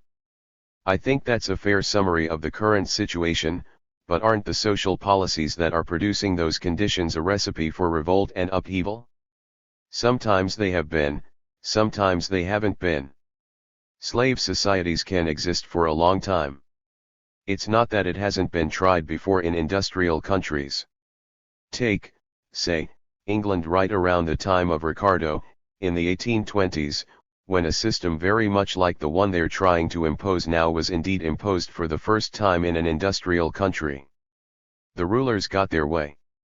They won political power in the mid-1830s and pretty soon they instituted the program they wanted, which was not all that different, though in a different world, of course, from what is being preached today. There were problems. The British Army was spending most of its time putting down riots. Pretty soon organizing began, the Chartist movement began, labor organizing began. By the mid-19th century, the classical economists who had been deriding the idea of helping people because to help people harms them, had changed their position. You read people like, say, Nassau Sr., one of the old hawks of political economy. He was shifting towards saying, there's something to all this stuff. Then you get to John Stuart Mill in 1848 or so. That's the foundation of the modern welfare state. For a long time laissez-faire was a bad word. Why? Because, to put it in a simple formula, the rich and powerful and their intellectuals, the economists, were telling people, you don't have a right to live. You have a right to what you gain in the marketplace, but you don't have any other right to live, and any effort to help you is going to hurt you. Pretty soon these strange people got the idea, we might not have a right to live, by your lights, but you don't have a right to rule. So we're just going to take it over and kick you out. That's a little too far. The science, as it was called and still is called, was a very pliable one. Ricardo had compared the science of economics to Newton's laws, but it turned out it wasn't quite like that. When it became not usable as an instrument of class war, it simply changed. All of a sudden it turned out, sure, you have a right to live and we have to adjust to your demands, because otherwise we're not going to have a right to rule. Exactly what form that organizing will take now, it's already taken some form. It happens to be taking very antisocial forms. But that is a reflection of social and cultural factors in the society. It doesn't have to. As I mentioned before, you go to the opposite extreme in our hemisphere, to Haiti, where it took very constructive forms. So if it doesn't take constructive forms here, that's our fault. We have no one to blame but ourselves. DB, but let's say you're a CEO of a major corporation. Isn't it in your economic interest to keep enough change in my pocket so that I'll buy your products? That's an interesting question, and nobody knows the answer to it. It was a question that had an answer in a national economy. So if you go back to the 1920s, at the time of the big automobile manufacturing burst, that was the question that Henry Ford raised. He drew the conclusion that you just drew. He said, I'd better give these guys a decent wage or nobody's going to buy my cars. So he raised workers' salaries beyond what he was forced to by market pressures. And others went along. That was on the reasoning that you just outlined, and it made sort of sense in a national economy. Does it make sense in an international economy? Does it make sense in an international economy where you can shift production to the poorest and most deprived and most depressed regions, where you have security forces keeping people under control and you don't have to worry about environmental conditions, and you have plenty of women pouring off the farms to work under impossible conditions and get burned to death in factory fires and die from overwork, and somebody else replaces them, and that production is then integrated through the global system so that value is added, where you have skilled workers and maybe pay a little more but you don't have many of them. Finally it's sold to the rich people in all the societies. Even the poorest third world country has a very rich elite. As you take this kind of structural third world model and transfer it over to the rich countries, it's a structural model, it's not in absolute terms. They have a sector of consumers that's not trivial. Even if there's plenty of superfluous people and huge numbers in jail and a lot of people suffering or even starving. So the question is, can that work? As a technical question, nobody really knows the answer. And it doesn't make any difference anyway. We shouldn't even be allowing ourselves to ask it. The point is that whether it could work or not, it's a total monstrosity. Fascism works, too. In fact, it worked rather well from an economic point of view. It was quite successful. That doesn't mean it's not a monstrosity. So there is the technical question, will it work? To that nobody knows the answer. But there's also a human question of whether we should even ask, and the answer to that is, of course not. That's not the CEO's question, but it should be everybody else's. DB, what about the issue of the debt as a tactic of imposing a kind of de facto structural adjustment in the United States? There's a lot to say about it. Basically, yes. What is being said about the debt is for the most part nonsense. The one thing that is correct, which is hidden there, is that it is a weapon for cutting back social spending. In fact, it very likely was created for that reason. Most of the debt is Reagan debt. If you look back, it's clear at the time, and I think it's becoming clearer and clearer, that their borrow and spend lunacy, which did substantially increase the debt, like 80% as compared with that accumulated over a couple hundred years, was conceived of and is now being very efficiently used as a weapon to cut back those parts of government that help the general population, while incidentally increasing spending for those parts of the government that help the very rich, like the Pentagon system. November 3, 1995. DB, to pick up where we left off the other day, maybe we should make a distinction between what is called the debt and the deficit. It's just a technical difference. The deficit is a year-by-year accounting of the ratio between income and outgo in each year. The debt is what's accumulated over time. So if the deficit stays high, the debt will continue to grow. If the deficit can be negative, then the debt cuts down. DB, you mentioned that a lot is left out in the discussion about the debt. Like what? I should say it's not left out by serious professional economists who write about it, like Robert Eisner, who has done some of the best work. But it's left out of the public debate. One point is that the debt, though high, and it certainly grew substantially during the Reagan years, nevertheless is not high by either comparative or historical standards. So in the past it has often been higher, and in other countries it's higher. High means relative to the total economy, GNP, or GDP, whatever you decide to measure. Relative to that, it's not high.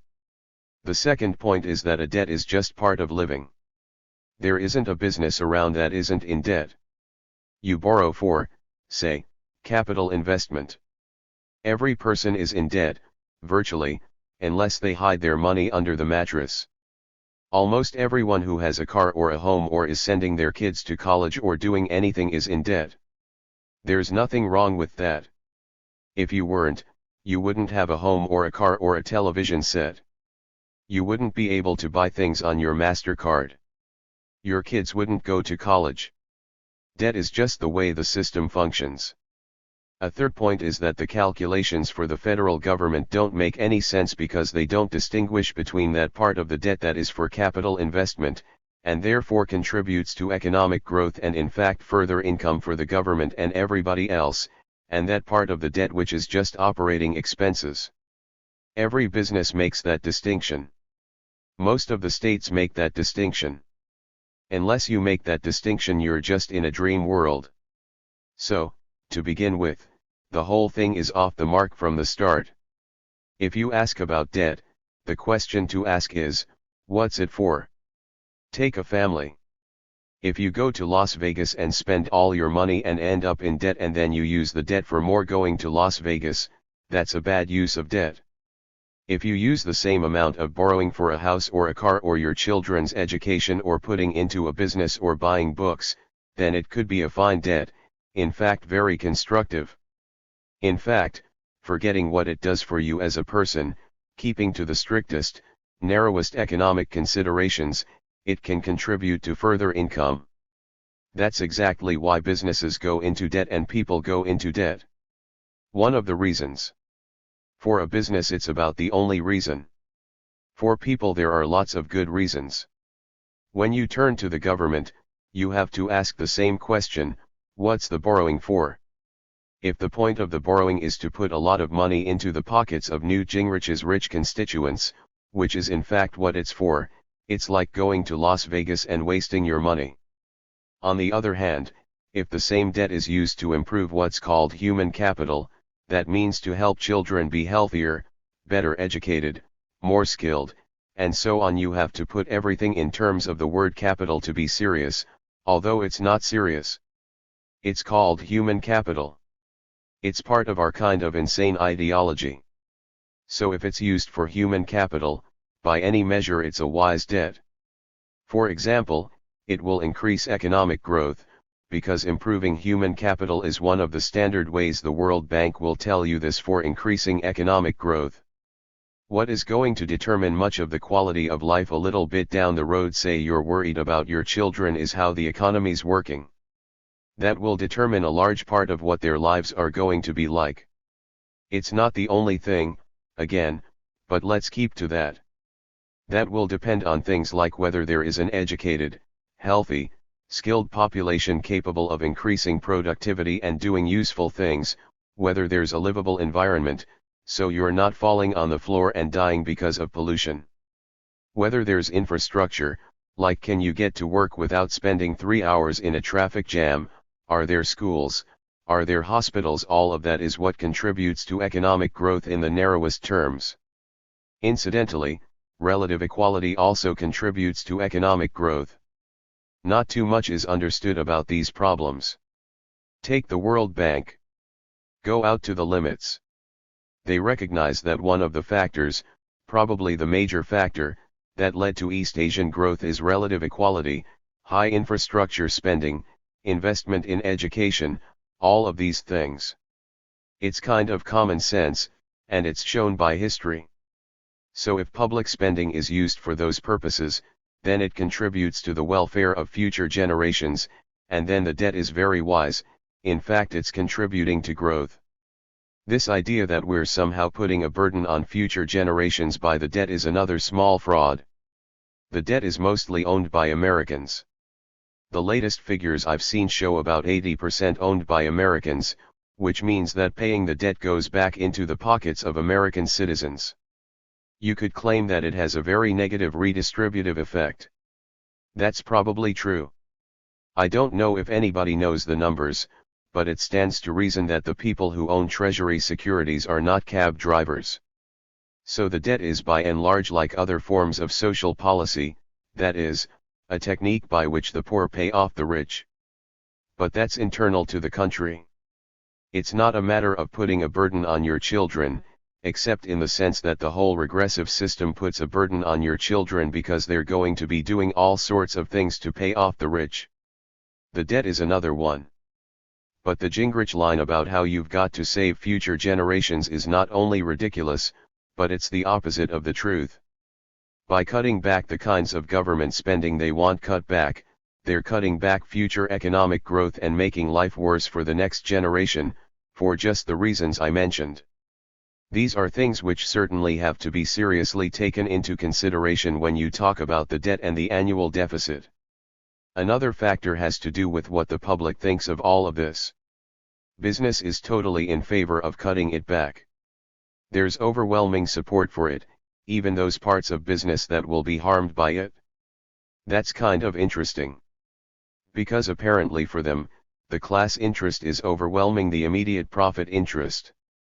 So the class interest of rolling back all the social programs and ensuring that the government works only for the rich and destroying the regulatory apparatus and improving the options for corporate crime, which is what changing the tort system and the regulatory system means, all of that is so overwhelmingly beneficial that they're willing to face the costs, to some extent, of less government service for the rich.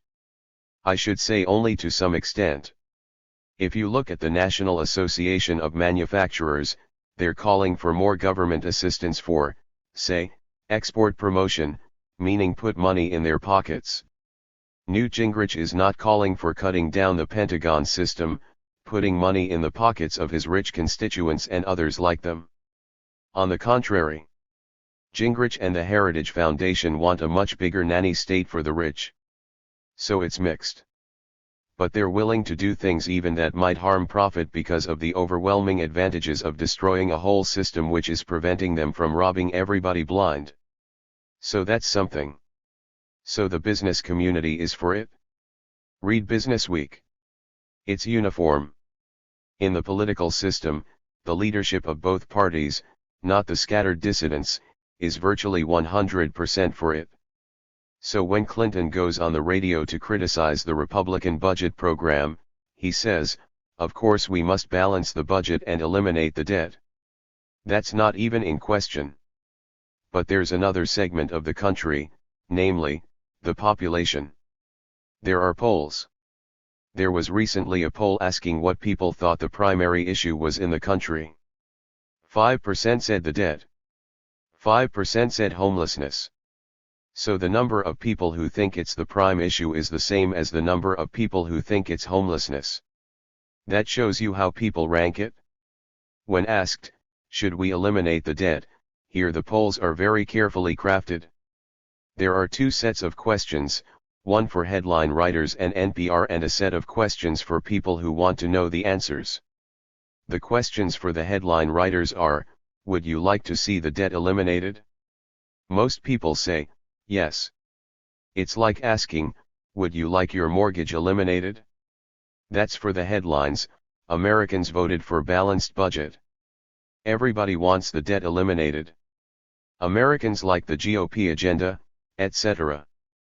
Then comes the question that matters, do you want the debt eliminated or the deficit reduced at the cost of underscore underscore underscore underscore underscore underscore?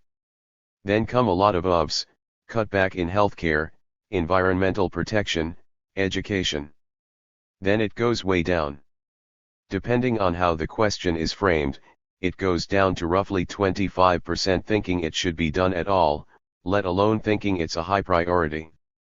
It's like asking the question, do you want your mortgage eliminated at the cost of giving up your house? You get a different answer to the question of would you like your mortgage eliminated? So this is part of the scam done by the public relations industry for the benefit of the doctrinal institutions. If you look at the bottom of the column, where the headline says, Americans want balanced budget, you sometimes get some of this data. So in general, the public is taking kind of a realistic attitude. They don't think it's that important, it's about at the level of homelessness, and they don't want it to happen at the cost that it's going to take. Suppose you raised the serious question and said, do you want the debt reduced at the cost of the health and welfare and economic growth of the next generation? Because that's what it means. I'm sure as soon as this is laid out you'll get overwhelming opposition, especially if it's understood exactly why this is the case. On top of all of this, there is some historical experience. Here you have to be pretty cautious, because very little is understood about these matters, as the better economists will agree. It's very speculative. But there's some evidence. For example, there have been periods of attempts to balance the budget. I think there have been about half a dozen since the 1820s. I think every single one has led very quickly to a very serious recession or a deep depression. It's not hard to see why. If you think it through, you can see why that should be. On the other hand, there are also rather sophisticated studies of the effect of the deficit on things like consumption, investment, growth, and so on.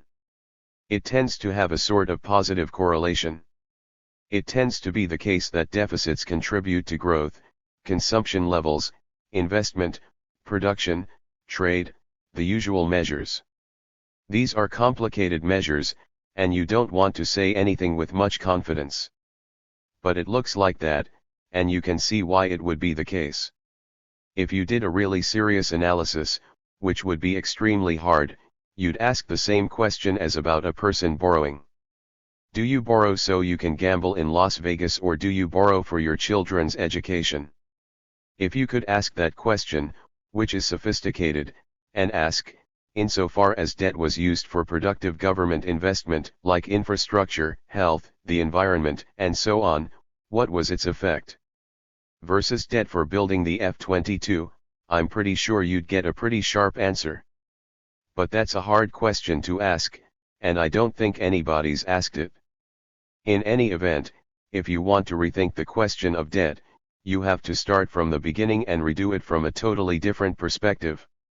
Again, if we had anything remotely like a free press around, these would be the front page stories, what they'd be telling people every day. You can't claim that they don't tell you.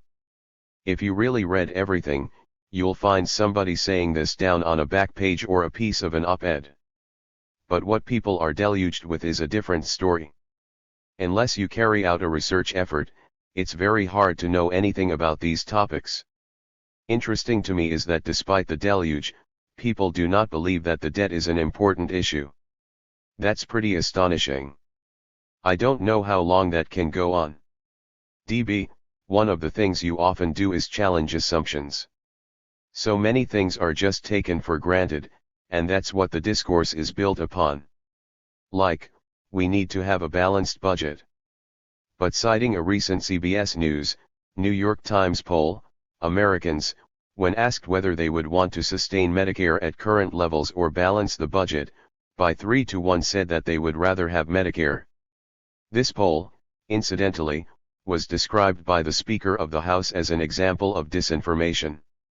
And the Times, which ran the poll well, for once, that was a lead front page story, didn't mention that this has been a consistent figure all the way back. So you go back to last December. There were similar polls. Again, it turns out, although the questions weren't framed exactly the same way, that when people were asked, do you want budget balancing at the cost of medical assistance, health care, again it was about 3-1 opposed. So these are fairly steady figures, and it's interesting that they're holding up despite the propaganda.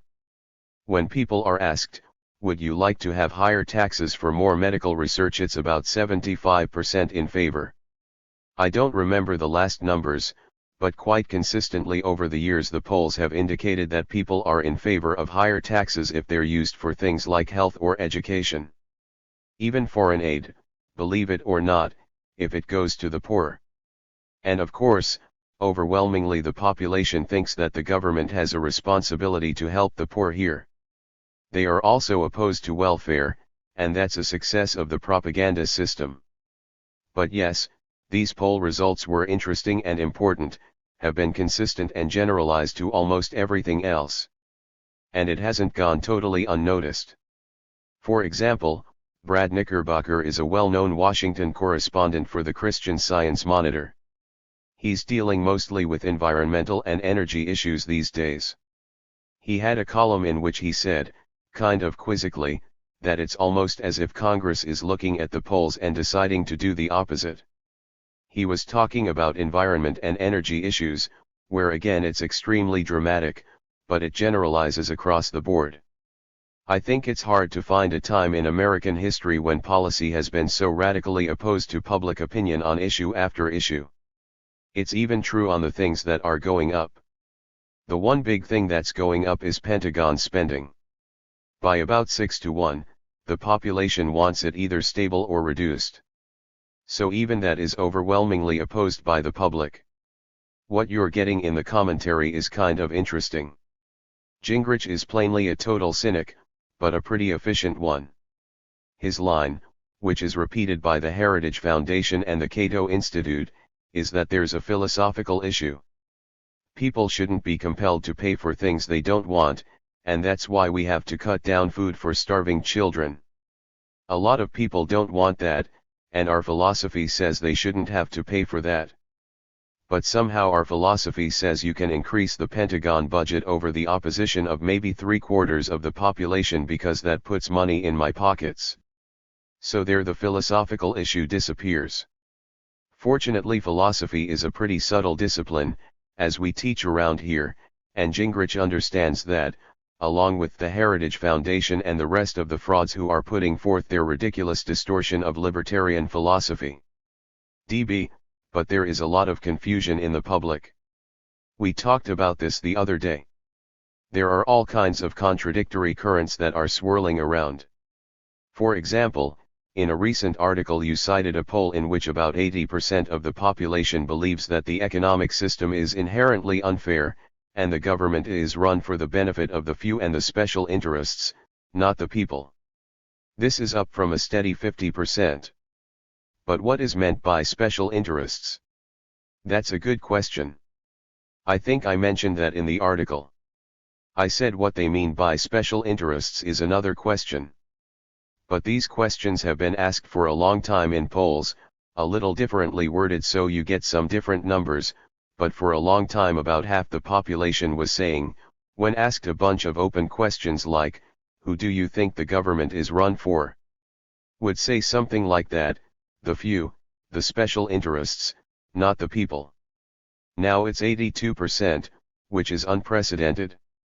It means that 82% of the population don't even think we have a political system, not a small number. What do they mean by special interests? Here you've got to start looking a little more closely. Chances are, judging by other polls and other sources of information, that if people are asked, who are the special interests?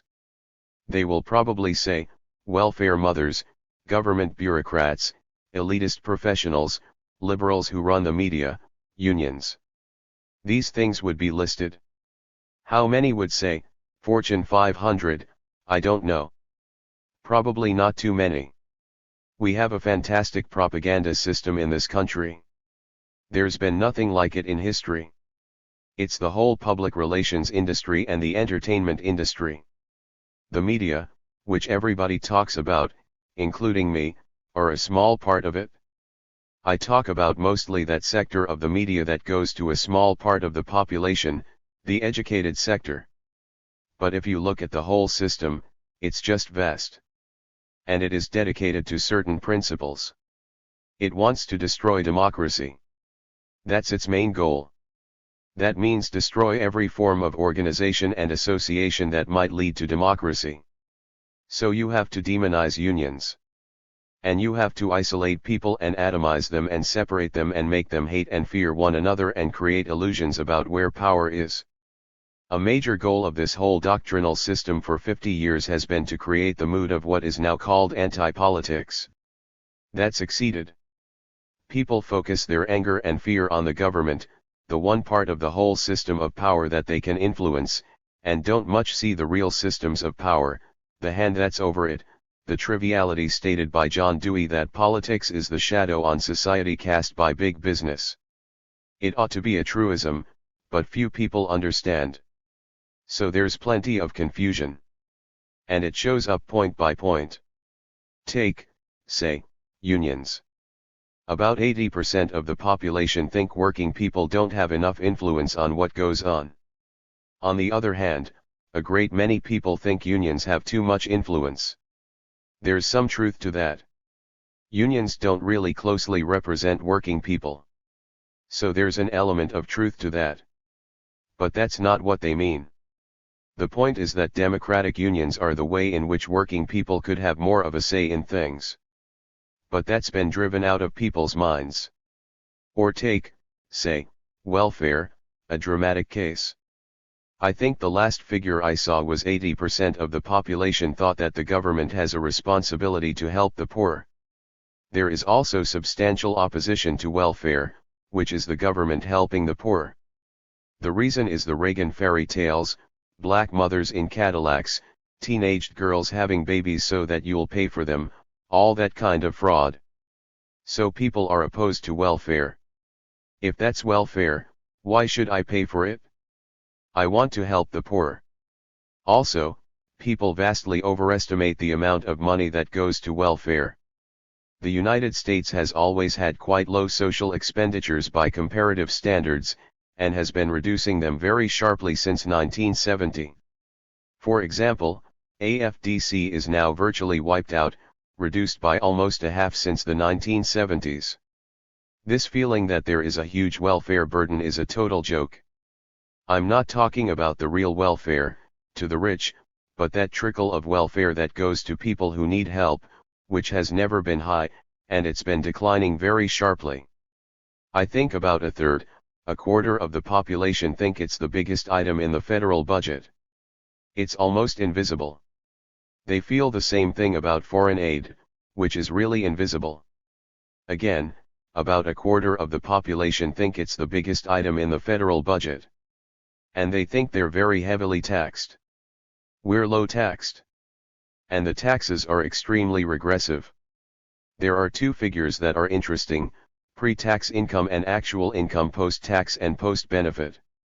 So if you take into account food stamps, the effect of taxes, etc., and you ask, what do people have after all that system's done, in most countries, other countries like ours, it changes things a lot.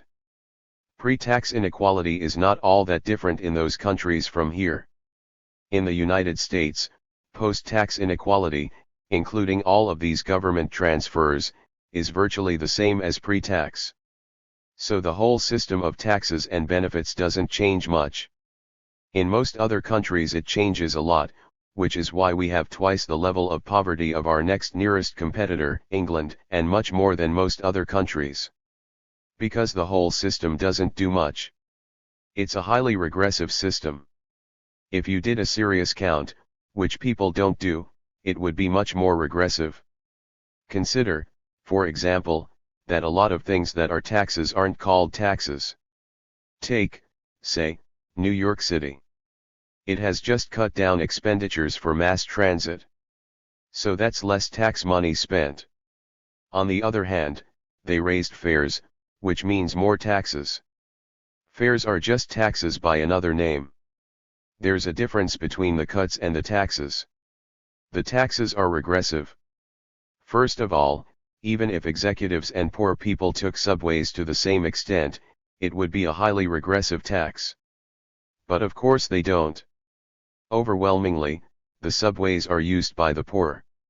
So this is a radically regressive tax, and it's really socking it to people who can't pay for it and enriching the people who don't have to. If you look more closely, it's even more dramatic. For example, the state administration has given what they call subsidies, a funny word for it, to public transportation, which means people's money is being used for themselves. But have a look at it. They've cut down quite significantly the subsidy that goes to mass public transportation, like subways and buses, and increased the amount that's going to commuter rail lines. Now they cut them both a little, but they cut the subways much more than the commuter rail lines. In fact, the costs, the last figures I saw, the state contribution to these was about 10-1 in favor of commuter rail lines. Who rides commuter rail lines? Executives living out in Westchester County and Long Island. Who rides subways? People living in Queens trying to get to Brooklyn, poor kids trying to get to school. That's taxes. If anybody were to take that stuff into account, you would see that the system is, in fact the system already is flat by economists' calculations, so to talk about a flat tax is a joke. That's just talking about making it more regressive. It's already more or less flat and has been, certainly, since the Reagan years. If you did a real calculation, it's not flat, because the real costs are imposed on the poor. Take, say, Boston. I live in the suburbs, which are mostly fairly wealthy people. You go a couple of miles from here and you get to the city, which is very poor people. I drove into Boston this morning. Who's paying for the fact that I can drive there? Who's keeping the roads up? Who's paying for the local cops? Who's paying for the services? Not the guys who live in my suburb. We just rip off the poor people. And every city works like that. It's designed in such a way that the poor pay off the rich by various techniques. DB, and who's paying for the cheapest gasoline in the world? That's right. DB, the Pentagon. Actually, you have to be a little careful. It's keeping the oil prices within a range. It doesn't want them to get too low or too high. Because if the prices get too low, it harms the big energy companies, which are mostly US-based, the ones that aren't British. And you don't want that to happen, because they're an important part of the wealthy sector. On the other hand, if it goes too high, it harms other sectors of the economy. So they're always looking for it to be in a certain band. If you look at policy over the years, it's been, not too high, not too low. DB, there's a group here in Boston, Share the Wealth. They've been doing a lot of research and reports on the tax code. They're reporting that in the 1950s corporations paid something like 40% of all the taxes that IRS collected. In the 1990s it's down to something like a quarter of that. That might be a piece of information that would be of interest to people. It's not just that. Take a look at state taxes and the rest. The tax code always was regressive. We never had much of a progressive tax. Take a look at work by real analysts like Joseph Peckman and others from years and years ago. They pointed out that if you calculate everything state taxes, sales taxes, the whole business, you get a rather flat tax. It's become much worse in the last couple of years. These are part of it. And it's getting worse. The programs that are currently on the table, which they call flat tax programs, a meaningless term because we already have a flat tax to tilt the scale even more sharply against the poor, also include things like a cutback on capital gains taxes. Capital gains happen to be about half the income for the top 1% of the population, then tailing off very, very sharply. That's saying, if you're in the top 1%, we're going to not even tax you for half your income, which is huge. All of these are complicated devices for ensuring that the poor, like 80% of the population, pay off the rich. You read stories, like the article you gave me the other day from the New Yorker by John Cassidy, about how all of this is the inexorable workings of the capitalist system. The market in its genius is having these unpleasant effects. That is simply nonsense. These are social policies. You could make the policies different. DB, he also says it's a mystery how people are becoming poorer. If you look at that article, there are some very interesting internal contradictions in it. He's very critical of all these things that are happening. Isn't it sad so many people are suffering, etc. He's good-hearted. But then there's the miracle of the market, the genius of the market, the mysteries. On the other hand, when he talks about the market, he only mentions 3 corporations, Hughes, Grumman, and McDonnell Douglas. He says that's the way the market is functioning. That's the way the market is functioning? These are state-subsidized corporations.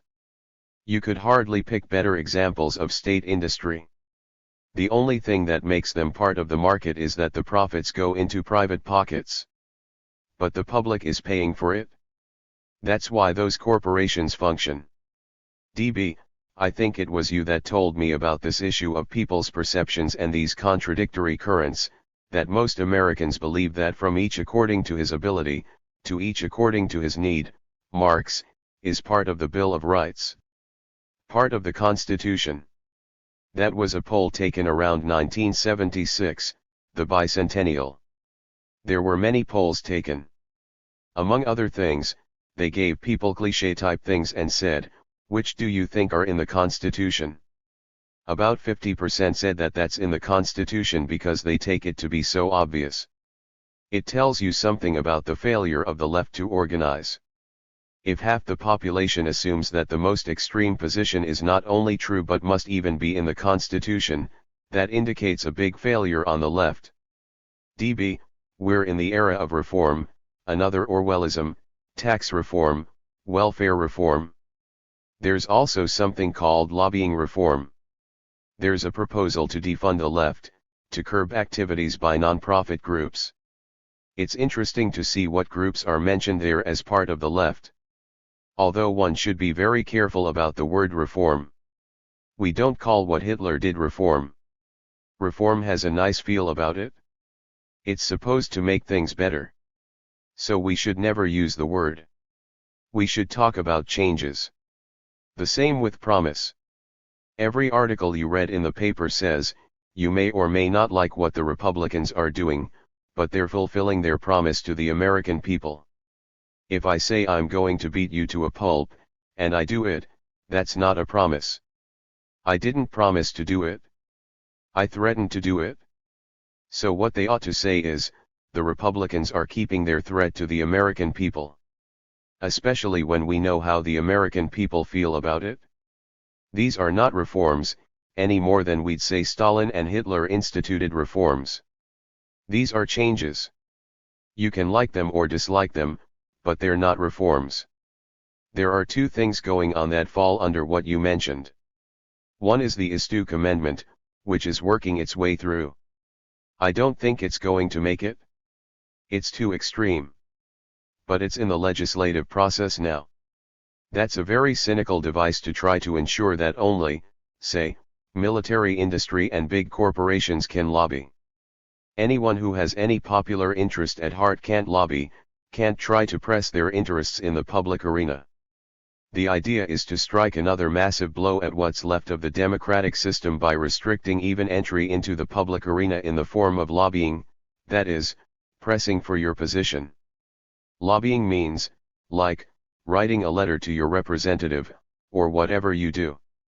Restricting even that only to people who get huge government handouts. The way it's done is trying various methods.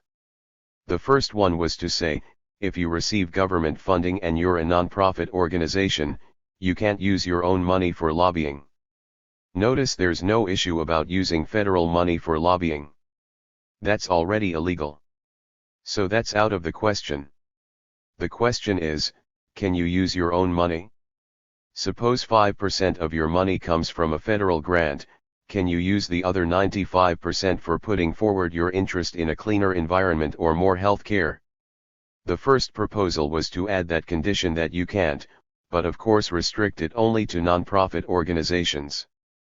Meaning if you're making profit, like these three exemplars of the capitalist system, Hughes, McDonnell Douglas, and Grumman, then you can continue to lobby at will because you're profit-making. That got a certain amount of flack. The later proposal, which may actually go through, is to require that non-profit organizations provide accounting of every penny they spend on every possible thing, which will wildly increase bureaucratic costs and drive most of them out of business. That's one aspect of it, the Istuk Amendment. The other aspect is this program of defunding the left, which is itself interesting. I think it was started by the Cato Institute. It's being pushed by Congress and was reported in the Wall Street Journal. That's very interesting. They quote the Heritage Foundation and Gingrich as to why we've got to start defunding the left, because it's unfair for the government to be involved in pushing these political agendas. Agenda is an interesting word. An agenda is something that people have who are trying to do bad things, like help poor people or clean up the environment. That's an agenda. It's not an agenda if you're trying to put more money in your pocket. So there are all these guys with agendas, and the government's funding them, and that's wrong, because why should we fund the left? Take a look at the list. The list was right there in the Wall Street Journal. The main organization on the left that they had to stop funding was Catholic Relief Services, a very left-wing organization. So why do they have to defund that part of the left? They explained that there are, in fact, priests and nuns, who, for free, are working in Head Start programs and helping poor people get heating for their homes. Those are left-wing agendas. They are helping people. And since priests and nuns are working on that, and sometimes they get a little bit of government money for it, you've got to defund them. That was the main organization. The second one was the American Association of Retired Persons, the AARP. That was the second left-wing organization. They explained why they had to defund that part of the left. The reason was that AARP was running a program to try to help elderly people who are poor to get jobs. That's a left-wing agenda, so they've got to stop that. Incidentally, the Wall Street Journal had another article in which they said that 1 out of 6 elderly people are suffering from hunger, many actually starving. But if you're trying to get them jobs, that's a left-wing program and we have to defund it. The next was some conservation organization. By their standards, anyone who has the slightest concern for human beings is on the left. Rather flattering, actually, and also intriguing that the mislabeled conservatives define themselves to include only people who would be regarded as pathologically insane by rational and certainly by authentic conservative standards. DB, even the American Heart Association, which they want to prevent from speaking out against the dangers of smoking and second-hand smoke. Meanwhile, Philip Morris and the heavily subsidized tobacco industry can lobby to its heart's content. On the Istook Amendment, and on the whole issue, one of the biggest supporters is the alcohol industry. They're pushing it very hard. They don't want people to be able to say, there is harm in alcohol, which in fact there is, much greater than hard drugs, though not as bad as tobacco. The biggest corporate funder by far for all of these guys, including last November, was Philip Morris, which is also one of the biggest killers, so they need the protection. In fact, the agenda, if I can borrow their word, is so clear, obvious, and dramatic that it takes a real genius to miss it. DB, let's talk a little bit more about the media and their impact. This summer there was a spate of mega mergers in the media. Disney took over Cap Cities/ABC. Westinghouse took over CBS. Time Warner took over Turner. What is your assessment of these mergers? First of all, remember they're part of something much more general. There's a merger wave now which has no precedent. Even in the peak of the Reagan years it wasn't like this. And there's a move toward what the business press is calling megacorporations. Which means radically increasing the tyrannical, totalitarian structure of the global and domestic economies. These are of course tyrannies and totalitarian institutions. Nobody should have any doubt about that. As they get more powerful and integrated, they constitute in that alone a big attack on democracy and a big attack on markets, because as they dominate interactions that means internal to these totalitarian structures these huge command economies go way beyond anything people called, ludicrously, socialist. The media mergers are one piece of that. The big story is the increasing concentration of tyrannical power in private, unaccountable hands, which is far more important than what's happening in the media. As to the media, what will the effect of this be? I have always been a bit of a skeptic about this. I didn't really pay a lot of attention to it. I don't think it matters a lot if, say, in Boston there are 2 or 3 corporate newspapers or 1 corporate newspaper. There's some difference, but not a huge difference.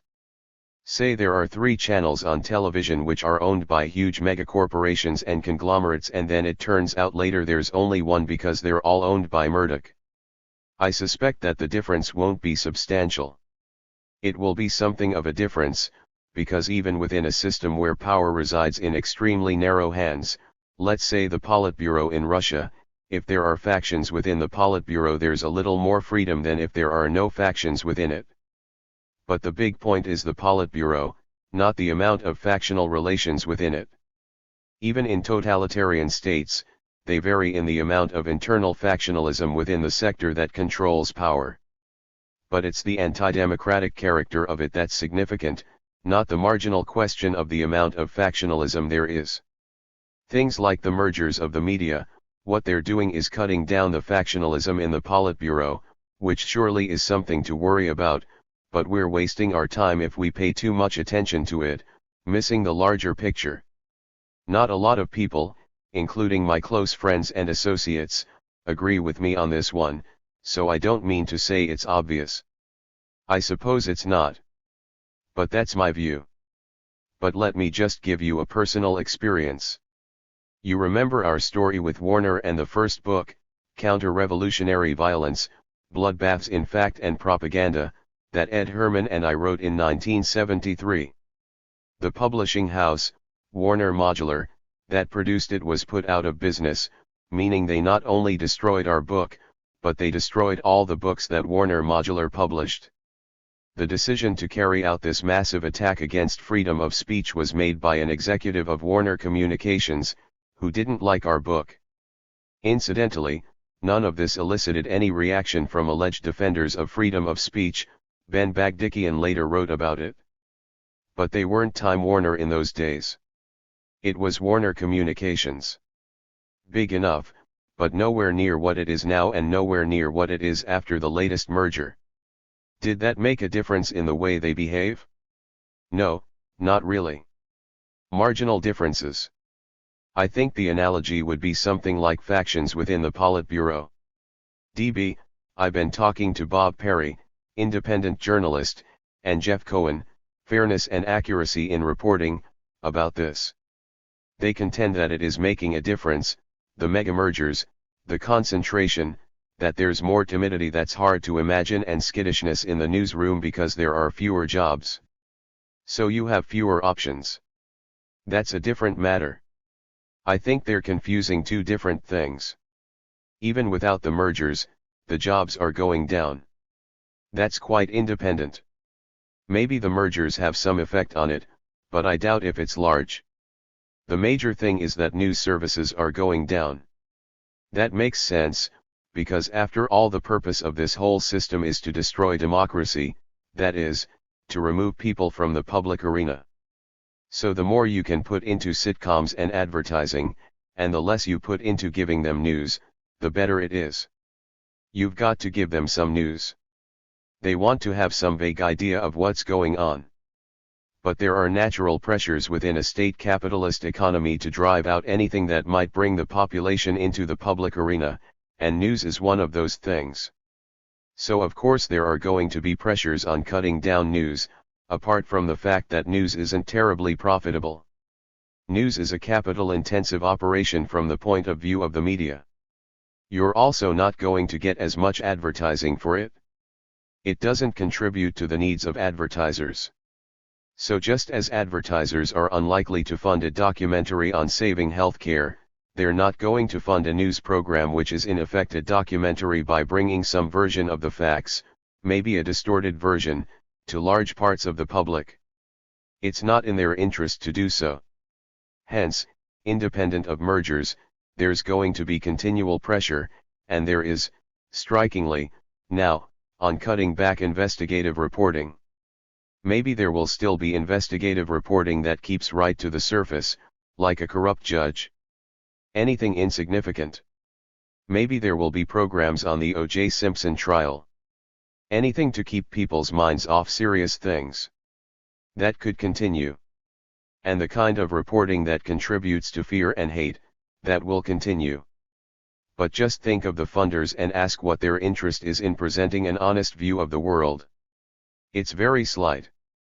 That's true whether there are mergers or not. So it may be that there's an effect, but I suspect it's a marginal effect.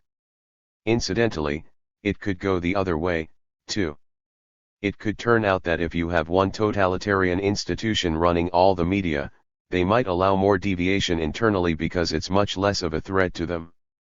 I don't say that would happen, but it could. Let me give you an example. I was recently in Australia, which is quite different from here. I was on Australian Broadcasting Corporation, their version of the BBC, talking about the Timor Gap Treaty. It's a big issue in Australia. Australia was coming to the World Court, being charged with a violation of international law. I had a half-hour interview and was very critical of the Australian position. That's Australia, not the United States. I couldn't imagine it happening here. It was on Australian World Services being beamed into Indonesia through the Murdoch satellite, no less. DB, Jeff Cohen and others have commented on the surge in right-wing media, radio talk shows specifically. Rupert Murdoch has just funded The Standard, a new weekly right-wing journal. There's USA Today and on and on. You don't detect that? Sure. There's been a big rise in this. It's always going on, but there's an acceleration since the early 1970s. There are two things that happened. One is that the 60s frightened a lot of people, including the liberals. Terribly frightened. There was this crisis of democracy. People were getting involved in the public arena. We've got to drive them back to their preferred apathy and ignorance. So that's across the spectrum, liberal to conservative.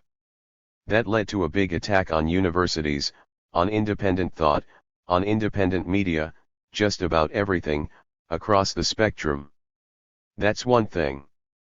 The second factor was that very substantial new weapons were coming into the hands of private power around that time.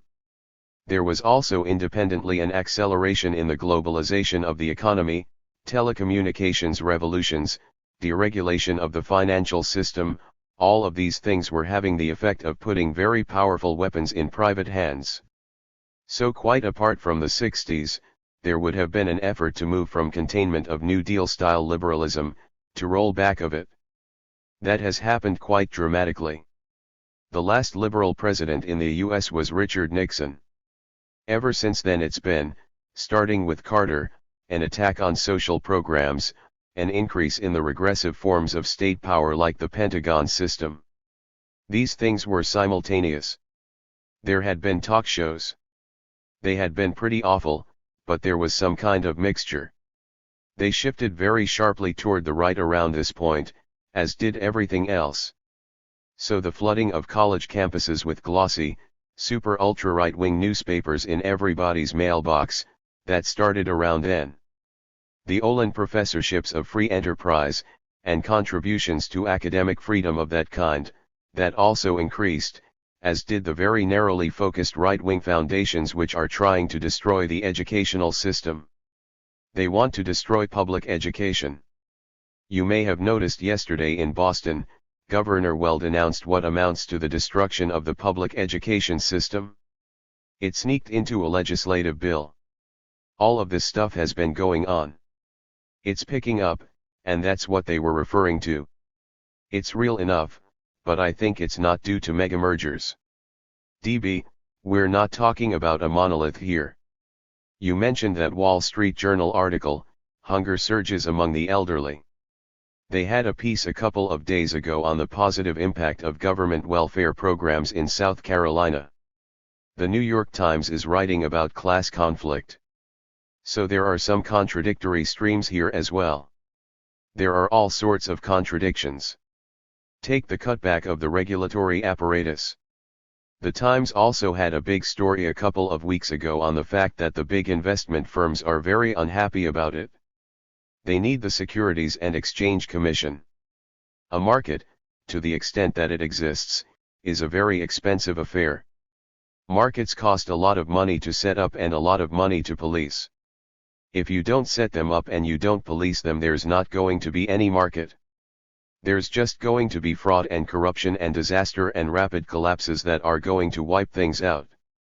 So the big guys, the big investment firms and financial institutions and banks, rely on the SEC as government intervention to protect the functioning of markets to the extent that they exist, which is a limited but not zero extent. And the attack on these commissions is something they're not at all happy about. The same is true of the Commerce Department. The Commerce Department is now under attack by the Republican freshmen. But big business wants it. It just puts money into their pockets. The Commerce Department is one of the welfare systems for the rich, and they don't want that to disappear. The same is true on environmental issues. If you notice, this whole Republican freshman attack was going right after environmental issues. But they're being beaten back on that one, to a large extent because big corporations who can think 5 years ahead realize that they would like to have a world 5 years from now in which they can make profits, not only today. The same with the FDA. The pharmaceutical corporations came out against dismantling the Food and Drug Administration. They'd maybe like it cut back, but they don't want to dismantle it. They are smart enough to figure out that if there is no regulation and independent assessment, 5 years from now there will be some kind of thalidomide catastrophe or something like that, and they'll lose their international markets. And so it goes. There has always been a symbiotic relationship between big private capital and state power. They want to maintain it. If you look back over American business history, there is one rather systematic split. Tom Ferguson has done some very interesting work on that, as have others.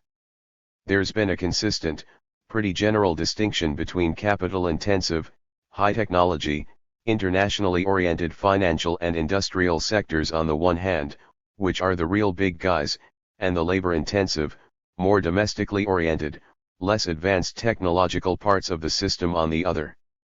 That's what's called small business here, but it's not small by any means.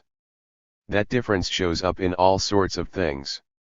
So you find it in the lobbying system, the business council, and more recently the business roundtable. That represents the big guys. They want a strong government. A lot of them in various forms even support New Deal measures. They instituted some of the New Deal measures. They were in favor of what they sometimes call welfare capitalism. They don't mean by that money that goes into their pockets. What they mean is keeping a decent life for the working class, benefits for your workers. Which doesn't cost them a lot. They are capital intensive, not labor intensive. They understand the point of a smoothly functioning society. On the other hand, take the Chambers of Commerce, the National Association of Manufacturers, who typically represented the other sector. They have quite different policies on many issues. One of the things that's happening in Washington right now is an unusual shift of power toward the so-called small business side. The big business people are perfectly happy about it, as long as it keeps enriching them, which it's doing. But they're looking at it with a wary eye. The Gingrich Republicans talk a kind of populist line. They even talk an anti-corporate line. Of course, they do nothing about it. If they ever start doing something about it, it will be interesting to watch the hammer fall. I don't think they're going to last very long. As long as they talk their populist line but pour money into the pockets of the rich, they can talk their line if they like. But when a conflict really develops, I think they will be quietly sent on their way. DB, you've always commented that you weren't too concerned if these guys like let's take these Republican shock troops, as they're called, were the standard type of politician, skimming off the top, corrupt, etc., that you would be concerned if they were different. Do you think they are different? I think they represent something different which is interesting and important. They represent a kind of proto-fascism. And that's dangerous. First of all, there's the religious fanaticism, which is a very dangerous thing. There's a cultural tone about them, which shows up all over the place, which has a very fascist character to it. All the things we've discussed reflect this. And there's a real sadism. They really want to go for the jugular. Anybody who doesn't meet their standards, which means, enrich myself tomorrow, anybody who doesn't meet that condition, they just want to kill, not just oppose, but destroy. They are quite willing. Cynics like Gingrich are extreme, but others are willing to try to engender fear and hatred against immigrants and poor people. They are very happy to do that. Their attitudes are extremely vicious. You can see it all over. Take the state of Alabama that has not only restored chain gangs, but chain gangs where they truck rocks in for people to smash up. That's real sadism. Also our governor, William Weld, who's supposed to be a moderate. He's one of the moderate Republicans, a nice guy type. Just last week every day in the newspapers there was another headline about forcing people out of homeless shelters if he didn't like the way they lived. Like some mother took off a day to take care of a mentally retarded child. Okay, out of the homeless shelter. He doesn't like that. He thinks she should work, not take care of her child. Some disabled veteran didn't want to move into a well-known drug den. Okay, out on the street. That's one day. Next day comes state welfare, social services, have to report to the INS if they think somebody may be an illegal immigrant. Then they get deported. Which means their child gets deported. Their child could well be an American citizen. So American citizens have to be deported, according to the governor, if he doesn't like the fact of the way their parents are here. The real point of it, and his purpose, is to ensure that these children will starve to death because it means their parents won't be able to go to get services. They won't be able to go to school. So really kick the kids in the face. That's the idea. It goes on like this, day after day. It was a series of these through the week, like written by Jonathan Swift.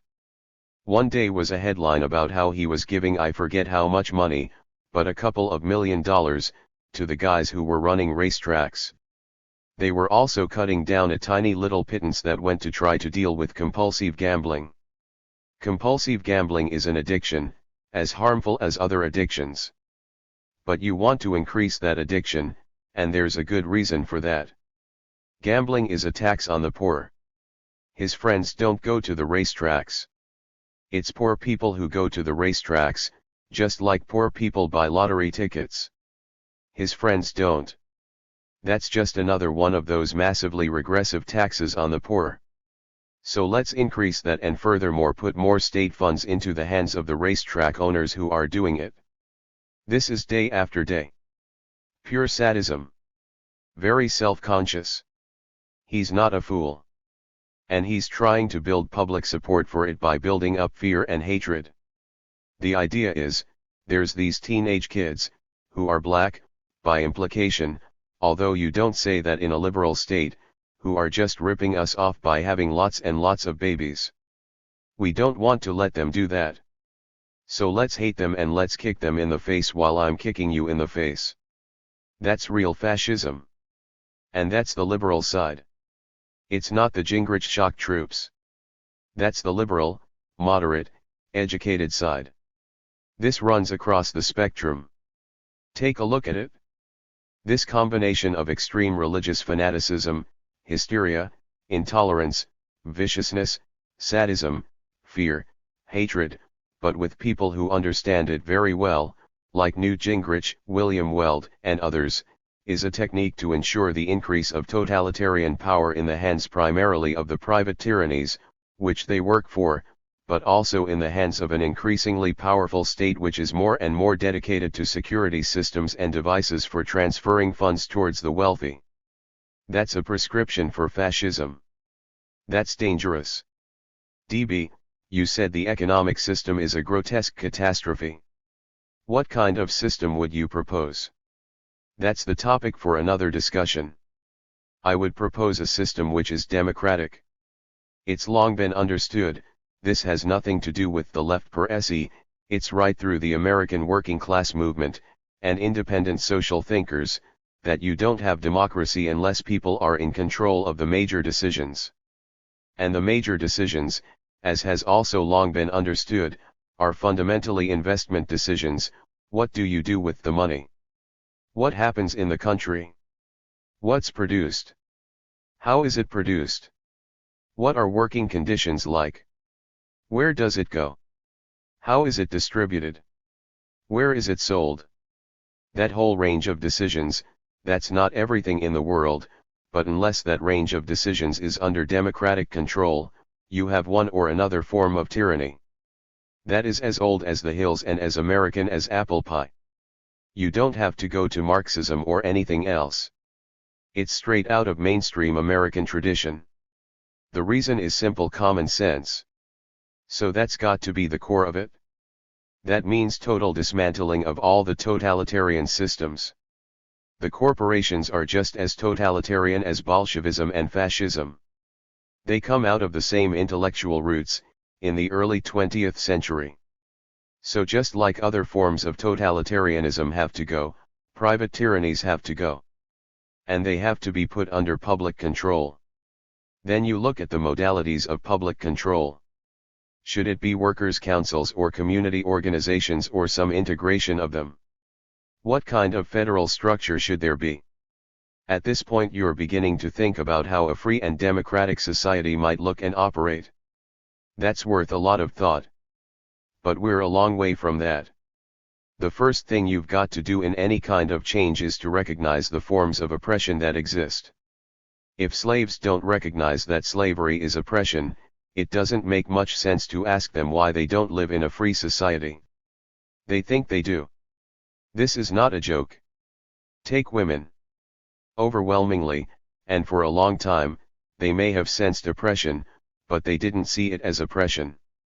They saw it as life.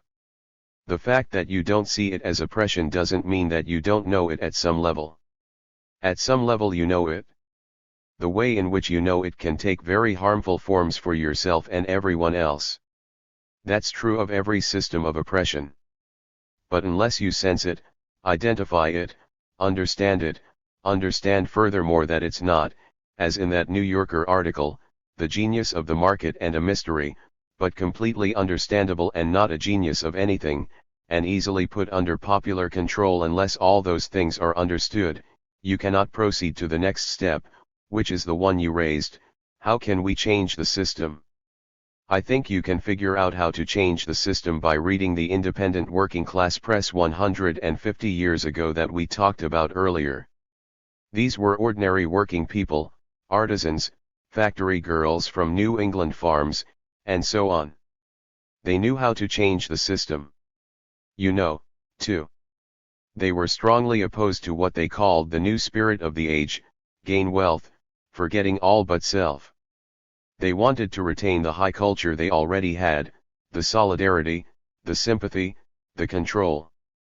They didn't want to be slaves. They thought that the Civil War was fought to end slavery, not to institute it.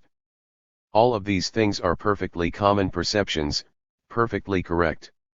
You can turn them into ways in which a much more free society can function. 6. Israel, rewarding the cop on the beat. January 6, 1996. DB, the French government is trying to impose its own version of class warfare on French workers. The response has been rather dramatic. There have been wide-scale demonstrations, effectively shutting down the country. What do you think of that? It's really not anything particularly special that the French government is doing. It's applying a version of neoliberal structural adjustment, which is rammed down the throats of the Third World. They have no choice. It's increasingly being applied in the industrial societies as well, the United States and Britain considerably in the lead, but in a globalized economy others are being dragged along in one way or another. The difference in France was primarily the response, not the programs. There remains a tradition of working-class solidarity and activism that surprised a lot of people, and that's what happened. I don't think it will basically have an effect. The manifestation of it was interesting and important and could be one of the many strands initiating other comparable reactions, which could have a mutually reinforcing character sooner or later. DB, were you surprised? Yes. It hasn't happened in other places where people have been hit much harder. DB, strikingly, it didn't happen in Decatur, Illinois, where just about at the same time this thing was going on in France the 18-month UAW strike at Caterpillar just collapsed. It did collapse, you're right. But it was interesting to see how most of the workforce voted against capitulating. The contract was a complete capitulation to Caterpillar. That's recognized on all sides. It was a rout, as the business press called it. The workers at the plant voted 80% against it. The union leadership decided to accept it, and may have been right. Their point is that the forces were so unequal that the chances of their holding out were very slim. But it's not comparable to France. There it was a matter of working-class solidarity. But working-class solidarity is actually illegal in the United States. We don't have things like general strikes or even secondary boycotts. They're excluded by law. The laws are designed to undermine the possibility of acting on general class interests or other general interests, which is quite unusual among industrial societies. Maybe unique, at least among the more democratic ones. In France this was a national issue. Hardly anyone here knew about the Decatur's situation. There was barely any coverage of anything that had been happening, except in the business press now and then or, let's say, the Chicago Tribune, the kind of papers that are business-oriented and nearby. But very few people knew anything about it. As you recall, when Decatur workers came to the Boston area to try to raise some support, they could barely get any people out to a meeting, which is very unusual. Almost anything gets a big crowd under comparable circumstances. So they were left alone, hanging on a limb. Caterpillar was in an extremely strong position. Like corporate America generally, it has made huge profits in recent years. It had, I think, about 40% or 50% profit growth in the last year. And they've used their profits for a very sensible business strategy. These are people who are fighting a bitter class war. They've used them to create excess capacity overseas so that, as they explain to the business press, they could undermine any workers' actions by simply using their other facilities, many overseas, to ensure that they maintain their market. Also, in the United States, again unusual, maybe unique among industrial societies, it's permitted to employ permanent replacement workers, which is worse than scabs, to destroy strikes. The United States has been cited for that by the International Labor Organization, but it continues. And a huge number of part-time workers, and so on. So Caterpillar was in a very strong position to carry out a very efficient class war in a successful effort to undermine some of the last remnants of American unionism. There was very little general solidarity, in part because there was simply no awareness. The thing was kept under wraps. Also because the options for common action have been very much undercut, in part simply by legal measures and in part by a huge onslaught of propaganda to just simply drive such ideas out of people's minds and leave them alone, facing awesome power by themselves. DB, one other thing about the Caterpillar strike in Decatur, there have been almost Stalinist-like restrictions on the returning workers. Not almost. The Wall Street Journal had an article which was headlined by saying that workers have gag rules imposed. The company will allow some workers to return, which is already pretty outlandish, but they are under a gag rule which requires that they say nothing about the strike. They say nothing critical of management. They don't wear t-shirts that have something that the company considers harmful to its reputation. It's straight Stalinist. It's not Stalinist-like. DB, let's move on that note of Stalin to Russia. Recent elections there indicate a revival of support for the Communist Party. Is that entirely unexpected? I don't quite interpret it that way. It's not just in Russia. It's all over Eastern Europe. The standard version, which is actually given in a New York Times report that I'm almost quoting, is that nostalgia for the past is increasing as it recedes further into the distance. I don't think there's any indication of nostalgia for the Stalinist dungeon. It's not that the past is receding. It's that the present is approaching, and the present happens to be Brazil and Mexico. However horrifying the Soviet socio-economic system might have been, the way people live in the comparable countries that we run are, for the most part, much worse. So for the large majority of the population of places like, say, Brazil, Guatemala, or Mexico, the conditions of Eastern Europe would have seemed very impressive indeed. Now what the people of Eastern Europe are seeing is that they are being returned to third world conditions, the conditions of countries that we've been running for a long, long time. And as that approaches, they don't like it. Just as if the population in our own domains had a choice, they wouldn't like it, either. And that's what I think one is seeing, not a kind of revival of love for the dungeon that has disappeared. DB, moving on to Haiti, there were elections there also very recently. Generally, U.S. commentary has been very critical of Jean-Bertrand Aristide and the Lavallée movement. It's actually mixed. First of all, it's important to recognize that certain critical facts are still kept very, very quiet. One is that there was no embargo, to speak of. To mention one striking example, public but still largely suppressed, the Bush and Clinton administrations authorized Texaco to ship oil illegally to the junta and its rich supporters. The second is that Aristide was allowed to return under very strict conditions, an extreme form of structural adjustment, exactly what the public voted against in the 1990 election that so scandalized U.S. power. He hasn't entirely been living up to them. Haiti is in a way like France.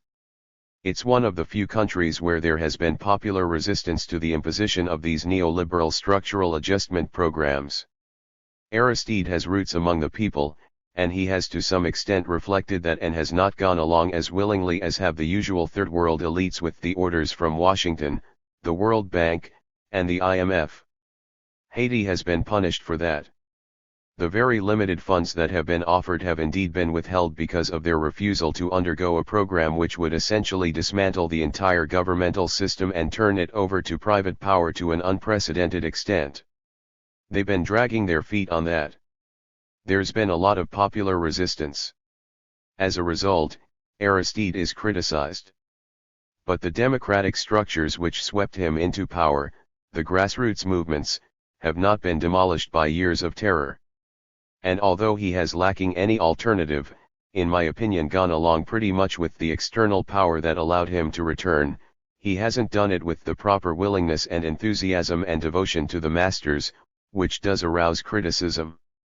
DB, do you know anything about the new president, René Préval? He's been close to Aristide and does reflect pretty much the same views. I think he has essentially the same base of support. DB, Haiti was an example of what is called humanitarian intervention. Somalia is another. Bosnia is also cited. Are there instances where you would support such actions? First of all, I suppose just about every military action in history has been described as humanitarian intervention. They may not have used that term, but some similar one. It's always with very noble purposes. And if you try to find genuine examples in history of authentic humanitarian intervention, you're going to find pretty slim pickings. On the other hand, I don't think you can give a general principle about when the use of military force is legitimate. It depends on what the alternatives are. So there are circumstances in which maybe that's the least bad of the available alternatives. You just have to look at things on a case-by-case basis. There are some general principles that one can adhere to, but they don't lead to specific conclusions for every conceivable case. DB, I know on Bosnia you received many requests for support of intervention to stop what people call genocide. Was it genocide? Genocide is a term that I myself don't use even in cases where it might well be appropriate. DB, why not? I just think the term is way overused. Hitler carried out genocide. That's true. It was in the case of the Nazis a determined and explicit effort to essentially wipe out populations that they wanted to disappear from the face of the earth. That's genocide. The Jews and the Gypsies were the primary victims. There were other cases where there has been mass killing. The highest per capita death rate in the world since the 1970s has been East Timor. In the late 1970s, it was by far in the lead. Nevertheless, I wouldn't call it genocide. I don't think it was a planned effort to wipe out the entire population, though it may well have killed off a quarter or so of the population. In the case of Bosnia, where the proportions killed are far less, it was horrifying, but it was certainly far less than that, whatever judgment one makes, even the more extreme judgments.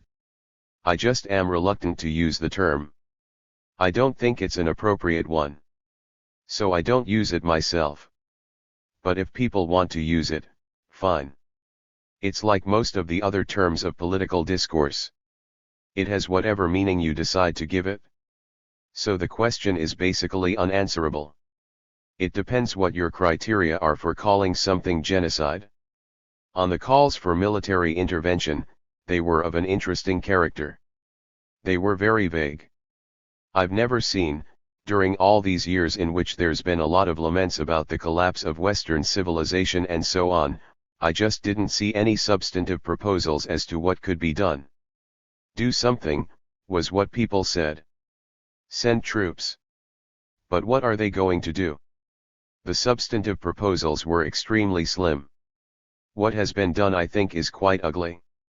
What has been done, and I think this has been in the works for a long time, is essentially leading to an effective partition of the region, the former Yugoslavia. Slovenia is out of it, but except for that, the rest of it into a greater Serbia and greater Croatia, with Bosnia pretty much partitioned. They may call it a state, but part of it will be part of Croatia and part of it will be part of Serbia. Greater Croatia is already pretty much a US client. The United States has been helping it arm and has been supporting it. And I think that the United States anticipates the same will be true of Greater Serbia, so if it works out that way it will place the United States in effective control of the former Yugoslavia, which is pretty much a return to the previous status quo. That region has considerable significance. From the US perspective it's always been regarded as part of the periphery of the Middle East, the whole system of protection and control over energy resources. It's also a kind of a base for entry into the restored Third World of Eastern Europe, where there are common interests among the major industrial powers, but there are also conflicts. So the United States has somewhat different ideas about how to exploit Eastern Europe from those of, say, France and Germany. The base in the Balkans places the United States in a position to implement its own power interests and economic interests. So a US takeover of that region, or, more accurately, a retakeover of the region, is not an unexpected goal of foreign policy.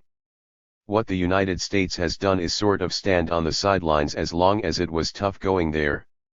When it looked as if a military balance had been established, primarily by US aid to Croatia and indirect aid to the Bosnian Muslims, which in fact the United States actually let Iran do a lot of, now that that balance was more or less set and it looked as though it would be possible simply to insert US forces to separate warring armies without too much threat or danger, and of course commitment to use massive force if anything goes wrong, then the United States sent in troops.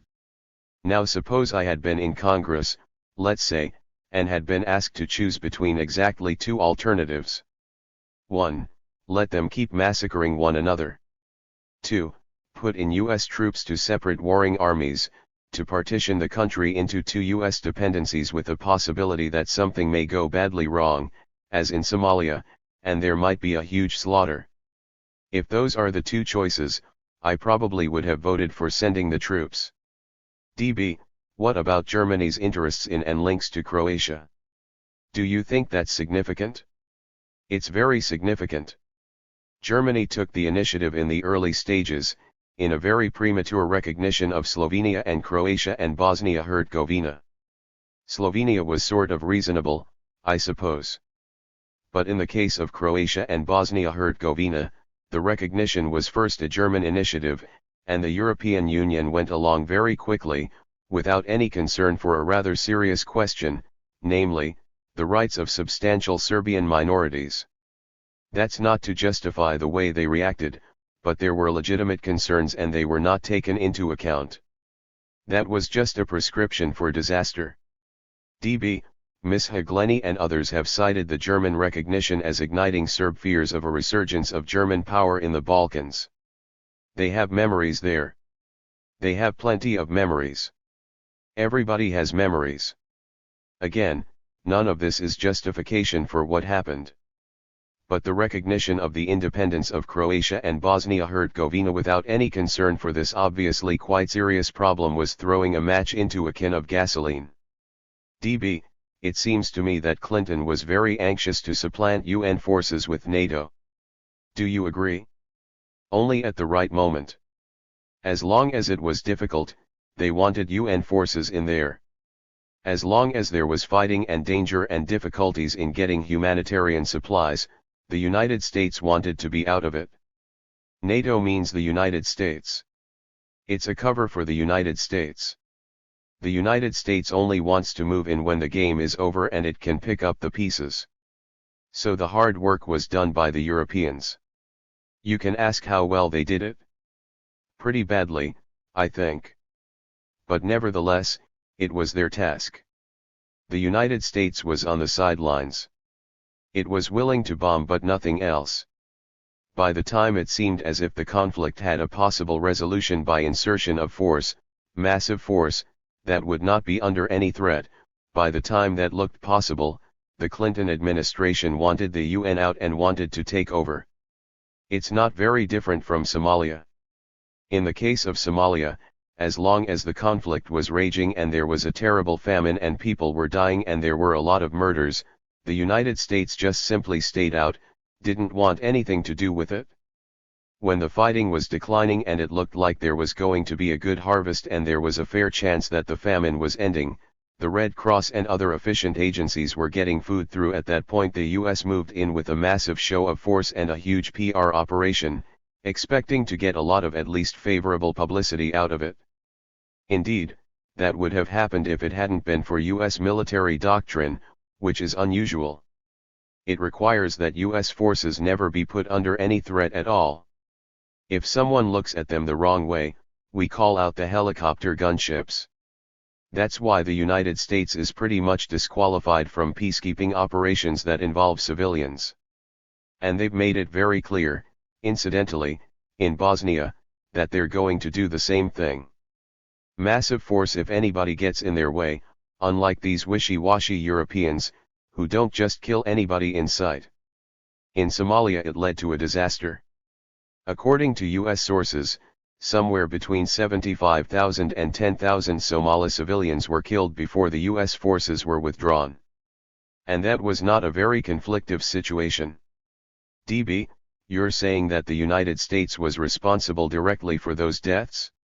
A good bit of it. Just violent overreaction to minor provocations, the kind of thing that other countries don't respond to. For example, at the same time that US forces went into Bosnia, with huge coverage and front-page stories, if you really looked into the back pages and the small items, you might discover that at that very same time, Norwegian peacekeeping forces in southern Lebanon were attacked by Israeli tanks and several were severely wounded and hospitalized. We don't have the rest of the story because it wasn't reported. If anything like that happened to United States forces, even anything far less than that, there would have been a massive military response. DB, can't also the United States point to these kinds of interventions as a justification for continued massive military spending? Sure. It's used for that, in fact. The Somalia intervention was pretty openly described that way. Colin Powell and others put it in pretty much those terms, pointing out that the Pentagon budget was in trouble and they needed some good public relations. DB, let's turn now to focus on the Middle East. It is received wisdom that the September 1995 Oslo Accord has pretty much settled the Israeli-Palestinian question. Typical headlines were, Israel agrees to quit West Bank. At the White House, symbols of a day of awe. The undeniable reality, the Palestinians are on their way to an independent state, the Jews are bidding farewell to portions of the Holy Land to which they have historically felt most linked, and on and on. You take exception to those views. Not entirely. I think some of it is correct. It is a day of awe. It was a tremendous victory for the rule of force in international affairs, a very impressive one, and an extraordinary doctrinal victory as well. Maybe that should inspire awe. It's possible that it may resolve the conflict pretty much the way that the great powers have been doing in Bosnia may resolve that conflict by partitioning it. There are ways to resolve things. The problem of the Native Americans was resolved. They're not around anymore. So the problem was resolved. The Israel-Palestine problem may be resolved in the same fashion. Certainly the Oslo agreements are a long step toward it. On the other hand, the factual descriptions are just farcical. Israel didn't quit the West Bank. It indicated no intention of quitting the West Bank. In fact, it made very clear its intention, and its intention means Washington's intention, because otherwise it doesn't happen. So Washington made clear with its Israeli client that it would not quit the West Bank. On and on the rest of the story is just the most outlandish fabrication. Just simply look at the bare facts. This agreement didn't deal with the Gaza Strip, where Israel retains the roughly 30% it wanted. and in fact in its recent budget it has just assigned that part of the Gaza Strip to Israel itself. It places it under the budget for the Negev. That cuts off the areas assigned to Palestinian administration from any access to the Arab world. In the West Bank, which was covered by the Oslo Agreement of September 28, they divided it into 4 areas. One area is total Israeli control. That's 70%. Another area is given to Palestinian administration, the municipal areas of a half-dozen cities. That's 2%. The remainder, roughly 28%, consists of about 100 isolated sectors within the Israeli 70% which are given local autonomy under overall Israeli control. There's a 4th region, that's Jerusalem, which Israel has already annexed. Jerusalem means Greater Jerusalem, a big, expanding area, a substantial part of the West Bank. It's kind of intriguing that if you look at the maps, not only in Israel but in the New York Times, they simply assign that area to Israel. So the New York Times map colors it the same color as Israel. The West Bank is everything but that. So that region, though theoretically up for negotiation, has already been assigned to Israel by itself and the US government and the New York Times. So those are the 4 areas. To talk about Israel withdrawing from the West Bank under those conditions is ridiculous. It becomes even more absurd when you look at the further conditions. Israel retains veto power over any legislation passed by Palestinians anywhere in any of the areas where they have a degree of local autonomy. The Palestinian authorities are required, and agreed, to accept the legality of Israeli rights in the West Bank and Israeli sovereignty over what Israel will determine to be state lands or absentee lands. Those are pretty loose categories, but they will amount to essentially what Israel feels like keeping. That, incidentally, totally undermines UN 242, completely dismantles it, the basic diplomatic framework, which called for withdrawal from the territories. And it completely rescinds the decisions of the Security Council and of just about every government in the world that the settlements are illegal and that Israel has no sovereign rights in the territories. That's all rescinded. The Palestinian Authority agrees to accept that Israel does have sovereign rights there and what it does is legal and legitimate. There was great talk about the amazing transformation in Yitzhak Rabin. He was willing to concede. Israel was willing to make a historic compromise. Simply compare what they took in Oslo II with what they had been calling for at the peak period of refusal to have any dealings whatsoever with the Palestinians or to recognize any of their rights. So in 1988, for example, when the United States and Israel were refusing any dealings with the Palestinians, any recognition of Palestinian rights, an extreme point of rejectionism, at that point Yitzhak Rabin was defense minister, and he called for keeping 40% of the West Bank and Gaza. They didn't want the rest. That's the traditional position. Now they've got between 70% and 98%, depending on how you estimate it. About twice as much as what they had asked for at their most extreme position. I don't think they're going to keep that much. It would be crazy. In subsequent imposed agreements, I presume that they'll reduce their own integration of the territories to what they've always wanted. Meanwhile, it's not just words. It's also actions on the ground. So the new budget, which was just passed by the Knesset, the parliament, in late November, after Oslo II and after the Rabin assassination, calls for tens of millions of dollars for new settlements in the West Bank, the Gaza Strip, and the Golan Heights, funded as usual by the American taxpayer in one or another fashion. It offers even inducements for new settlers. This includes, just to show how extreme it is, there are new settlers who go to the Gaza Strip, which is a very arid area where people don't have drinking water. They will be given special subsidies for fish ponds in the new budget. That's typical. Meanwhile, Israel's military budget is going up, but mostly for the construction of what they call bypass roads, a big network of infrastructure roads that will enable Jewish settlers on the West Bank to travel freely without even seeing scattered Arab villages which are isolated from one another and will disappear somehow. It also cantonizes the region, breaks it into separate areas. So whatever local autonomy is granted won't have any larger significance. DB, in a Z magazine article you make an analogy with the Oslo Accords and New York State ceding authority over certain areas. What was that? It's kind of as if the New York State authorities decided to cede control of the South Bronx and the slums of Buffalo to local authorities, meanwhile taking the wealthy urban areas, the useful land, the resources, the commercial and financial centers, in fact, anything they wanted. They'd be delighted to do that if they could. DB, how do the Oslo Accords treat the question of Palestinian refugees, right of return, and/or compensation? That's simply gone.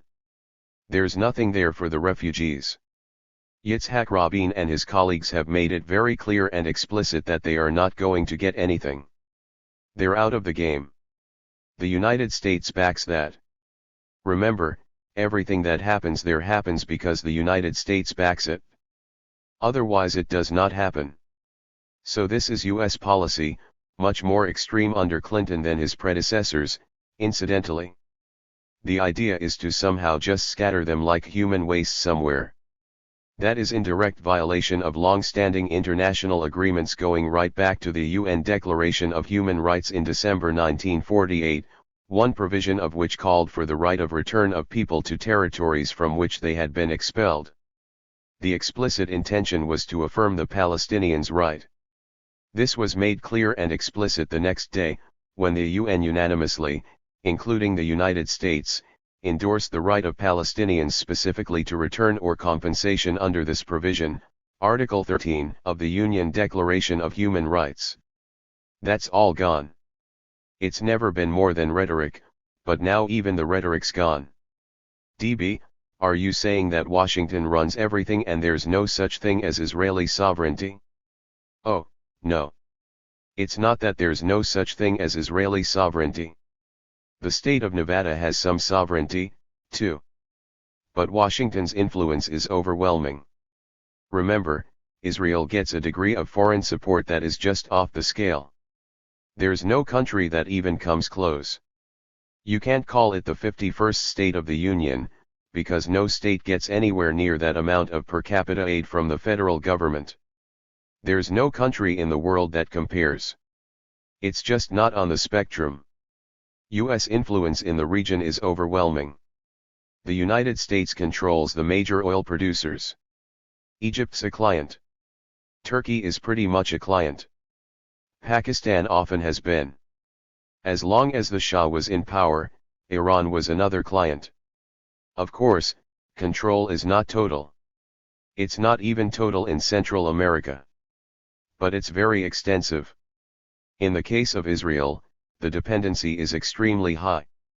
DB, in that same Z article, you say that the United States gives $3 billion annually to Israel, perhaps twice that if we add other devices. What are those devices, and how does Israel command that level of US aid? There's a whole range of devices which have been looked into in some detail by people like Donald Neff and others, who have arrived at the $6 billion figure. They include loans that are turned into grants, delaying payment, all sorts of financial trickery, handover of technology. There's a whole mass of devices. I think that Neff's rough estimate of about $6 billion probably isn't too far from the mark. The $3 billion alone is unprecedented. How does Israel get that degree of aid? There's debate over that. There have basically been two positions. This is independent of whether you support or oppose it. People, whatever position they take on that, have divided over two factors. One is the domestic lobby. The second is the strategic role that Israel plays in U.S. general global policy. My own view is that it's the second factor that's largely responsible for this. DB, the one you called the local cop on the beat? It's not I who called it that. I'm borrowing the term from Richard Nixon's Secretary of Defense. DB, Melvin Laird. While police headquarters remain in Washington. That's my term. So his words were, we need local cops on the beat. I just added a little gloss, and police headquarters remain in Washington. DB, whether it's the $3 billion official figure or the $6 billion one, that's an awfully high salary to pay for a cop. The United States gets a lot out of it. Take that $3 billion. A lot of it is military aid. What's military aid? Military aid is payment by the U.S. taxpayer to U.S. corporations. That's money that doesn't move out of U.S. banks. Incidentally, that's true of a lot of foreign aid. You want to maintain the high-tech sector of the U.S. economy. The way we do that is under a military cover. One way of doing it is producing and exporting high-technology waste. That's the majority of the $3 billion. Then there's plenty more that's involved. There are mutual operations in technology development. There's intelligence sharing. Israel has been a mercenary state. For example, when Congress imposed human rights constraints on the Carter and Reagan administrations and wouldn't let them participate directly in the ongoing slaughters in Guatemala, they could turn to Israel for help. Not just Israel, also Taiwan, Britain, Argentine neo-Nazis. The United States is a big boy on the block. It has big terror networks. But Israel has been a big part of this in Africa, Latin America, Asia, and elsewhere. But its primary role is as a crucial part of the system of support of the family dictatorships that the British used to call the Arab facade that manages the energy resources and ensures that the profits flow to the West.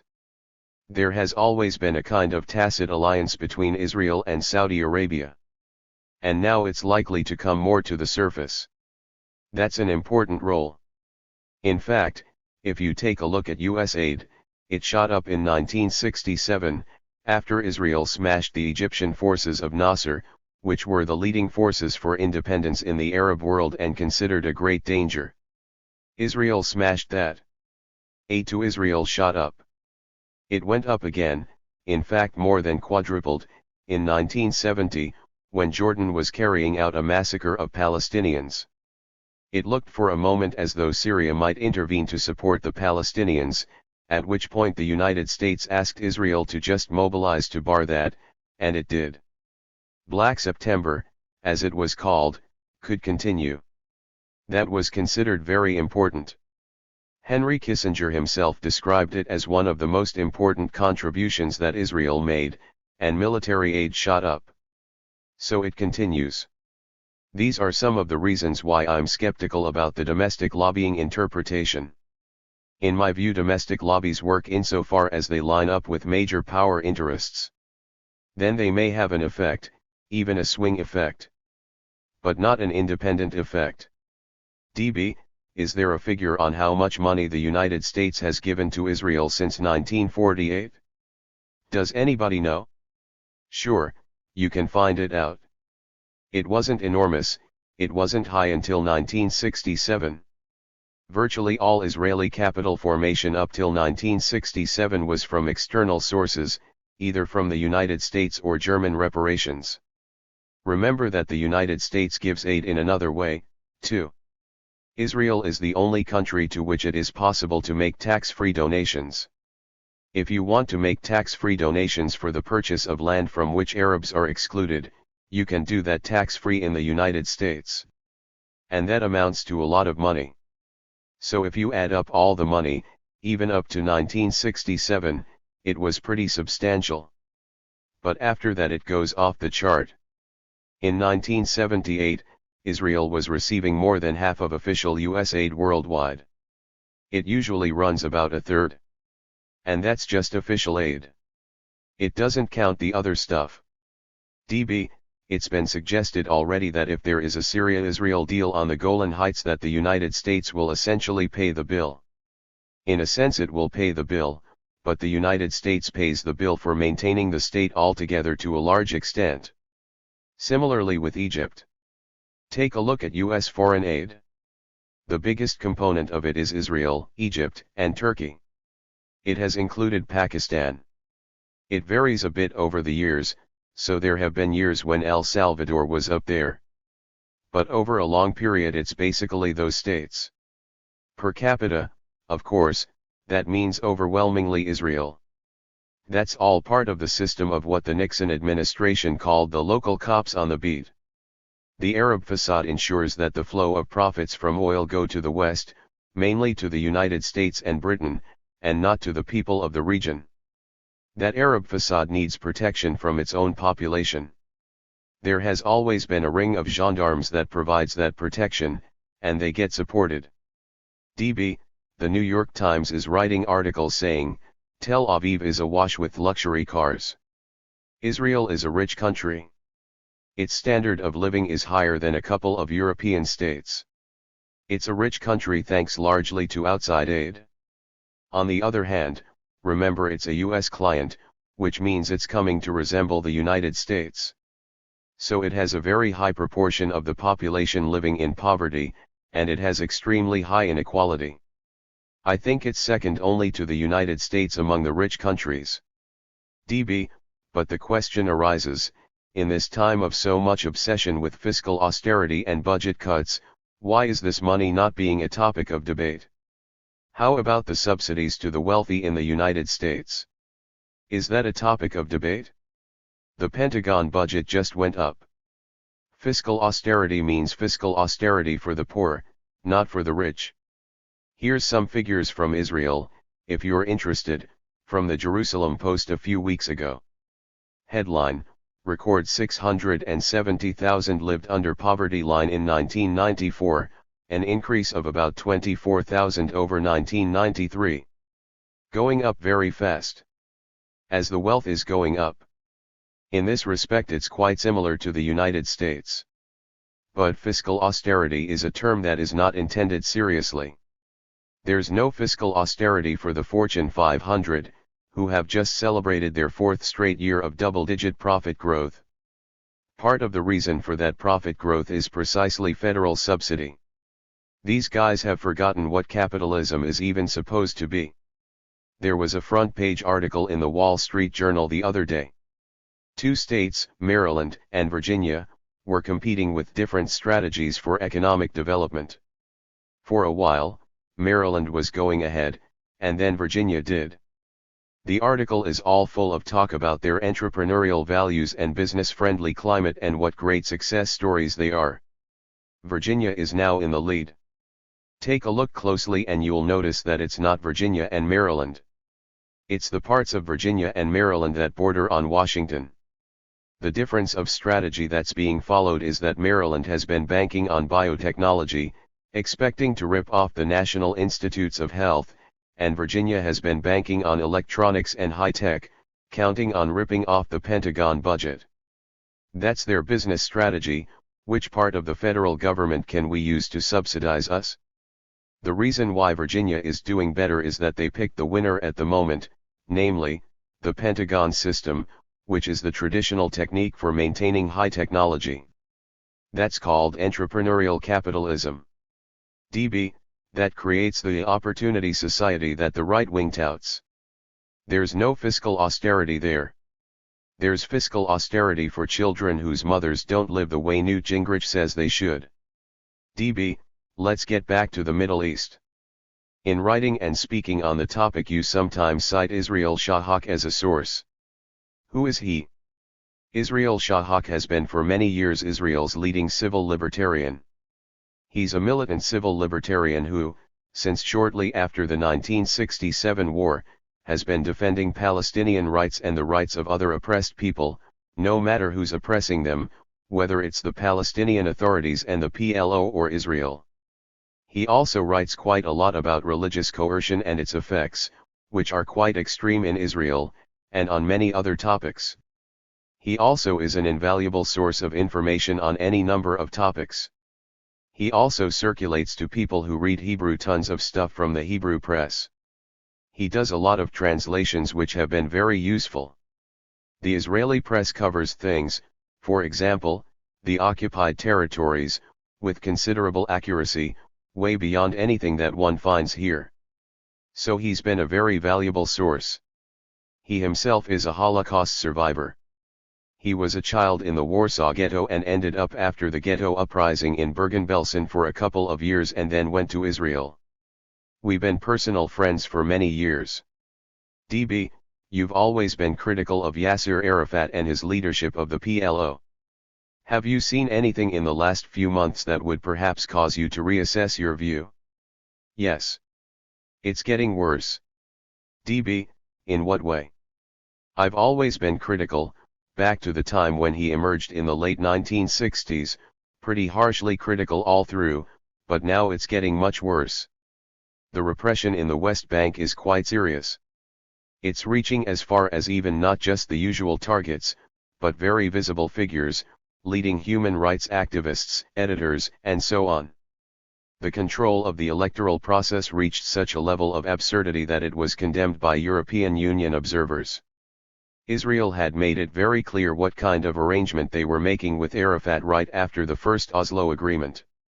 Yitzhak Rabin, who was prime minister, this is now September 1993, the great breakthrough, was explaining it to his party, the Israeli Labour Party, or maybe it was to the parliament. He pointed out that it would be a good idea to have Arafat's forces carry out local administration, that is, run the local population, instead of the Israeli military, because then there won't be any complaints to the High Court or protests to human rights organizations or mothers and fathers and bleeding hearts. In other words, they can do a good job. Israel in fact is shifting to the traditional form of colonial control, at last. When the British ran India, or white South Africans and Rhodesians ran their countries, they tried not to use their own troops. They overwhelmingly used local mercenaries. The United States does the same in Central America. We try to use the security forces. If it's necessary, U.S. troops go in, but local mercenaries called state security forces or paramilitary forces are much more efficient, for exactly the reasons that Rabin said. That's the role that the Palestinian Authority is supposed to play. And if Arafat doesn't play it, he's not going to last long. That's the deal he made with Israel. In return, they will be treated very well, like third world elites generally. DB, it's interesting to contrast US aid to Israel and US generosity to the Palestinians, for example. The United States is committed to providing $500 million over 5 years. That's $100 million a year. It's not much money. It's virtually nothing. A couple of days ago I got a letter from an Israeli friend, a professor at Ben Gurion University who runs the Israeli Human Rights Group for Gaza. He travels there. He told me there's terrible poverty and this and that. There's some construction and development going on, and no sign of any US money. What money there is from the European Union or some other source. DB, early this morning I was looking at your 1974 book Peace in the Middle East. It had a question mark at the end. You were part of a group that had a vision of a binational state in Palestine. It seems that events have gone in a diametrically opposite direction. Is there any chance to revive that dream? Yes. In fact, I think that's the only plausible outcome at this point. I was always pretty skeptical, as you recall, both in that book and later, about the two-state settlement ideas that were being proposed. They were, in fact, the international consensus for quite a few years. It never seemed to me very reasonable. Maybe some kind of federal arrangement or something. But at this point, the issue of two states is dead. There is not going to be any meaningful Palestinian state. It's over. In fact, there will be no full Israeli withdrawal as required by the international diplomatic framework that the United States helped to craft, then completely undermined. That's pretty clear. What is being instituted is a kind of an apartheid system, as has been pointed out by Israeli commentators, meaning something like the system that South Africa imposed in the 1950s, even with Bantustans, which they'll call maybe a Palestinian state.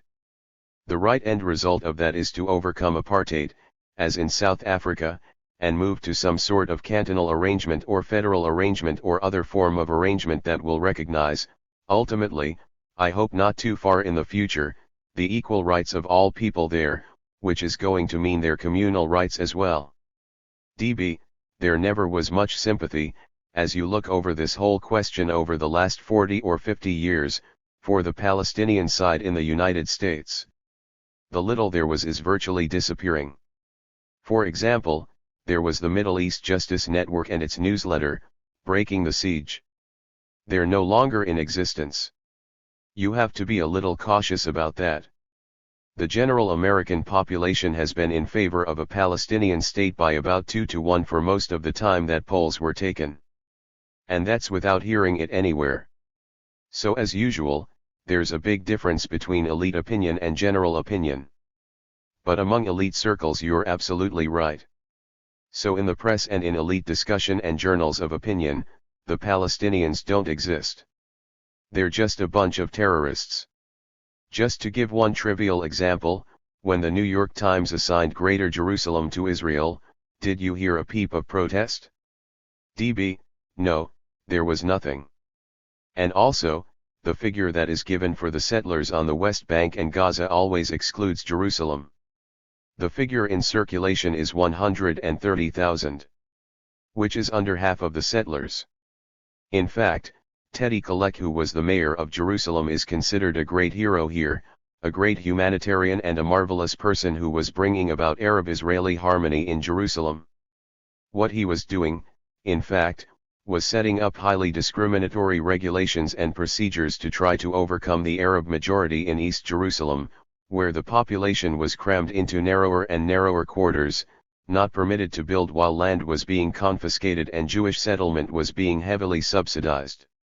He was very clear about it.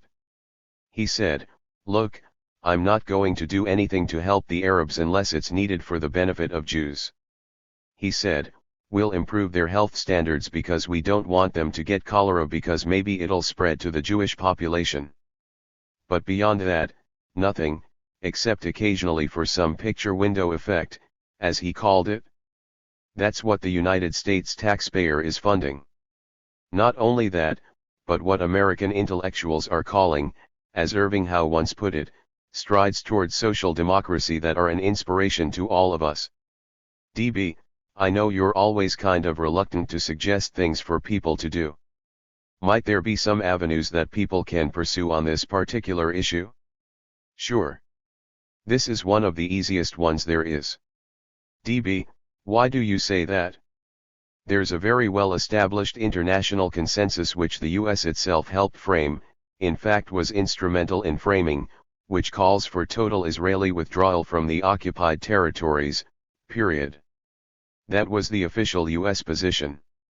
The United States framed it. That could be reconstituted. It happened to collapse in the government under Kissinger's influence in 1971, but it's not an option because people aren't aware of it. Nor does there have to be any support whatsoever for aid policies that go toward carrying out what I just described in Jerusalem. What's called aid to Israel is a funny kind of aid. It's the kind of aid that's driving more and more people under the poverty line. It's aid in the usual sense, aid to some sectors, harming other sectors. That doesn't have to happen. Countries should receive aid. I don't think rich countries should have the priority for aid, but if they do, it doesn't have to be the kind that leads to a record number of people under the poverty line, going up higher than any rich country outside the United States. It doesn't have to be that kind of aid any more than we have to have that social policy here. There's plenty that Americans can do, especially in this area, where the US influence and power is so decisive. But of course, as usual, it requires first escaping from the tentacles of our propaganda system, which in this particular case is really awesome in its power. DB, what's ahead for you? I know you have a trip coming up to India. I'm leaving in a couple of days. DB, what are you going to be doing there? The usual thing. It's initially political talks organized by an Institute of Economics in Delhi and extending around Delhi to Calcutta, Hyderabad, and Trivandrum. It's mostly political talks, some on linguistics and other topics. DB, you were last in India 20 years ago? More than that. In 1972, I was there to give the Nehru Memorial Lectures. DB, it will be interesting to talk to you about your impressions of India when you come back. I'm afraid when I look at my schedule my impressions are mostly going to be of airports and the insides of lecture halls. DB, we started the series of interviews with you sort of contemplating winding down things at MIT and your teaching career there. Any further thoughts on that? No, not really. I have no definite plans. I forget what we talked about, that was a long time ago. It's very uncertain. DB, but you want to keep your rigorous schedule of talks and incessant requests for interviews like this one at the current level? Want is a funny word for it. DB, is there much choice, with the level of demand? Not only that, but just a feeling that I'm not doing what I should. DB, if you had your druthers, what would you rather be doing? It gets pretty wearing, but what I should be doing is way more of this kind of thing. DB, thanks a lot. Bon voyage.